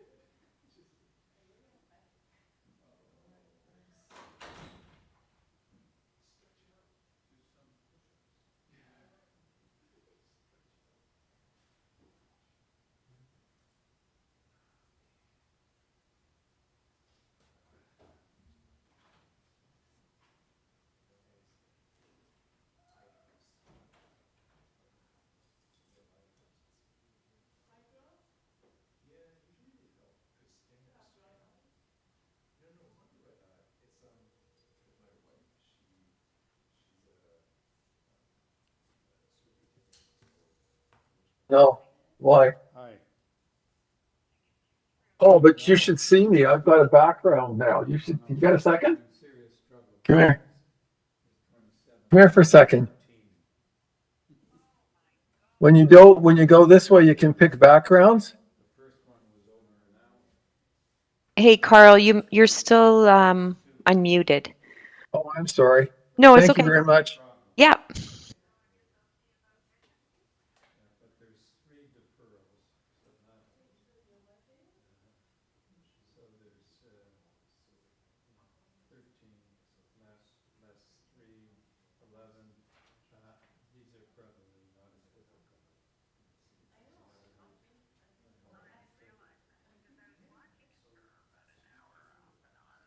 Oh, wow, but you didn't, did you see the first one? It went on Tarleton, went on and on? Oh, well. And then there was one we made a settlement. Sort of, you know, got them to do something, change something, etc. Anyways, it's not going to be midnight, but it's not going to be 7 o'clock. Yeah. Okay, bye.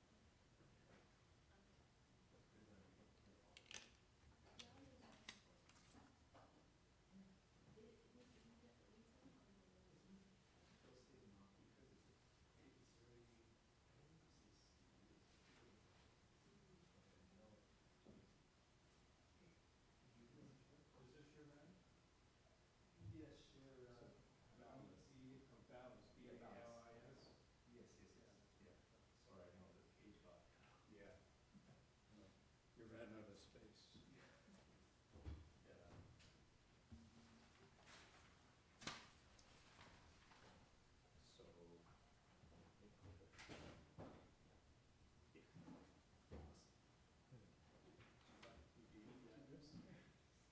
I got the address, 300 Woodland. Yes. Okay. Okay, are we ready?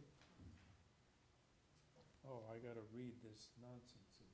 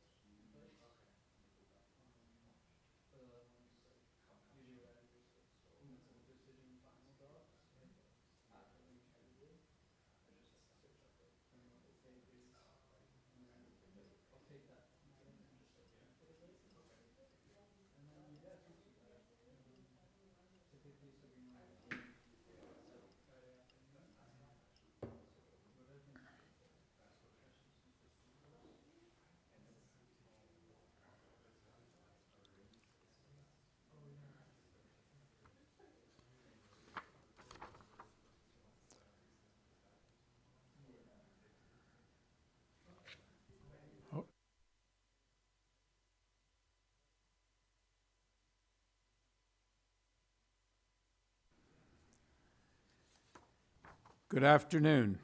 Due to COVID-19, Committee of Adjustment public hearings are being conducted virtually by electronic means through WebEx Webinar, an online digital platform, and streamed on the Toronto City Planning YouTube channel. Participants who have registered in advance will be able to make their presentations to the committee using WebEx Webinar, which is moderated by city staff. Anyone wishing to view the hearing may watch on YouTube. Participants who have registered in advance will be connecting with their computer, tablet, smartphone, or telephone and have the option of participating via video or audio only. All participants will automatically be muted on entry. When your item is called, each participant will be unmuted by the moderator, one person at a time. We ask that you also mute your devices until you are called on to speak. Those participating by video appearance will be temporarily upgraded to panelists when your item is being held. During this time, your camera will be enabled. You will only be visible during your 5 minutes allotted speaking time. At all other times, your video will be disabled and you will be reinstated as an attendee.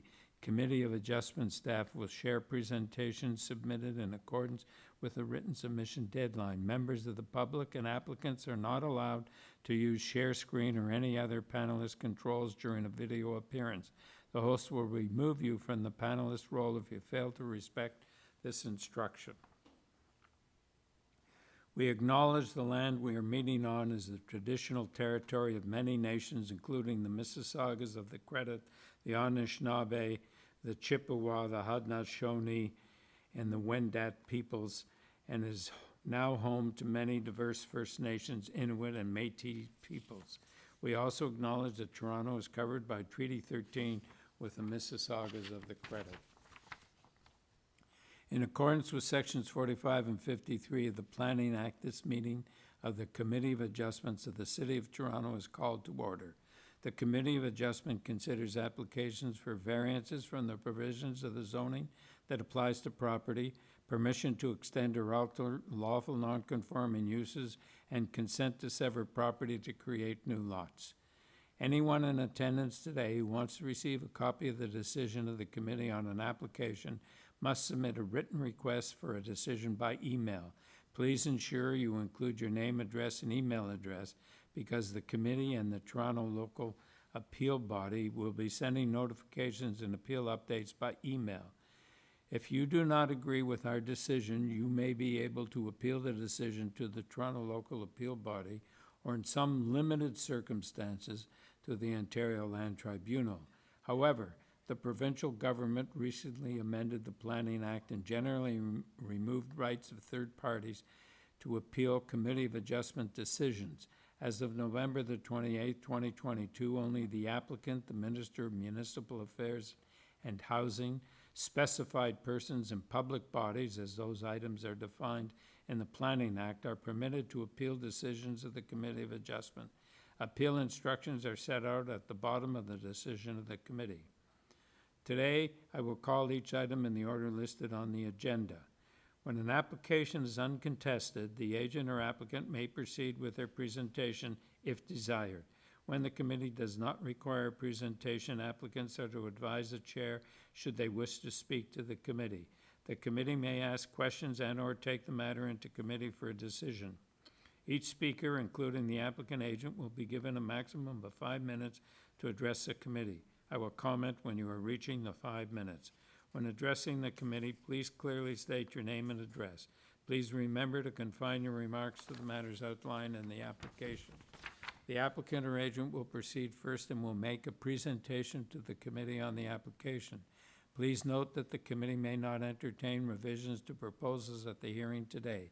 The committee may decide to defer the application if substantially revised to ensure the revised application is accurate and that all those entitled to notice of the application are informed of the changes. Then individuals either in support or opposed to the application will be invited to speak. Committee members may ask questions of each speaker after they have finished their presentation. When all speakers are finished, the applicant agent has an opportunity to rebut only those issues that were raised by the speakers. This will mark the end of the discussion. The application will then be taken into committee for decision. Are there any declarations of interest of panel or staff for items in this afternoon's time slots? No, no, no, okay. And we know about the deferral request, and there's no files closing. So the first item is number 1414 Blackthorn Avenue. The purpose of the application to construct a two-story ancillary building containing a laneway suite in the rear yard abutting the laneway. With this application,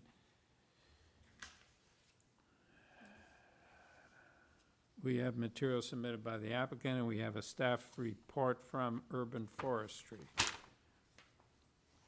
Mr. Lopez.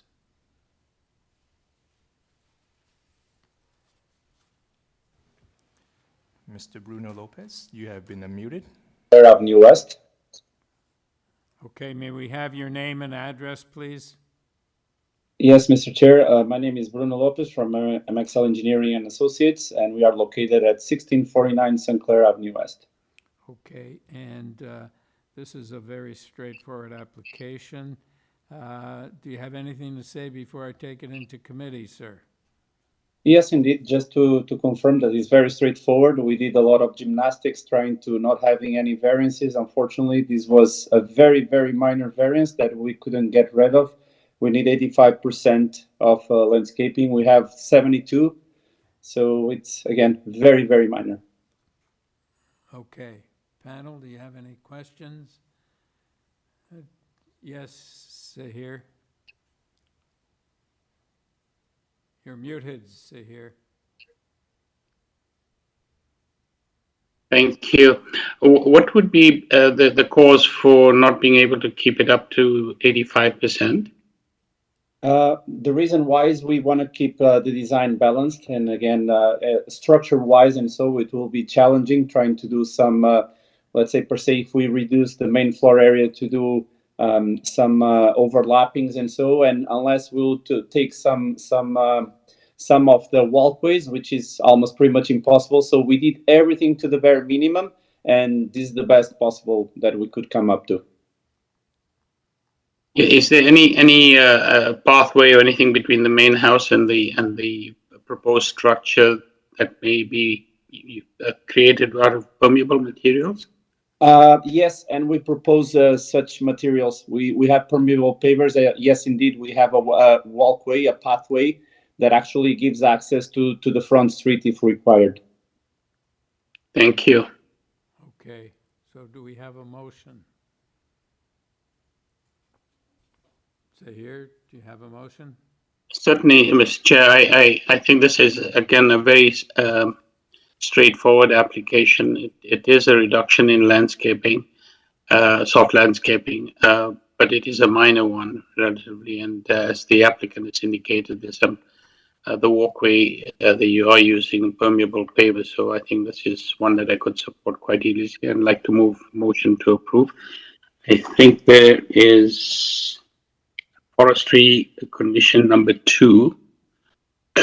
Pardon me. And I think that's the only condition that's applicable here. Do we have a seconder, Aaron?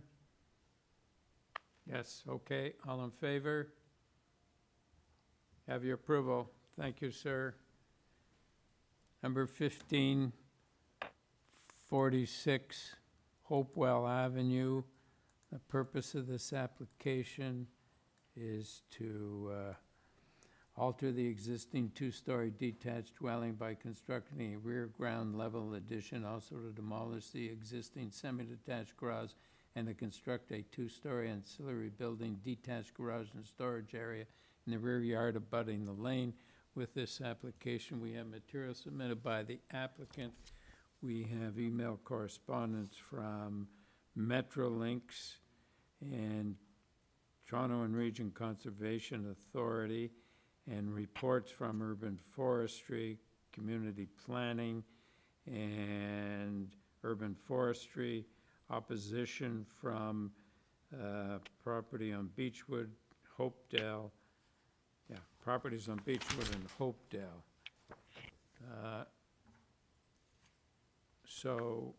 Mr. McAuliffe?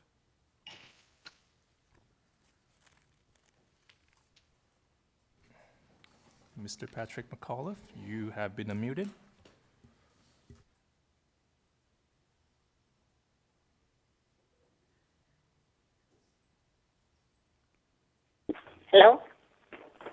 Mr. McAuliffe? Yes. Yes, sorry about that. Yeah, can we Hello? have your name and your address for the record, please? It's Patrick McAuliffe, 69 Harris Park Drive, Toronto. All right, and you're asking for a deferral? Yes, we are. Yes, can you tell us why? We're trying to work things out with the planning department as to the size of the ancillary building and the addition, and I want to try to straighten out this confusion that's going on about removing 9 trees, because we're not removing 9 trees. Yeah. Okay, so is that the neighbors that are confused about that? Even the city's confused about that. Okay. They haven't looked at how we're going to build this Laneway house. So I have to try to explain to them how we're going to build this without affecting any trees. Okay, so you're going to be speaking to the city and you're going to be speaking to the neighbors as well, is that right? No, there's absolutely no sense talking to neighbors. I'm going to get everything else straightened out so I have all the straight answers, so that next time I come back to the committee meeting that I will have all the proper answers. Okay. All right. Mr. Jim Sotalis?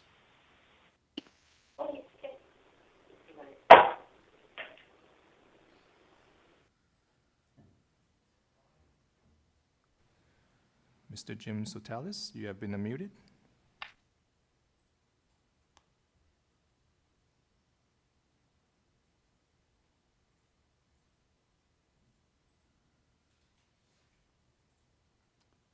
Mr. Sotalis there?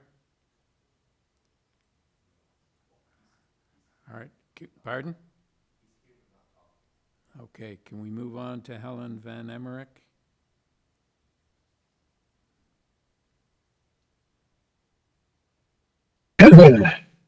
Helen Zotalis Van Emmerich. I live at 64 Hopedale Avenue. Okay, so the applicant has asked for a deferral, Ms. Van Emmerich. Are you in favor of a deferral? Actually, I would be in favor to refuse this application. No, we're talking about a deferral. Okay, I suppose I don't understand why there's a confusion about removing the 9 trees, because there was an attempt to remove them this Sunday. Ms. Van Emmerich, apparently there's some confusion, so it needs to be cleared up, and as well as the size of the ancillary building. So you're in favor of a deferral then? What would be my other option? You could say no. I would say no, not in the current, not what I'm seeing. Okay, thank you. Mr. Sotalis, do you have him? Okay, Mr. Sotalis, are you there?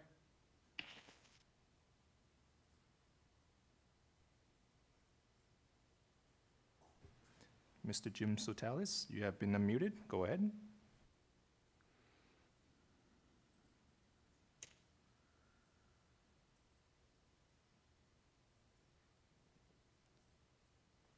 Your recording has reached maximum length. If you are satisfied with your message... Okay, so you can't get through to him? Okay. Panel. Deferral has been requested. Yes, Carl? Mr. Chairman, I think that it's quite reasonable to approve a deferral here to allow the applicant to work with the planning department and other areas of the city to correct and to make changes necessary. The only thing that I would add is he said that he was not going to negotiate with the neighbors, and I would suggest that that's foolhardy. This application will come back to us. I would suggest that he also collaborate with the neighbors. Okay, is that part of your motion? Yes. Carl, okay. Larry, you second that. All in favor? Have your deferral, sir. Thank you. Number 16.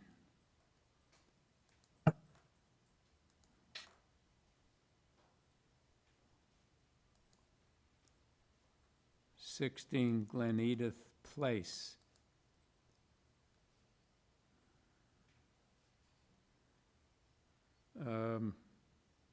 Yeah. To the purpose of the application, alter the existing three-story detached dwelling by constructing a one-story south addition, a third-story platform, a swimming pool, a hot tub, a one-story ancillary building, pool terrace, and a one-story ancillary building, a covered terrace. With this application, we have material submitted by the applicant. We have correspondence from Ravine and Ravine Nature Feature Protection, and a staff report from Urban Forestry, 7 form letters in support and opposition from somebody without an address. Jessica Smuskowitz.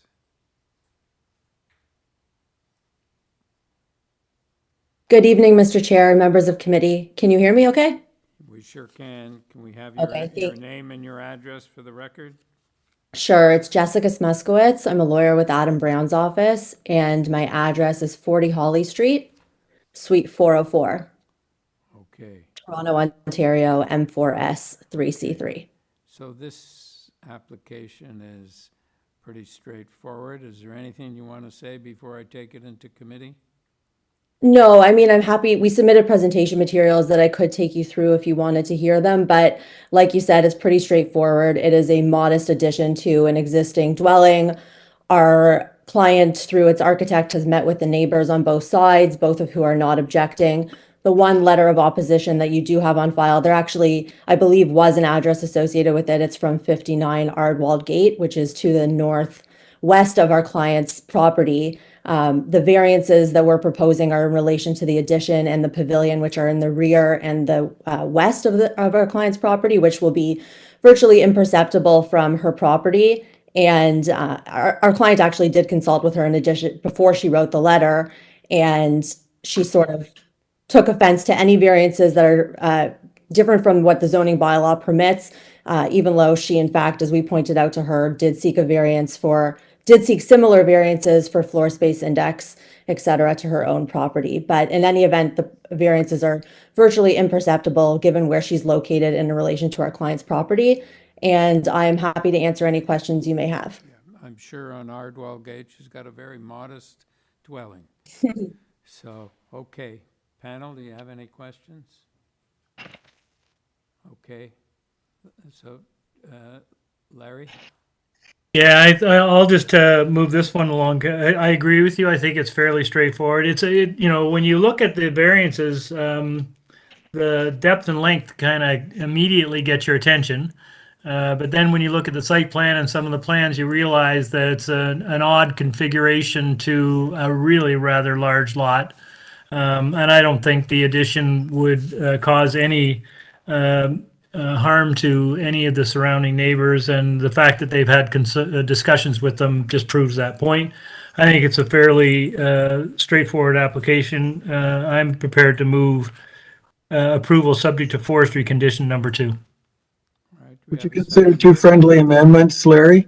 No Would way, you consider tying it to plans? As you said, the variances in writing are really huge, but when you actually see how they've been interpreted on this unique site, I think they're quite reasonable. I'm wondering if it might be reasonable to tie the decision to plans and also to screen the south and east edges of the, what level is it? 3rd floor terrace? Yes, the 3rd floor terrace. So that's the side of the each of the sides? Yeah. Or the side and the rear?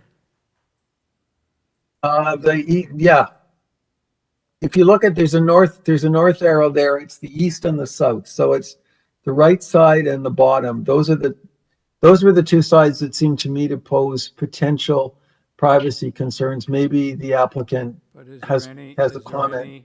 Carl, this street is up a hill, and I don't know that there's anything really adjacent to it that would be overlooked from that terrace. So I think we should ask the applicant whether there's any overlook on those before we ask. Yeah, it's not like a normal, it's the one next door. It's sort of behind. But yeah, you can ask the applicant for sure. Yeah. Okay, Ms. Muskowitz, is there any overlook from that patio or platform?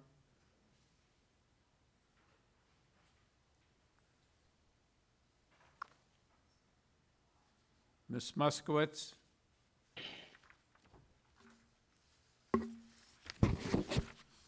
Did she leave us?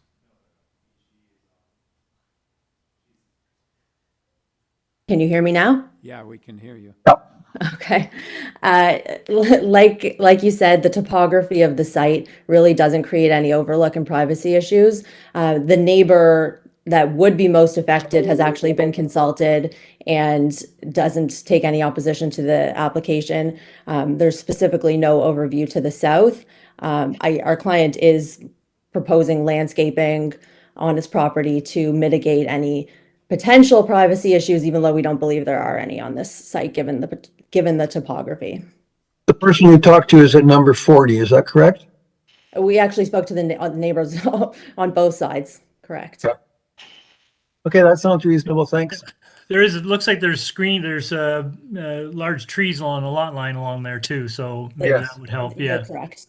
Okay, Yes, but I think we were gonna tie it to plans. You okay with tying to plans? Sure. Okay, so the motion is to approve, subject to forestry condition number 2 and tie the approval to plans.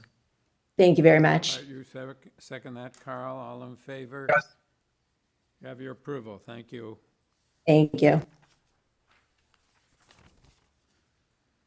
Number 17, 519 Pape Avenue.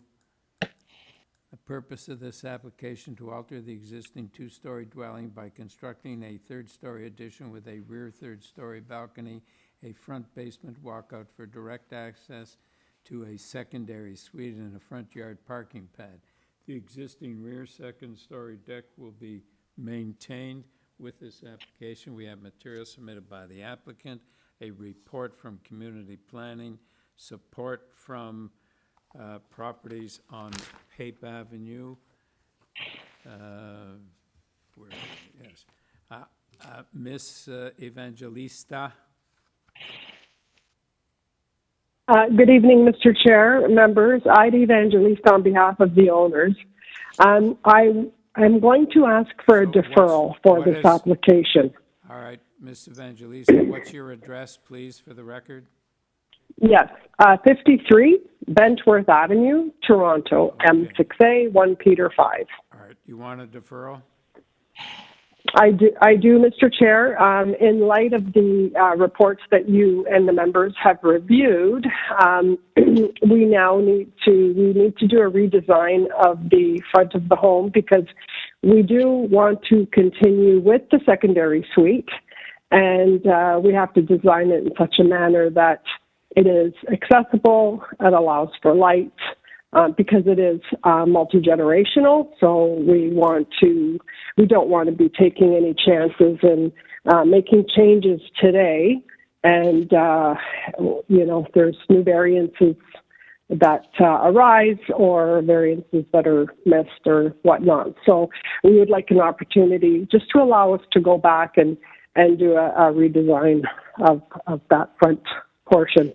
Because as you see, most of the variances that are in front of you all relate to an application that was forward in front of the members back in 2017, but it was not built, and that's why it's still open. And all the new variances related to that front yard parking and that secondary suite. Okay, thank you. Panel, do we have a motion for a deferral? Yes, Zahir. Chair, I'll move motion to approve a deferral. Okay, seconder. Carl, all in favor? You have your deferral, thank you. Number 18, 25 Gordon Street. The purpose of this application is to alter the existing two-story townhouse dwelling by constructing a two-story rear addition, a complete third-story addition, a new front porch and basement walkout, a rear third-story balcony, second and third-story front bay windows, and a west side basement walkout. With this application, we have material submitted by the applicant, 9 signature petition in support and opposition from 27 Gordon Avenue.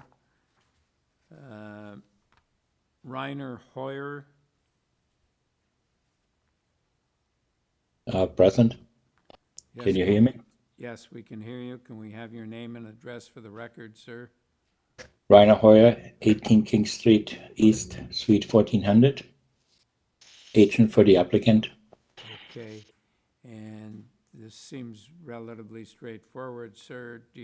So I'm going to take it into committee. We don't need a presentation from you.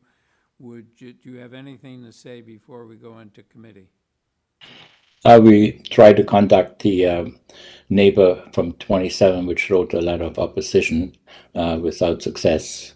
And we have 9 people on the street with support the application. Okay, thank you. Thank you. All right.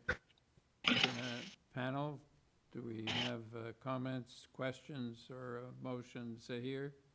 Just looking at the side elevation about the third-story balcony, is there any issues with overlook on neighboring properties? And if so, would you be amenable to a 1.5 meter screening? Yeah, absolutely. Privacy screening, yes. Thank you. Okay. Zahir, do you have a motion? Certainly. I'd like to move a motion to approve. I believe there are no conditions other than the one that I just would like to add, and that is that the third-story balcony include privacy screening on, I'm not sure which the directions they are. East and west. Sorry, east and west? Yeah. Thank you kindly. On the east and west sides. Okay, seconder. Yes, Carl, all in favor? Have your approval. Thank you. Number 19, 102 Atlantic Avenue. Purposes of this application to permit commercial, retail, and service shops and office use with this 4-story mixed-use building. No changes are proposed to the existing structure. With this application, we have material submitted by the applicant, email correspondence from planning, a report from planning, correspondence in support from properties on Atlantic Avenue and 1 on Liberty Street, and opposition from 132A Atlantic Avenue.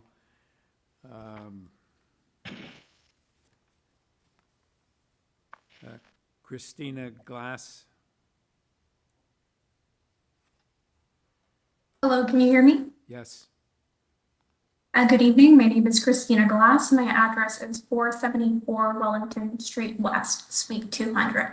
Okay, we need a brief presentation from you because there is some opposition.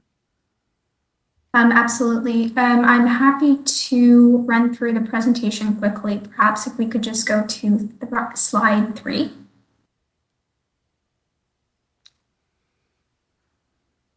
So just for some background information here, slide 3 of the presentation materials.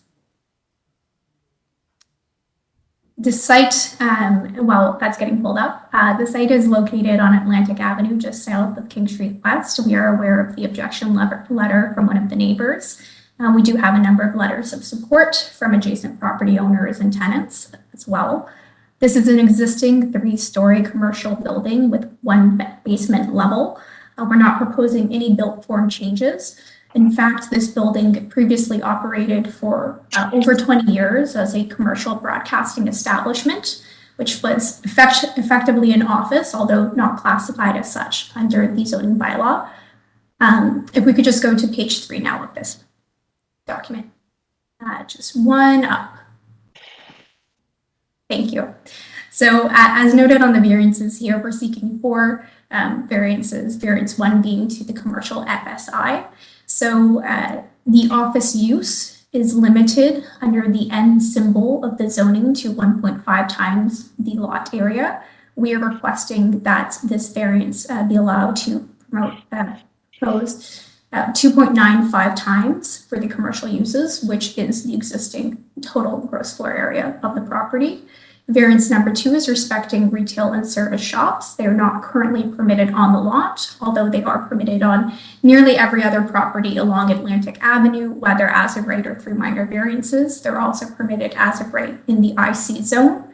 And we believe is in keeping with the evolving character of the area to support both employment and residential uses.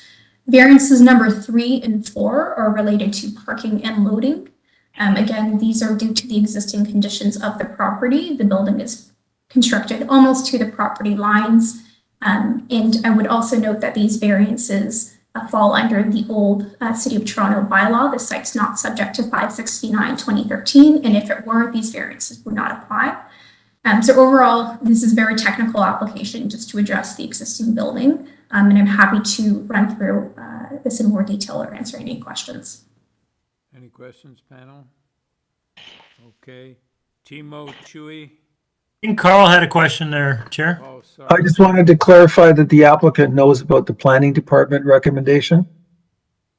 Yes, we do know about the planning condition recommendation. We're accepting of that, limiting the retail and service shop uses to the basement level. We would ask that condition language be revised slightly to better align with the variances, if possible. Okay. All right. When we get to the motion, if we do, we'll ask you for your input on the language. Okay, thank you. Timo Chui.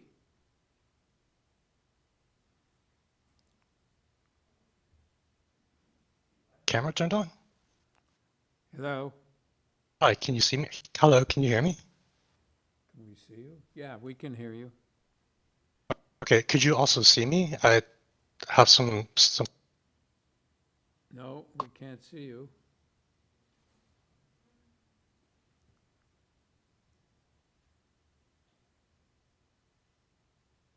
You could now turn on your video, Timo. Yes. There he is. Okay, thank you. Okay.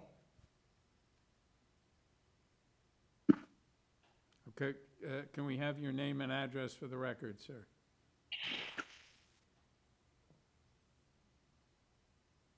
We can't hear you. You're unmuted.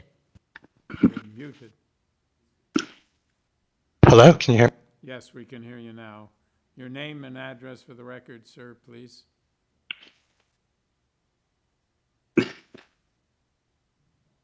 We can't hear you. Bloody hell, sorry. Can you hear me now? Yes. Sorry about that. Okay, Timo Chu, 132 Atlantic Avenue, M6K 1X9.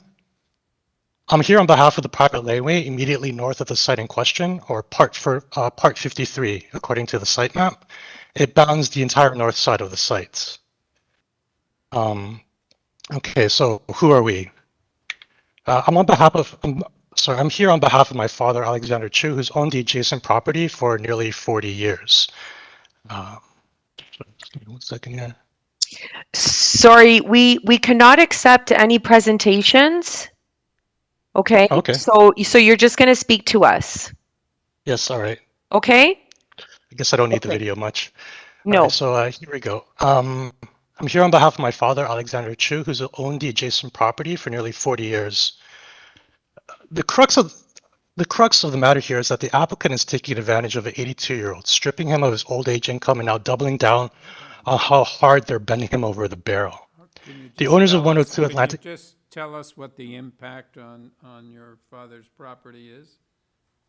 They're parking illegally on our property, and it's only going to get worse if you accept these We variants. don't have any control over that. You have to speak to the variances, and the variances are essentially changing the use of the building. Okay, very good. These changes are not minor. Like, these are major changes. They're talking about doubling commercial space. They're intensifying their activities. They're reducing parking by 90%. Like, these are difficult figures to describe as minor. And in our case, or in our opinion, this deserves greater scrutiny because of the far-reaching impacts on our property. By doing away with parking, I mean, I've actually prepared slides. We've been surveilling our property, and they have cars parked there every day. 6, 7, 8, sometimes 9 cars. So approving a greater amount of commercial space and allowing them to intensify activities, like for right now, it's offices, so it's just workers coming in. But once we have retail and F&B, we're going to have deliveries on a daily basis. We're going to have grease trucks coming by. All of these vehicles are going to be making use of our laneway illegally, and we don't think that's very fair. What do you mean illegally in a laneway? They don't have permission to use our laneway, but their that tenants are. Is it private property? Yes, sir. It is. Yes, sir. Well, then you should have remedies to prevent that. Okay, go ahead. I guess that's it then. Okay, thank you. Ms. Glass?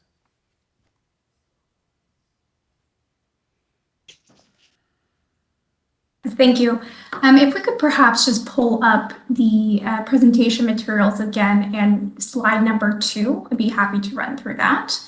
Just to respond to the objection letters noted and clarify again, there's no increase in intensity of the use. We're not expanding the GFA. This property has operated since day one as a 4-level building. And so again, the previous use operated as a as a communications and broadcasting establishment on all 4 levels for over 20 years in that building. We did acquire the building earlier this year, and I do understand that there have been some property management concerns. I will also note that the building is currently vacant, and our property manager on site has noted that there are parking on that private laneway that are not associated with our tenants currently. That's something we're looking to resolve with the owner of 132 Atlantic as a private property management issue. There are also abundance of public parking available, and we will direct any tenants and visitors to those parking lots, including, by my account, I believe 453 spaces in Green Key lots, as well as a number of underground public parking lots available, including 99 Atlantic and 80 Atlantic just south of the site. Okay, thank you. Panel, do you have any questions? Yes, Carl? To clarify where this parking is, I've got the location map up on my screen. Could we get, is it the laneway between,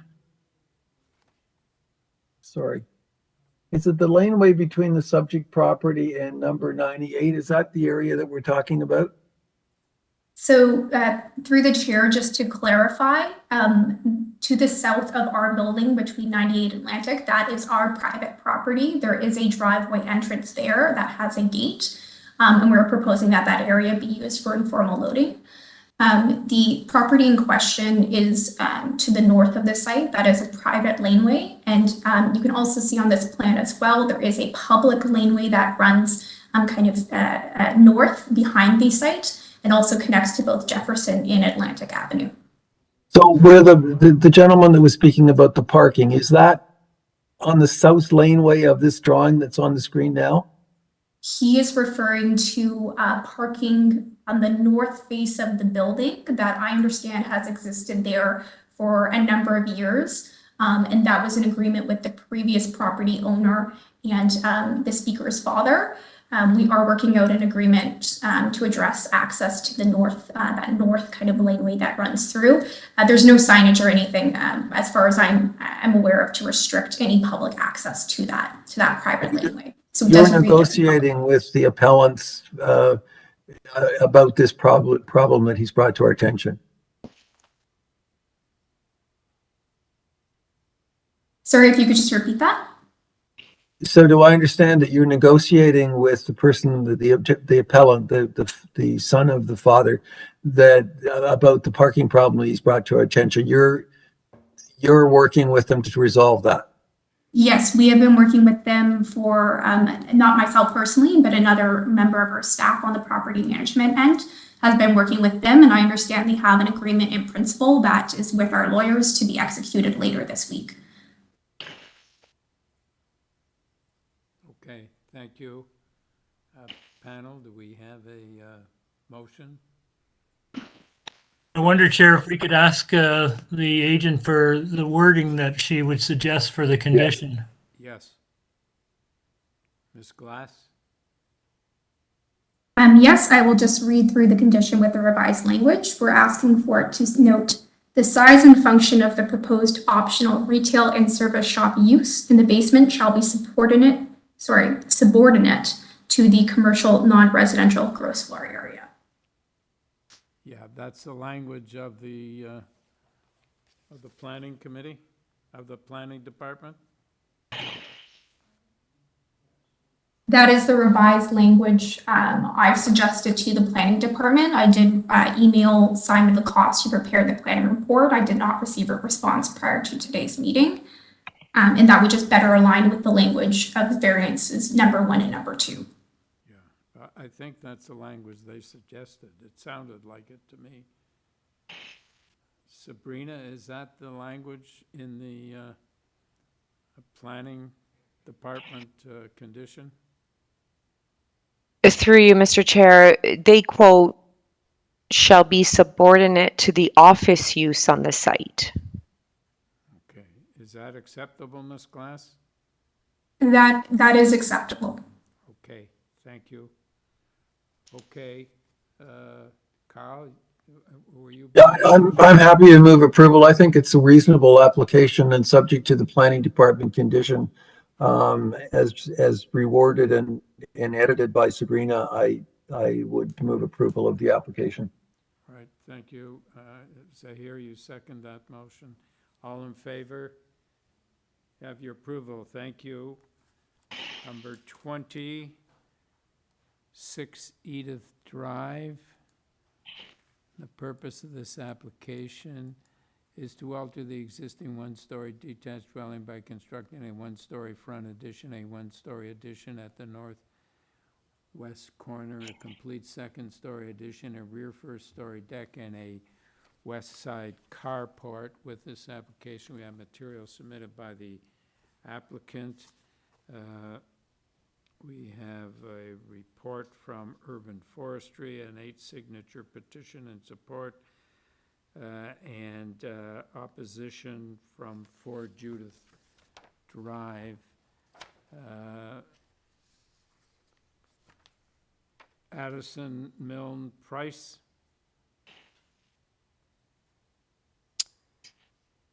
Good evening, Mr. Chair and fellow committee members. Addison Milne Price of 900 The East Mall, Suite 300. All right, you're asking for a deferral? Yes, I am. All right, can you tell us why? Absolutely. A deferral will allow us to confirm the variances sought have been correctly identified. I'll note, while we did receive a zoning review, Toronto City staff have reached out to us and advised us to request a deferral to confirm the variances are correct. Okay, thank you. So we also have Timo Chui on this one. Is this legitimate or is it an error? Oh, he's there? Okay. Timo Chui?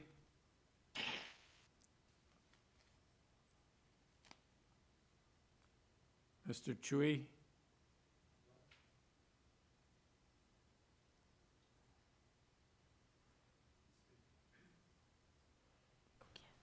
Mr. Timo Chui, you have video and you're unmuted.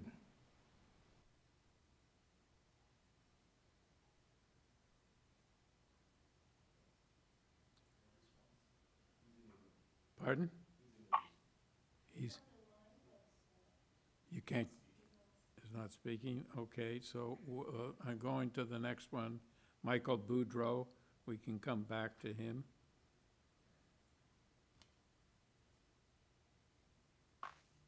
Michael Boudreau, I'm the homeowner at 4 Judith Drive, Okay, and I agree with. You agree with the deferral? Yes, I agree with the deferral, sir. Thank you. Daniel Hall? Good evening, Mr. Chair. Daniel Hall of the Architect Builders Collaborative. I was also registered to speak to request the deferral, and I was the one who contacted the City Building Planning Department to raise serious concerns with the omissions in this list. So I'm pleased to know that the owner is also concerned about the omissions and fully in support of a deferral to get this straightened out. I think it's in the public interest to do so. Thank you. All right, Timo Chui.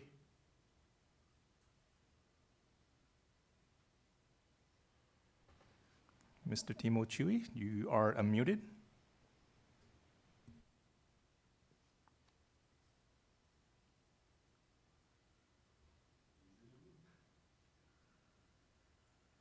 You can't get him on?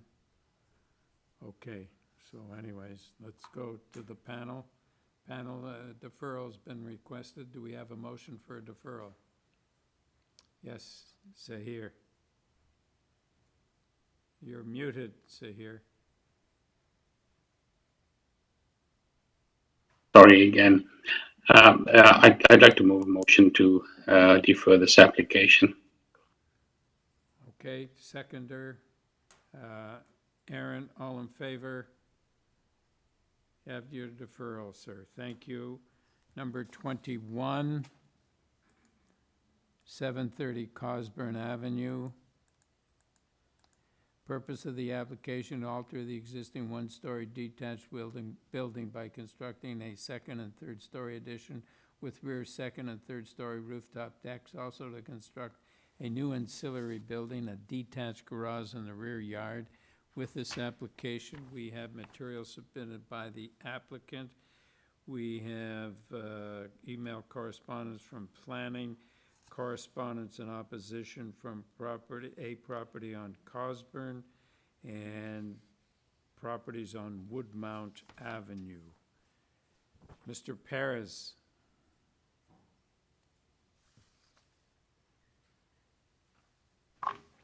Mr. Eddie Perez, you are unmuted.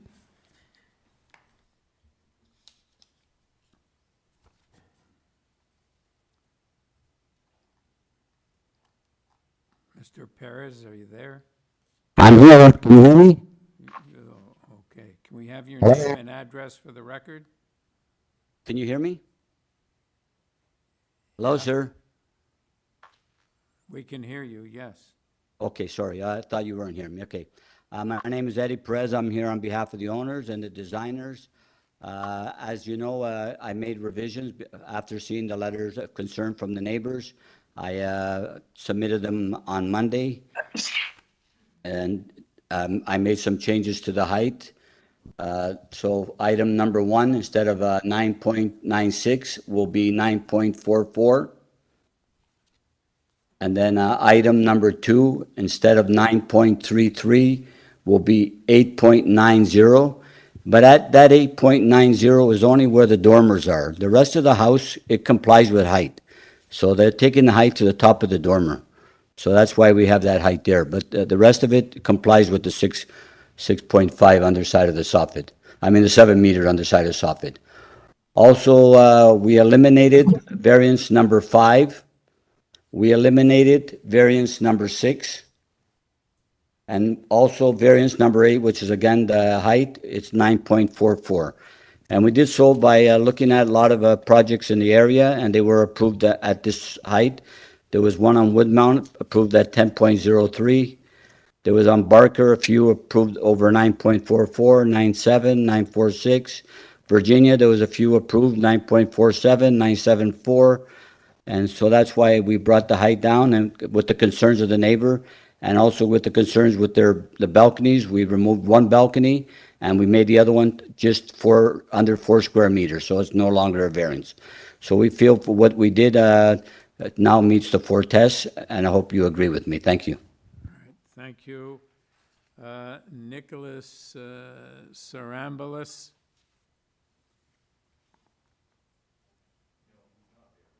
He's not there? Oh, but he's the guy that came in late. Okay, so panel, do we have comments? We have a motion?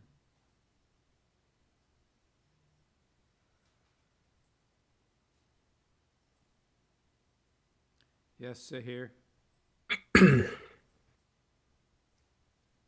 We can't hear you, Sahir. You're on mute.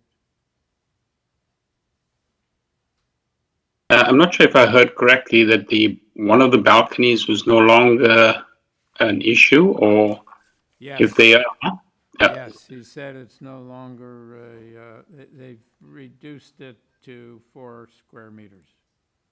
Okay, so I think it's the side elevation, side west elevation. So balconies are still appearing on the plans. And I was just wondering if there's any screening on either side. It doesn't look like it is. No, but he's eliminated variance number 6. So But the balconies, are the balconies, or a balcony still there? yeah, so there's balconies, but well, I don't know whether he eliminated a balcony, but one of them is whatever's left is 4 square meters. So he complies. If you want to discuss privacy screening, that's okay. Yeah, it's just privacy screening issue that I was just concerned about.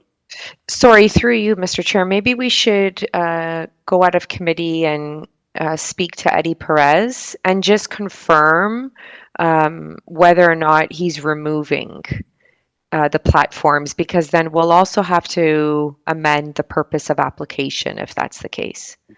I agree with that, but I thought what he had said is he removed one platform because he was only allowed to have one and he was going to have 2. I thought he said he removed one, and the one that he's keeping is going to comply with the 4 square meters. But to Zahir's point, we're not sure which one he's keeping.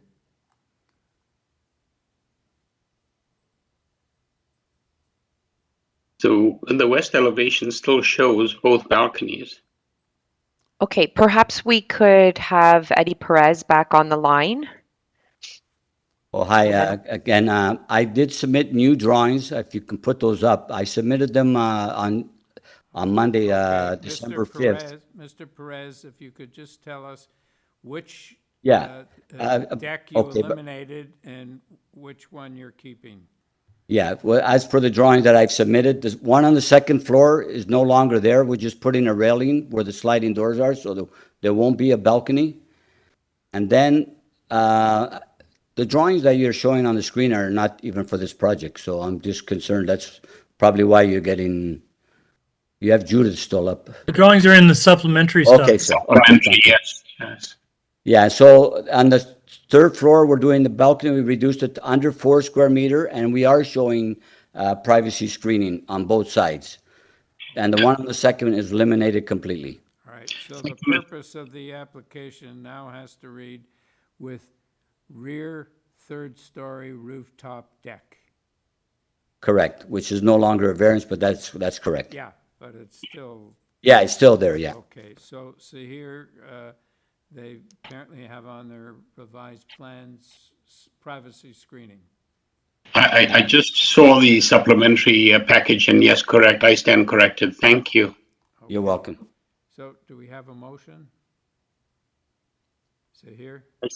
I said no, put forward a motion to approve the application. I don't believe there are any other conditions other than, of course, that it's an amended application. Would you consider friendly amendments here to tying it to plans, particularly for the appearance of the building? Because I still have concerns with the bulk of the building, but Mr. Perez has done a fair bit to try and address that with the way in which he's dealing with the 3rd floor. Perfect. Okay. So Carl, do you second the motion? Carl? Yes. Yep. Okay. All in favor? Have your approval. Thank you. Number 22, 29 and 31 Prince Arthur Avenue. This is to alter the existing 3-story detached building by constructing a rear 4-story addition. With this application, we have material submitted by the applicant, email correspondence from Transportation Services, reports from Urban Forestry and Heritage Preservation, support from the Annex Residents Association, and opposition from 33 Prince Arthur Avenue. Mr. Letke?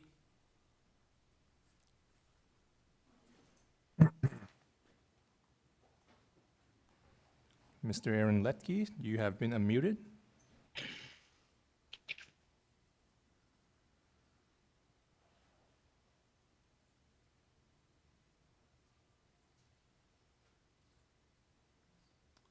Mr. Letke? Chair, while we're waiting for Mr. Letke, I thought I saw something from Heritage requesting a deferral on this one. Is that correct?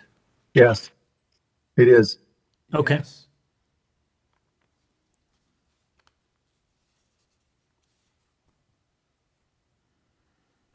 Mr. Aaron Letke, you have been unmuted.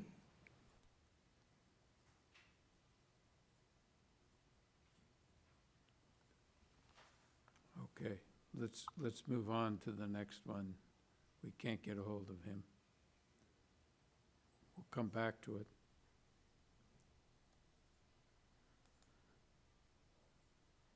Oh, this is bad because I have to go to another, all right.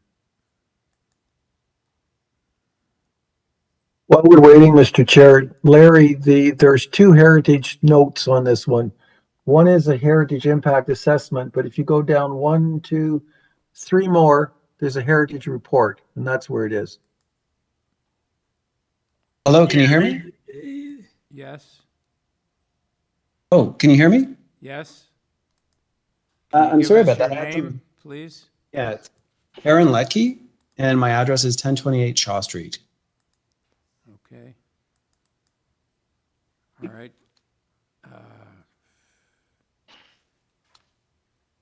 Yeah, okay. So we need a presentation from you because there's some opposition.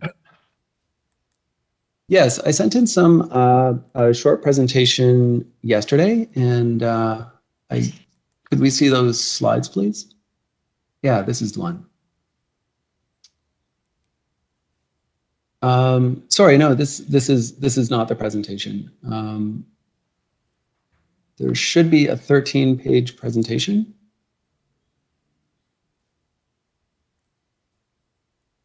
Sorry, can I just ask the applicant if he is into the deferral Yes. recommendation? Actually, we'd like to ask the committee to rule on this ideally today. So you're not. Yeah, we understand that we understand that the building cannot be built without a heritage permit, but we are actually continuing. We've already submitted an application to Heritage, and we've had several meetings with Heritage at this point, and they do support the density of the project, and they also support the 4-story addition. So we'd like to ask, we see these as fairly minor details that we still need to resolve. And we would like to ask that the committee consider that the zoning and heritage processes can be concurrent. And, that the heritage permit could be a condition that would be added to the decision as a condition. Okay.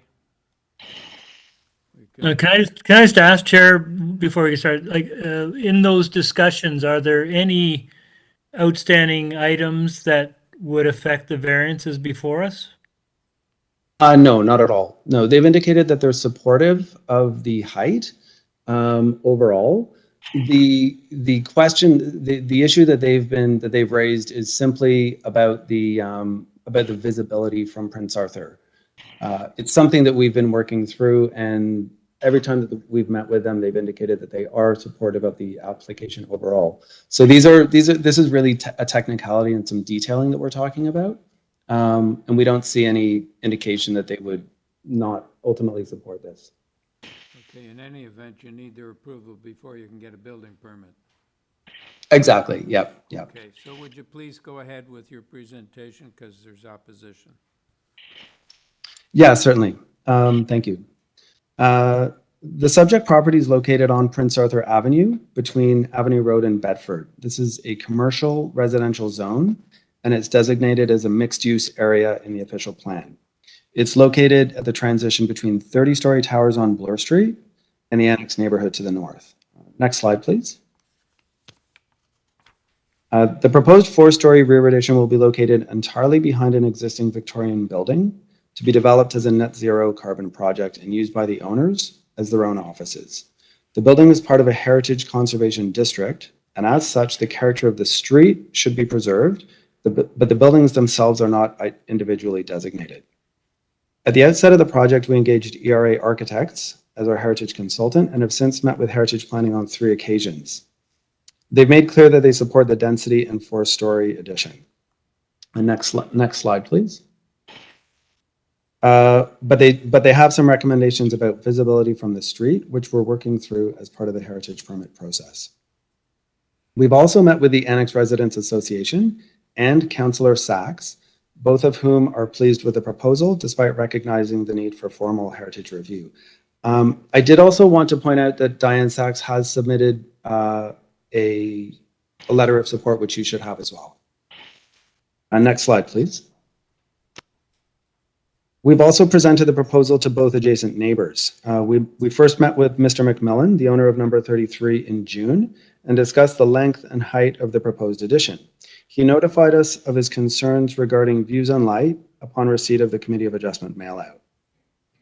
Although Chapter 4.5 of the official plan encourages building massing to limit shadow impacts on residential neighborhoods, it doesn't afford the same protection to office buildings such as these in mixed-use areas. Nevertheless, we've prepared shadow studies and found that the proposed addition will not cast shadow on number 33 during the spring, fall, or winter, with some limited impact in June in the morning. Next slide, please. The proposed rear setback is determined by 2 factors. First, is the directive from Heritage that the 4th floor must be entirely behind the existing Victorian building. Second is the arrangement of the emergency exits in the elevator. All of these must extend to the 4th floor, and all of them must exit to the west laneway to achieve a compliant egress to the street, because the east egress is not compliant, it's very narrow. Next slide, please. The height of the building is generated by matching the first 3 floors, and the 4th floor height is determined by the minimum overhead clearance of an accessible elevator. Next slide, please. We understand that the committee must apply 4 tests in order to grant these variances. First, are the variances minor? The variances requested are very similar to those granted by this committee at number 17 Prince Arthur, suggesting that the committee has considered similar variances to be minor in the past. Next slide. Second, is the intent of the zoning bylaw maintained? The proposed height, and the image in front of you is number 17 Prince Arthur. It's a precedent down the street. The proposed height and rear setback have already been established on this block. Next slide, please. There are several examples of 4-story rear additions on Prince Arthur, notably numbers 17 and 35, shown on the screen. Next slide, please. Out of 11 buildings which back onto the green P, 5 have similar setbacks to what is being proposed. And those are the ones indicated in purple. Next slide. The subway tunnel below this municipal parking lot, shown here, precludes any development to the south of the subject properties, which will ensure open space to the Bloor Street towers in perpetuity. Slide, please. Third, is the intent of the official plan maintained? The proposal aligns with the city's vision for growth as outlined in the official plan, and guidelines seem to describe this project perfectly. It will provide well-paid jobs on a transit corridor. The massing steps down toward the street and creates a transition between zones of different density. So, Mr. Letke, your time is up. Would you please wrap up? Yes. I'll summarize by just saying, fourth, is the proposal desirable? We frequently hear about the missing middle and soft density.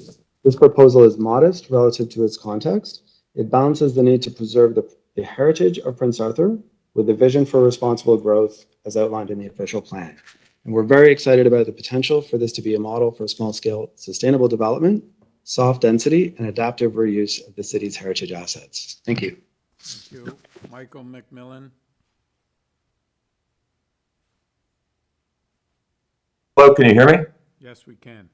Great, thank you. My name is Michael McMillan. I'm the owner of 2138004 Ontario Inc., which is the owner of 33 Prince Arthur Avenue, which is the immediate neighbor immediately to the west. So my property extends the entire length on the west side of the property under consideration. I've sent a letter of objection, so I won't go through everything in it. You've read it. From my perspective, these are not minor variances, but they're significant ones.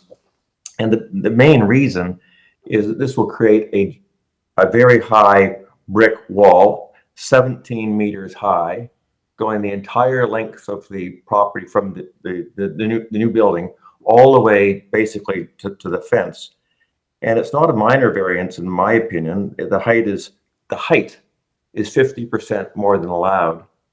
And the setback from the back of the property is only a quarter of what's required. The impact of this is a massive 17-meter high brick wall, which will block the view and light from my side windows and also block the view from the back. And the part of the back, the patio, will be, the use will be very negatively impacted. So it's blocking the light and blocking the view, a gigantic brick wall overwhelming my property. I think the comparison to 17 Prince Arthur Avenue, as was just mentioned, is not a fair one. This application calls for more height and a larger building relative to the site, the 17 Prince Arthur Avenue.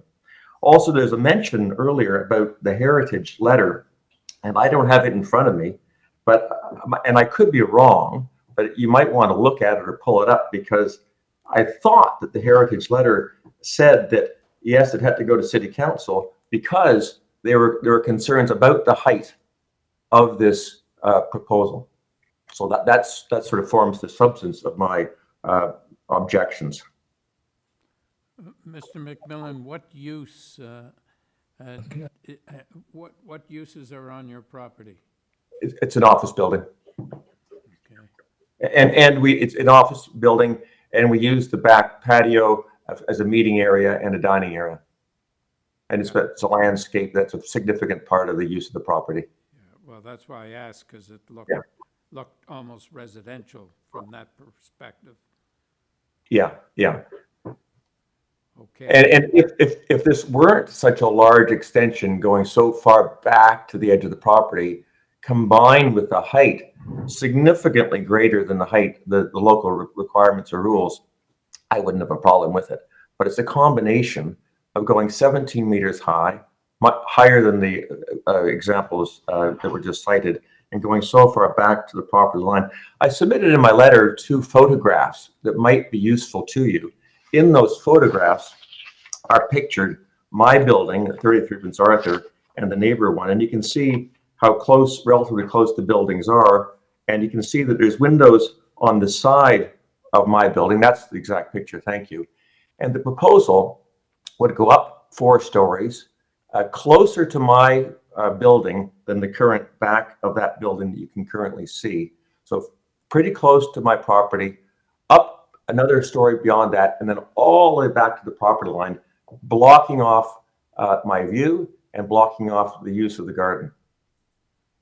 And additionally, on the next page of my little letter, you can see that, yes, thank you. You can see I've got a view, and that would be completely obliterated with a huge brick wall going much higher than my building and going almost all the way to the back of the property.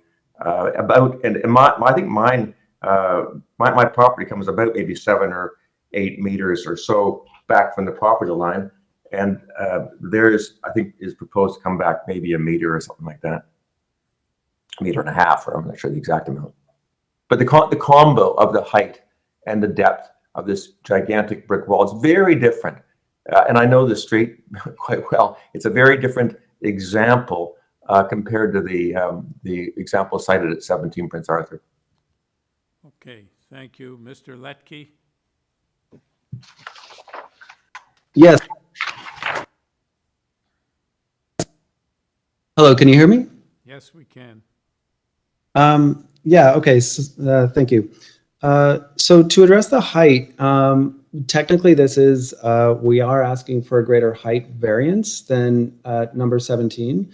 This is because the grading at number 17 meets the building at the ground floor level, whereas we're measuring from average grade. There's an existing basement entrance. So on the east side of the property, actually on both sides of the property, the grade it grades down to a small basement entrance.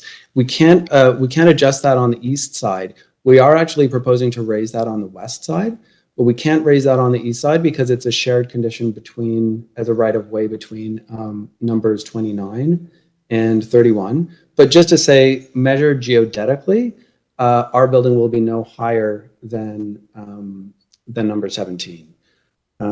Also, the variance that we're requesting is 1.8 meters rear setback, and number 17 has a 1 meter rear setback. So they're actually closer to the back wall, to the rear lot line.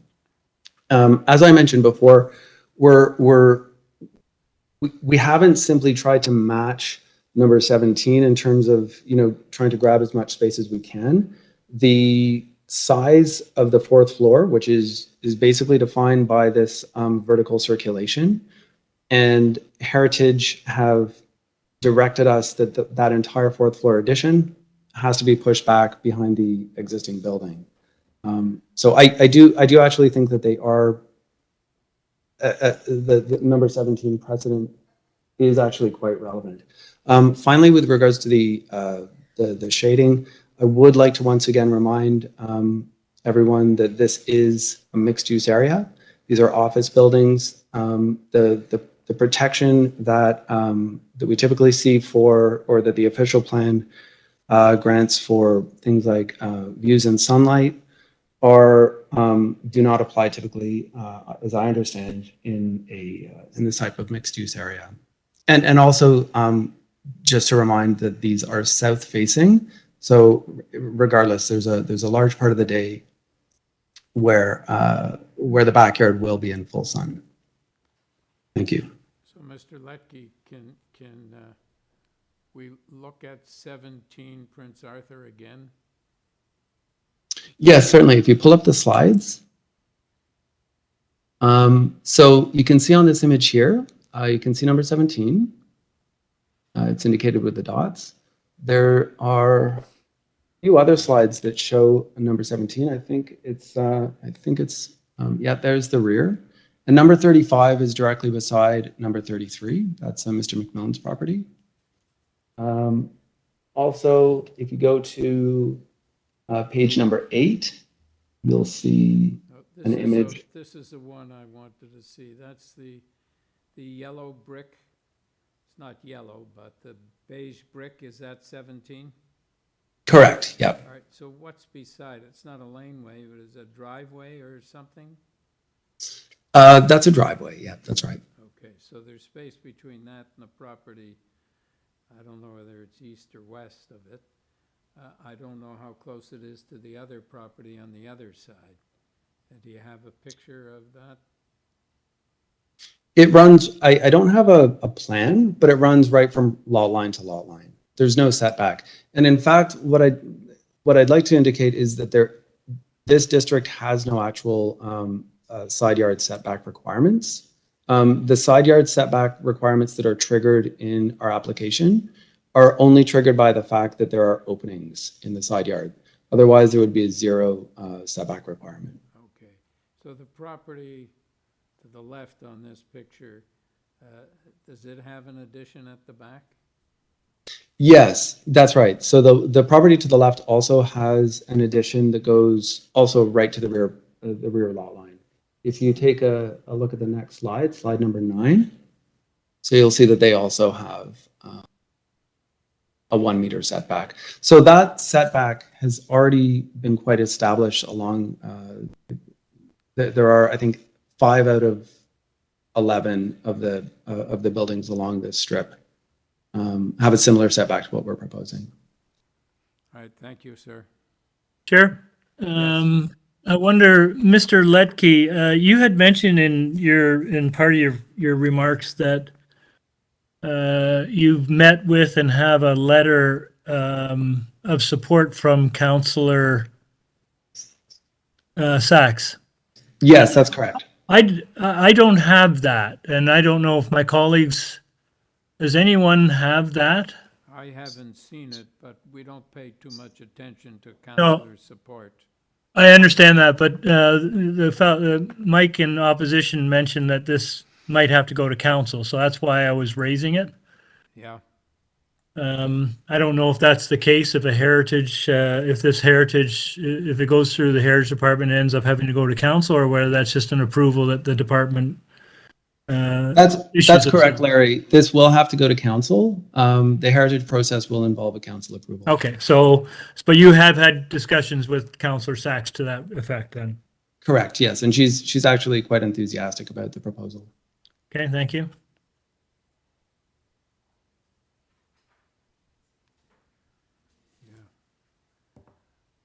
Okay. All right, panel. Any comments? Yes, Larry.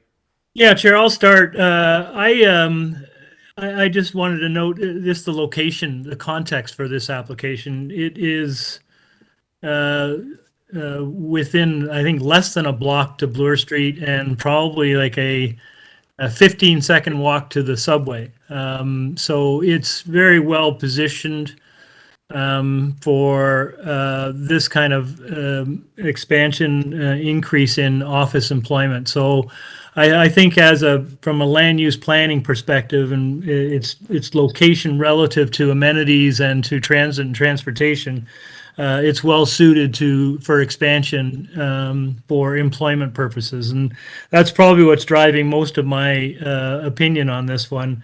Is that it seems to be, the design seems to be quite sympathetic, and I take it from the applicant that they're really taking the heritage considerations to mind. I think this is an appropriate use for this site. I think given that many along that strip have already moved back and have similar additions to the back, and also that the next door property, had it been residential, that might have been a different story. But given that that's an office use as well, I don't think that the impact of going back is going to be particularly dramatic on their property either. So I think I'm going to be supportive of this application. Yes, Carl. Thank you, Mr. Chairman.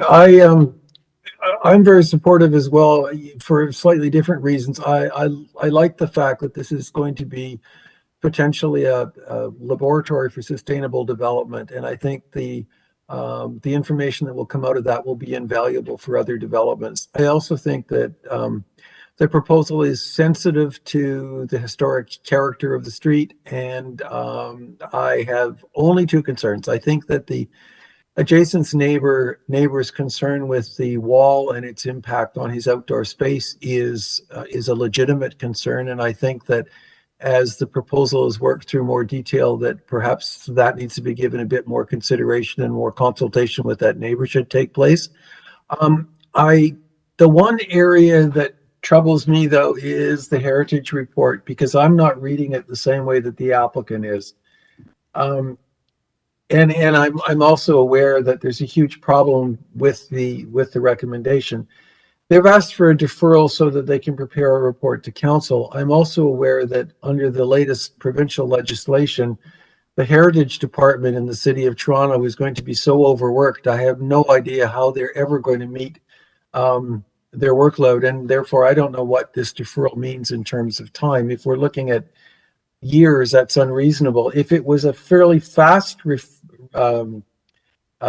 evaluation, then I wouldn't feel so bad. But it's quite possible, as I read the report, that the report could raise issues to council, and council would then subsequently raise issues that would in fact impact the variances that we're looking at. In the information that's been provided, the fact that the addition is higher than the ridge of the existing building is an issue. So I'm not as comfortable about not including the heritage report as a condition. I think potentially it could result in something that would impact the variances. So I'm a bit on the line about the heritage report. In terms of what the applicant's proposing to do, I think it's quite reasonable. And as I say, I think it'd be a great laboratory for sustainable development. Carl, could we, as an alternative, could rather than deferral, could we put a condition in that our approval is subject to Heritage's approval? That's quite, yeah, I hadn't thought of that. That's quite reasonable, I think. Yeah. Again, the timing of when they get this is beyond our control. And for us to actually try and arbitrarily set a deadline, I don't think is going to serve anyone's interest very well. But if we made it conditional on heritage, then maybe that satisfies that concern. But I think I think it is conditional on there. Well, no, they were asking, it probably is, but we reinforce it with a condition, but they were asking for a deferral and as an alternative. I appreciate that, but, and as Carl said, we don't know when Heritage is going to come and do their report, so I don't think it's reasonable to defer it without some commitment from Heritage that they're going to do it in 3 months or something. So I think if you want to make it a condition of the approval, that's fine, but. I think that makes sense, Kerr. Okay, so is this Sahir? You're muted, Sahir.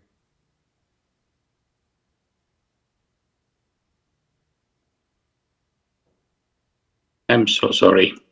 I remember hearing you, Donald, say earlier that even if we didn't defer, Heritage would still have to approve this when it comes to construction and getting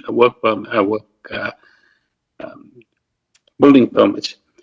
So I think what Carl was suggesting and Larry's suggesting as well is that at the end of the day, I think we don't want to hold up this project. And if they can't get building permits because heritage hasn't been addressed, then I imagine it will slow it down anyway. So I find that I'm quite in favor of this particular project. And that the only piece that's holding us up is this question around how to deal with the heritage piece. Deferring it, I think, would not be the right thing to do. From my experience, there's no problem of approving it, giving it with a condition, because the building examiner will not issue a permit without that cleared. They might be being nice and start reviewing the building permit drawings, assuming that it will be approved, and they usually would contact the heritage secretary to get some, communication. And I think that's the best and fastest way, for the applicant if we like what it's being proposed. Right? And I just want to add that this is a very good development.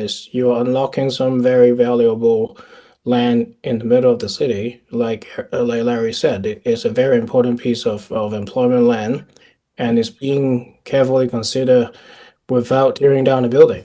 We're respecting the heritage and at the same time providing more land. So I'm fully supporting, and I hope the applicant can develop the project at full speed. Okay, do we have a motion? Sure, Chair. I'll move approval of this application. I think there is a forestry number 2 as a condition, and make it conditional on heritage approval. Okay, Carl, you second that? All in Yes. favor? Have your approval, sir. Thank you. Okay, now we got to go on, find.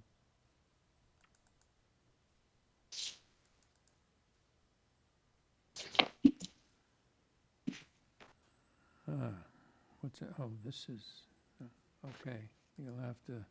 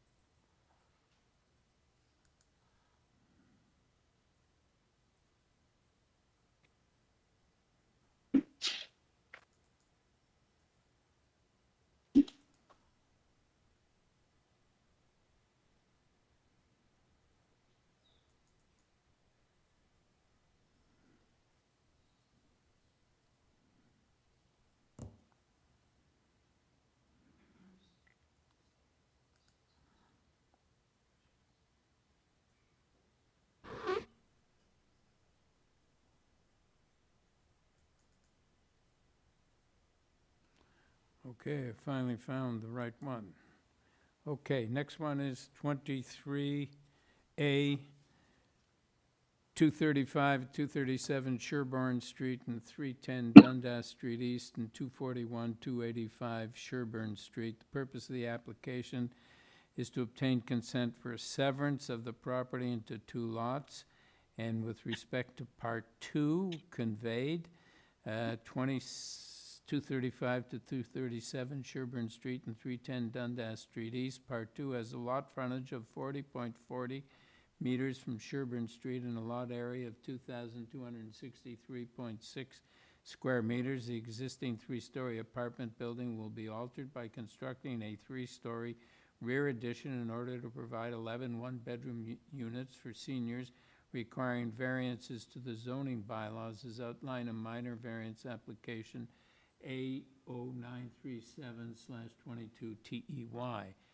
And the retained Part 1 at 241 to 285 Sherborne Street. Part 1 has a lot frontage of 187.12 meters from Sherborne Street in an area of 10,009.7 square meters to maintain the existing apartment building, particularly the building municipally known as 241 Sherborne Avenue, requiring variances to the zoning bylaws, is outlined in the minor variance application A0936/22TEY. With this application, we have material submitted by the applicant, correspondence from planning, engineering, heritage, and staff reports from planning and urban forestry, and correspondence in opposition from an address not given. Christine Fang Denisov.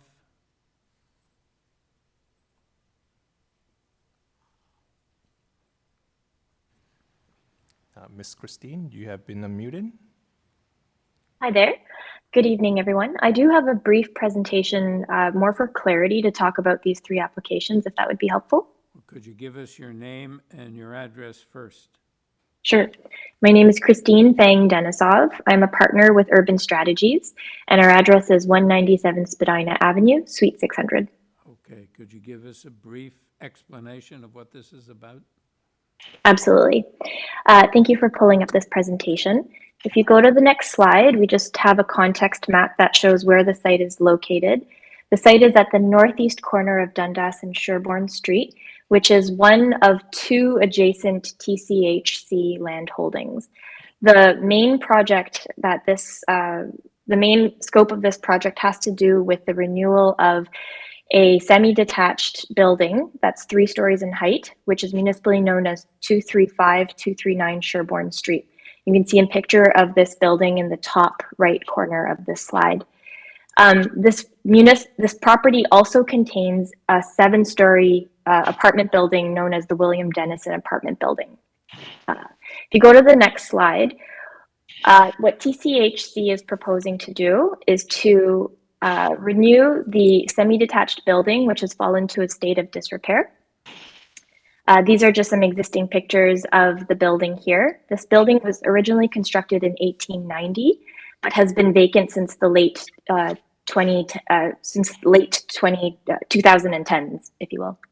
If you go to the next slide, the scope of this project, again, as I've mentioned, is to reintroduce 11 units onto the property. There were 11 units prior to the building falling into disrepair. So the idea is to introduce 11 one-bedroom senior suites that are affordable, which is in accordance with TCHC's work plan and mandate. The scope of work involves a modest increase in residential GFA, about 140 square meters to the rear of the building. There is a heritage restoration strategy. There is streetscape revitalization. There's the retention of a mature tree in the rear of the property. And there's works to kind of improve accessibility. If you go to the next slide, the purpose for our applications is really technical in nature. Right now, this existing semi-detached building sits on the property line of another TCHC-owned property called the Dan Harrison Community Complex. So this building already kind of sits on two property lines. Not only that, the building sits on two different zones. So the Dan Harrison complex to the north is actually a residential zone with specific regulations. And then on the south side, it sits on a commercial residential zone. So if you go to the next slide, we are seeking a consent application to really remedy this condition here. The building built in the 1890s really didn't follow the property lines back in the day. So we are proposing a consent application just to kind of rectify this condition. We are also requesting 6 minor variances, 2 for the property to the north to address the modest addition to the rear and to deal with setbacks, and then a number of variances for the south property, again, to deal with the raise in FSI, setback, and what have you. If you go to the last, oh yeah, sorry, go back to that last slide. That table just summarizes the variances that we're requesting. So we're requesting building setback, density, residential density, and separation distance for these properties. And that concludes our brief presentation and overview of the requested variances and consent application. Thank you. Panel, do you have any questions, comments? Do we have a motion? Yes, Carl. Mr. Chairman, we're not waiting for the person that wrote in, or we're going, you want to comment now? There no opposition. Oh, okay. Fine. Well, thank you. I just wanted clarification. I like this application a great deal, and I'm heartened to see that there is an effort to restore this building and to provide some modest housing within it. So I'm fully supportive of the application. I think it will only enhance the area. Hopefully it will spur some further redevelopment in the area. The consent application is, as far as I can see, a very technical issue that is a result of the buildings occurring some time ago and the property line needing to be adjusted to recognize the construction. The variances are not unreasonable at all, and I have no problem at all in recommending this whole application for approval. So with that, I'd like to move an approval of the consent application subject to the standard engineering conditions. And I'd like to recommend or bring forward the motion for approval of variances for B and C subject to heritage condition and forestry condition number 2 on property C.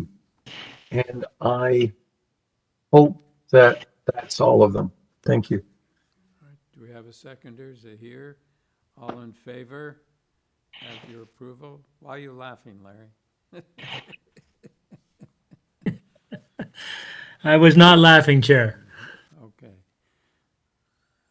Number 24, 397 Crawford Street.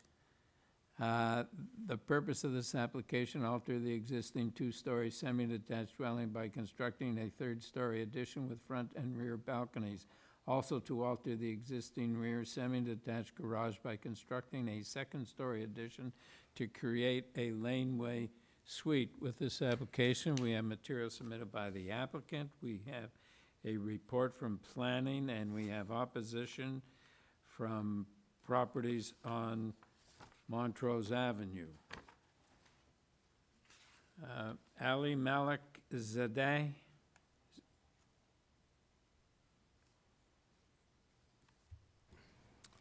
Mr. Ali Malik, you have been unmuted. Good evening, Mr. Chair. My name is Ali Malik Zadeh, and I am architect and representing the application behalf of the owner. Can we have your address, sir? 236 Les Mills Road, Toronto, Ontario. Okay. This application seems reasonably straightforward, sir. I'm going to take it into committee. Do you have anything to say, you want to say to the panel before we go into committee? Not really, Mr. Chair.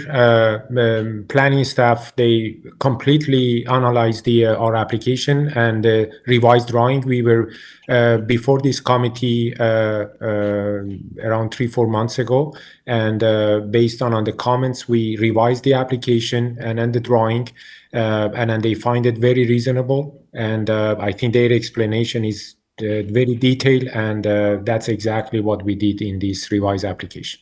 Okay, thank you. Panel, do we have a motion or any questions? Say here. Thank you, Chair. I'd like to move a motion to approve. I believe there is one planning condition attached, and that's all that there is. Okay. Seconder, Carl, all in favor? Have your approval? Thank you, sir. Chairman, could I also note for the record, this was an extremely good planning report, and it was very helpful. Thank you. Number 2511 Walmsley Boulevard. The purpose of this application to alter the existing two-story detached dwelling by constructing a one-story rear addition with a new deck. Also to convert the existing front enclosed porch into habitable space. With this application, we have material submitted by the applicant, email correspondence from Transportation Services, and a report from Urban Forestry. Addison Milne Price. Good evening once again, Mr. Chair. Addison Milne Price of 900 The East Mall, Suite 300. Okay, we have some opposition, so you better give us a presentation, a brief one, please. Yes, of course. Just before I speak to the merits of this proposal, I'll just note that I've reviewed the urban forestry report uploaded on December 1st, 2022, that recommends urban forestry condition 2, and I'm agreeable to that condition. I'd also like to point out that Transportation Services no longer requires any conditions tied to the approval of this application. During our deferral period, we consulted with transportation staff and amended the proposal to no longer require the conditions. Okay. So are these variances okay? Are these the ones you're asking for? Yes. Okay, thank you. Go ahead. So no, variance 1 pertains to the proposed floor space index. An FSI of 0.687 is sought, whereas a maximum FSI of 0.6 is permitted. This represents a difference of 32.95 square meters from what is permitted as of right. The proposed FSI will be spread over 2 floors and will result in a dwelling that is in keeping with the existing character of the neighborhood, including the adjacent dwellings. There are also several approvals for similar FSI variances along Walmsley Boulevard, which I can refer to later if requested, but I'll move along now for the sake of time. Variance 2 pertains to the front yard setback. A front yard setback of 2.61 meters is proposed. Note that the proposed front yard setback essentially matches the existing setback for the enclosed front porch. This variance was triggered due to the fact that the existing enclosed front porch is being further renovated. However, no part of the main front wall of that porch is proposed to extend beyond the front of what is existing now. Therefore, the approval of this variance would have little to no impact further than what currently exists on the subject property. In respect to variance 3, which pertains to the minimum required side yard setback, the proposed side yard setback of 0.29 meters is in large part reflective of the existing side yard on the subject property. While the rear addition will also require this setback, the rear addition is being constructed in line with the side yard setback of the existing building. In addition, this setback is consistent with the pattern of side yard setbacks along Walmsley Boulevard, including the adjacent property 13 Walmsley Boulevard.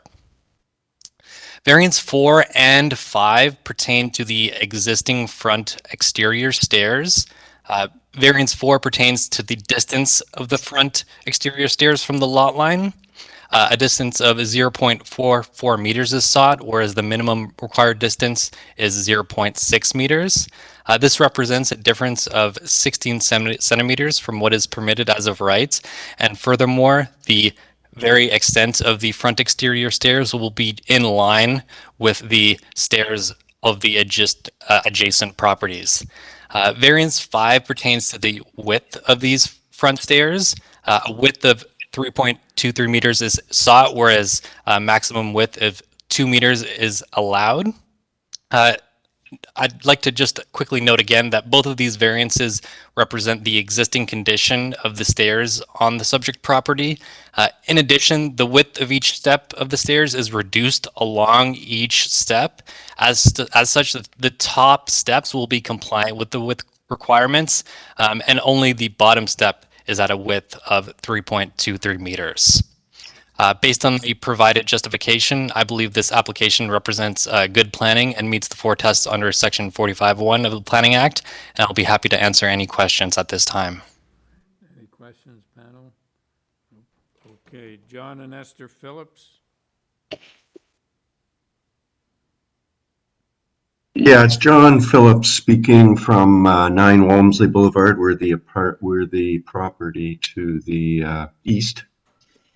I think I had most of my question actually clarified just now, except, yeah, the part of what was confusing me in the number 2 variance was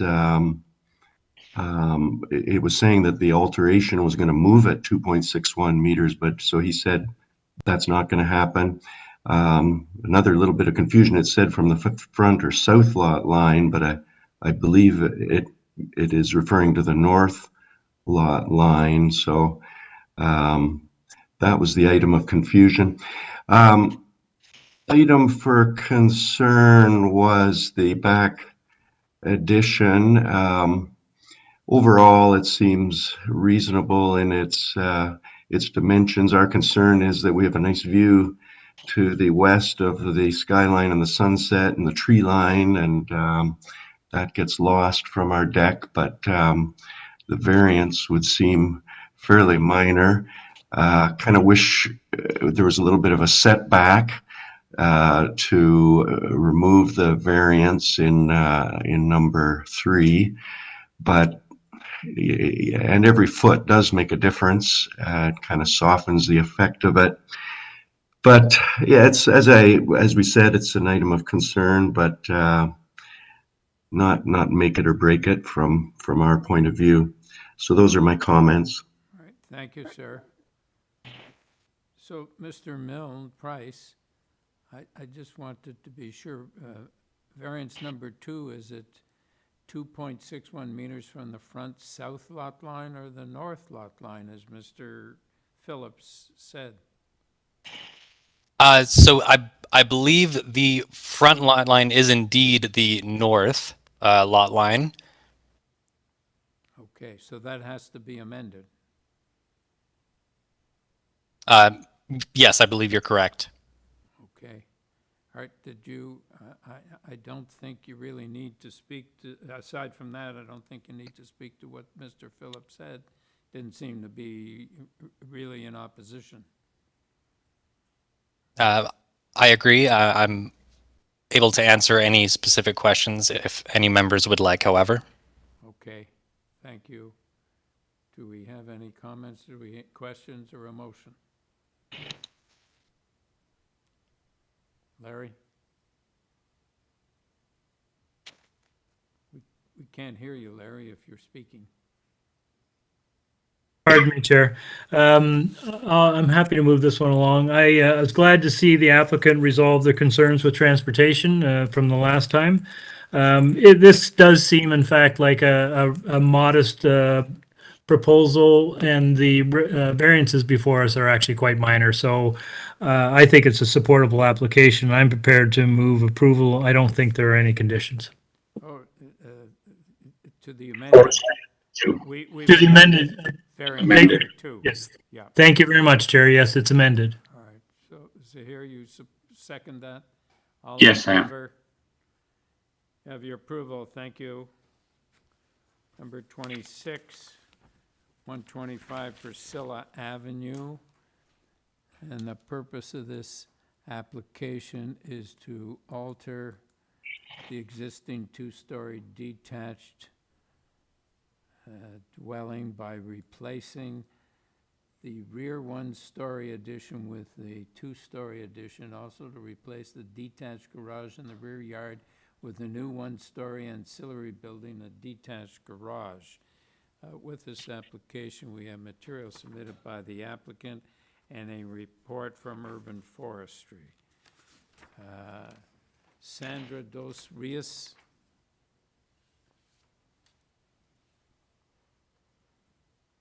Owner of 125 Priscilla Avenue.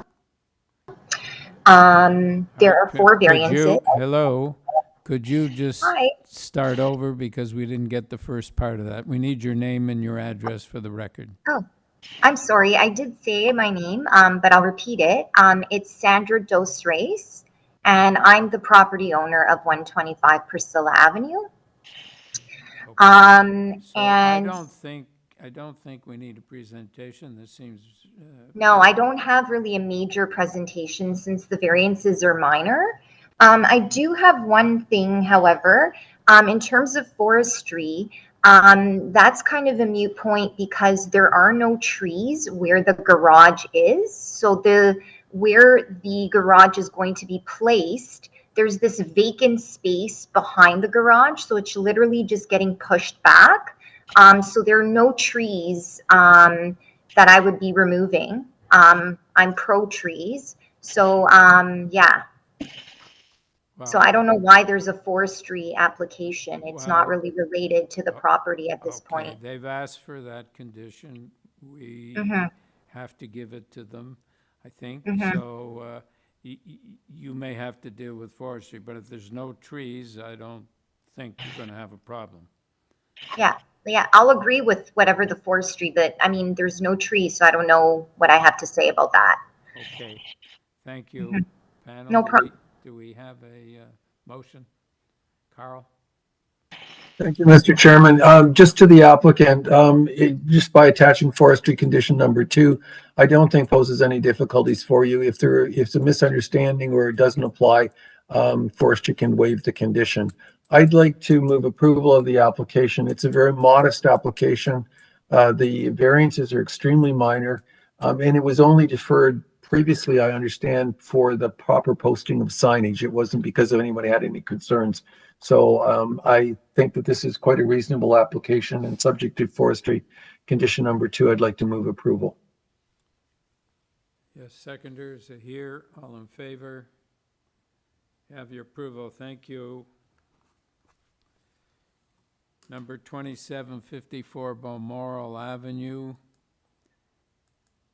The purpose of this application is to alter the existing 2.5-story townhouse dwelling by constructing a rear one-story addition and a rear third-story addition with a rear balcony. With this application, we have material submitted by the applicant, support from 67 Balmoral, opposition from other properties on Balmoral.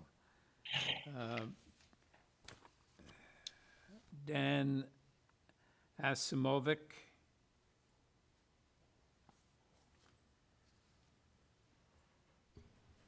Mr. Dan Asimovic, you have been unmuted. Good evening, Mr. Chair, members of the committee. My name is Dan Achimovich. I am calling you from DA Design. We are located at 1185 Queensway East, Suite 3A in Mississauga. I am the agent for this property, and if you don't mind, I would like to do a brief presentation. I understand that there are letters of objection, and Yeah, there is someone in opposition, so please go ahead with a brief presentation. Yes, I thank you for your patience and for running so late in the day. I hope you charge the city three times your rate. Just to begin this presentation, item number 1 deals with variance regarding the height of the building, and I'll explain this in the drawings. There is an amendment that I would like to ask for. When we applied for this item number 1, we had applied for actually 9.75 meters. The variance listed here is at 9.57, and this was caught late in the process. So I would like to ask for an amendment of an increase to this height variance to 9.75. If this is an issue, we can leave it at 9.57 and make it work, but I would prefer to go to 9.75, which is an increase of 0.18 of a meter, 7 inches in total. It creates an issue because if it was reduced, it'd be fine, but if it's increased, then we haven't given proper notice, and we'd have to reserve the notice with the corrected 9.75 meters. I think for the sake of getting this through, I think you should leave it. And that's fine. Thank you very much. I just don't understand why our application form said 9.75 and then it was written at 9.57, but mistakes happen. So on item number 2, this deals with the overall depth of the building. Please note that this variance applies to the ground floor only. The third variance deals with FSI, and when you look at these numbers, they do seem a little bit scary, but if we can please switch over to the drawings, I will explain what the current proposal is all about. One of the letters written in opposition talked about how this proposal would affect the streetscape negatively. Please note that we're not making any additions or changes to the exterior front of this property. As you can tell in the rendering in the middle, we're simply proposing to reskin the existing and make it more current and up to date from an exterior elevation perspective. The additions are strictly to the rear, and you can see them at the back on the right-hand side rendering. We're proposing a ground floor extension, and that is the only place where the building is over the building depth. The second floor depth-wise remains where it is, and we are adding an extension on the third floor, and that's basically the white addition that you see again on the right-hand side. If you can, please scroll through the drawings and I will just kind of point out the spots. So this is an existing site plan. As you can tell, this is a very narrow, very long site. It does back onto a major cemetery, so, you know, a huge green space. We are pretty much facing north, although one of the letters talked about that we're not directly north. We are slightly off. That is accurate, and you can see that on the north arrow. Currently, the building at grade sticks out beyond the neighbor to the east at 52 Balmoral by a slight margin, and we are proposing to extend beyond that by 1.8 meters, 6 feet in total, just the ground floor. If you can please continue to the proposed. You will see that that addition on the ground floor only is in light gray, solid hatch, and the dark gray represents the footprint of the existing home. If we can please continue. There is no additions at the front. This is the existing basement. If you can go to the proposed. That addition is depicted here, and once again, black hatch represents the existing building. The light gray is the addition of 1.8 meters. If we can continue to the next floor. This is the existing ground floor, and as you can tell at the back, actually this floor plan is pretty problematic. It has this very strange sort of perpendicular middle of the building staircase that causes all kinds of planning issues for the owners. And then there's a secondary stair at the very back. When we go to the proposed plan, thank you. The reason why we are asking for this addition is, as you can tell from this floor plan, in order to modernize the interior. We gave the owners a cleaner, more modern kitchen. We moved the staircase, and that's part of the reason why we had to expand at grade only towards the back to give them a proper family room at the rear of the property. It is a young family, two professionals working from home with a young child and their parents who occasionally stay with them. The whole reason for us to do this addition is basically to modernize this home and bring it up to today's standards. If you can please move on to the second, I'll quickly wrap up my presentation. On the second floor, there's some interior changes to accommodate the staircase. If you can go to the proposed. On the second floor, you can see that we're staying within the footprint. And if you can please move on to the third.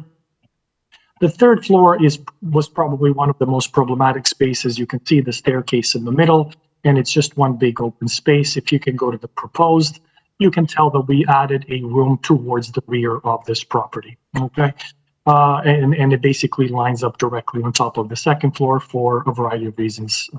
We did not expand the second floor to go beyond. We understand the concerns of the neighbor at 52 regarding daylight and privacy issues and things like that, but we took those into serious consideration as we prepared this design set. Just to sort of finalize on the variances, because I know I'm going to run out of time, basically what we're looking for is a height variance, so we can go over to the section drawing, if you can please, or even the elevations will depict this. So the way that height is measured. Mr. Asimovic, your time is up. Perhaps you could wrap up. Absolutely, I appreciate that. So basically, from a height perspective, we're slightly over. On the FSI item, if you take a look at the actual chart, the current home is already over 1.0 FSI. So our addition, although this FSI seems extreme, is only going up by 0.15 of the FSI value. So we're not increasing a home from 0.6 to 1.15. We're going up from 1 to 1.15. And again, for those reasons, I believe that we are fairly modest in nature. We are improving the neighborhood quite a bit and providing a modernized home for this young family in the hopes that they will stay and live in this area instead of moving and having to drive every day from the suburbs for work. Thank you, sir. Mr. Ilian?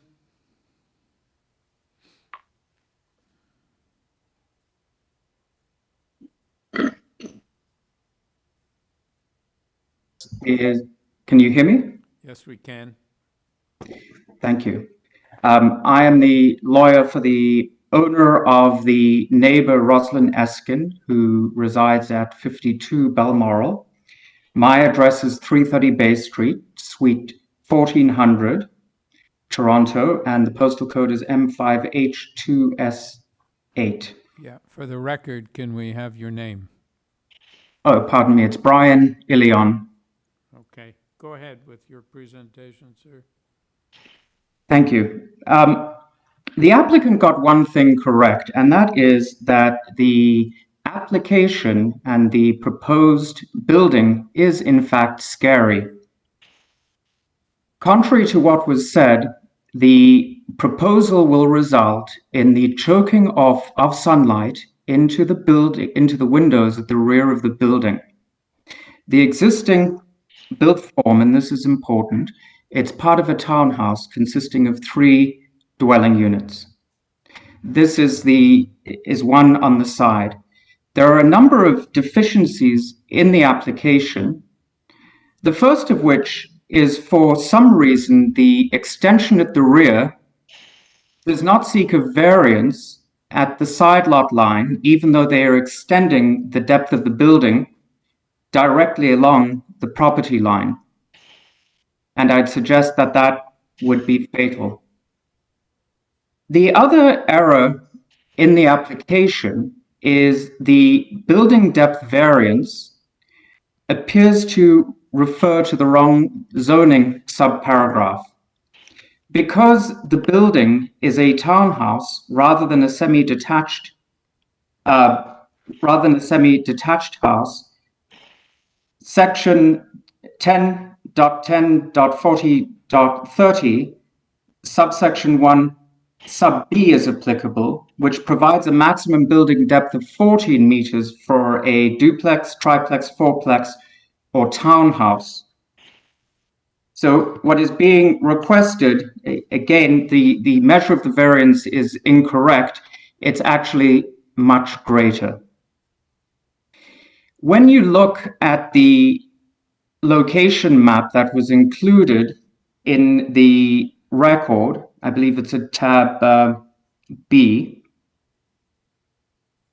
If you look at the neighboring properties that show in that drawing, you can see that on the north side of the street, there are primarily townhouses consisting of 3-unit row houses.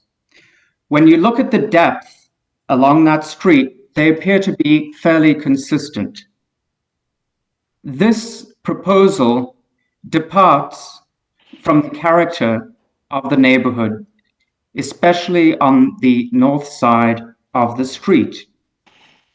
The neighbor across the road at number 75 submitted an objection, and I agree with his comments that this variance would set a terrible precedent. Those are the words that were used. Now, if I could please ask you to turn to the letter that was submitted on in opposition to the application.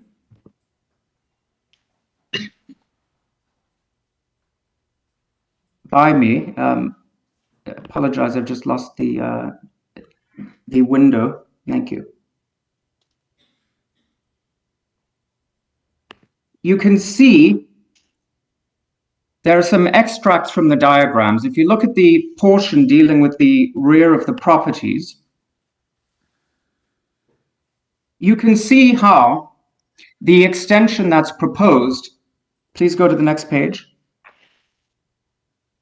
will effectively enclose or create a prison-like environment in 52 Balmoral's rear yard where the deck ought to be, in other words, close to the house. They will be staring at a wall.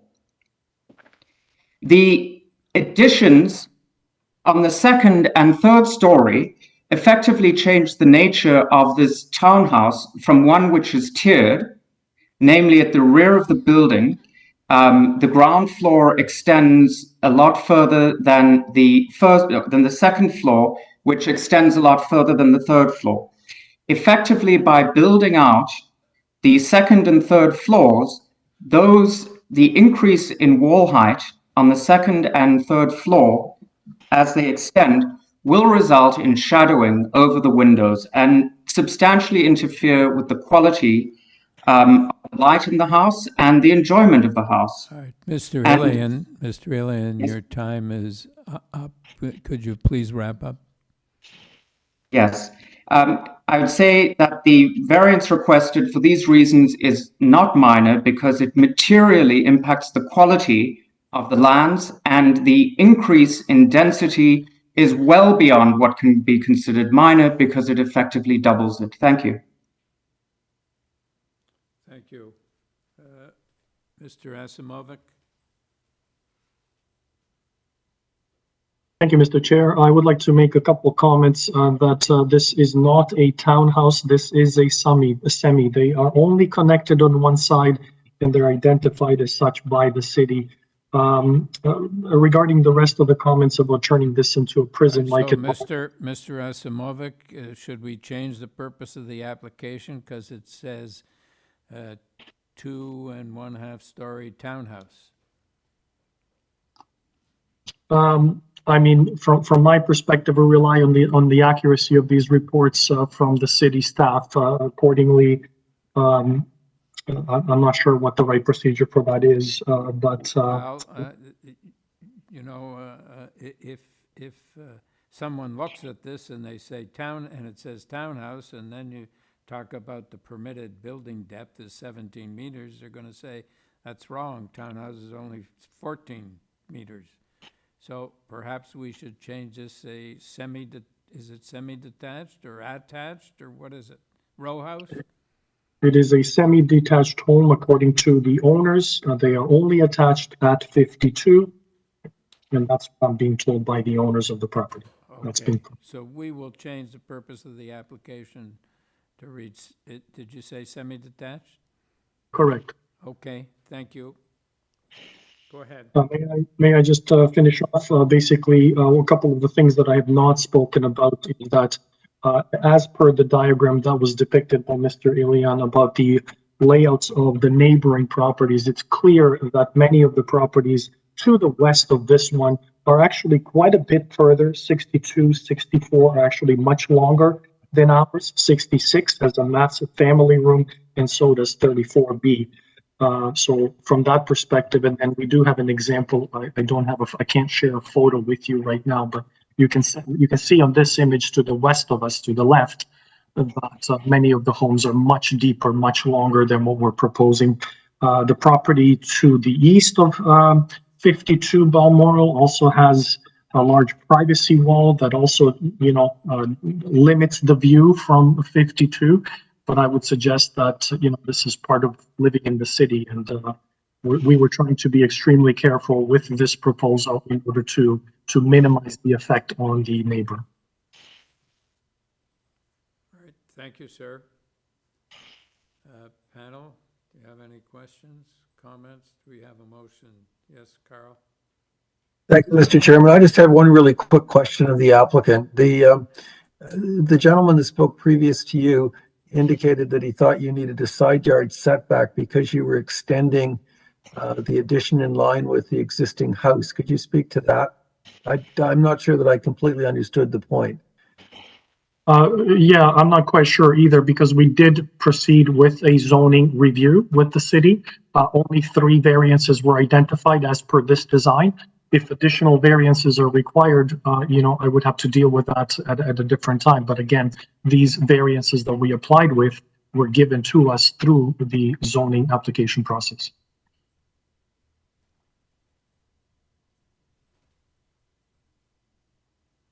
Okay. Any other, just here? Just a comment, Mr. Chair. I think the nature of this particular application is very common in the city area. We see a lot of these narrow lots, the older part of the city, and the only way to expand is going back. I do appreciate the applicants stepping. Basically, it's just the ground floor that projects out, but cognizant of his neighbors and not overextending the house, it's set back at the second and third levels. I don't think that this is an immodest application at all. I'd be quite happy to move approval of it without any conditions. Okay, is that your motion, Carl? Yes. As modified? Sorry, yes, as modified or as amended. Yes. Okay, all in favor? You have your approval, sir. Thank you very much. That completes the agenda. It's now 8:45 p.m. I apologize for keeping you all so late. Thank you, Mr. Chair and panel members and staff. Yes, absolutely. Here, thanks to Sabrina and staff, and Don did a great job. Thank you. Yeah, agreed. Thanks, everybody. Have a good evening. Safe travels home, everyone. Good night. Bye-bye. Good night, everybody. Okay, you can all go home now.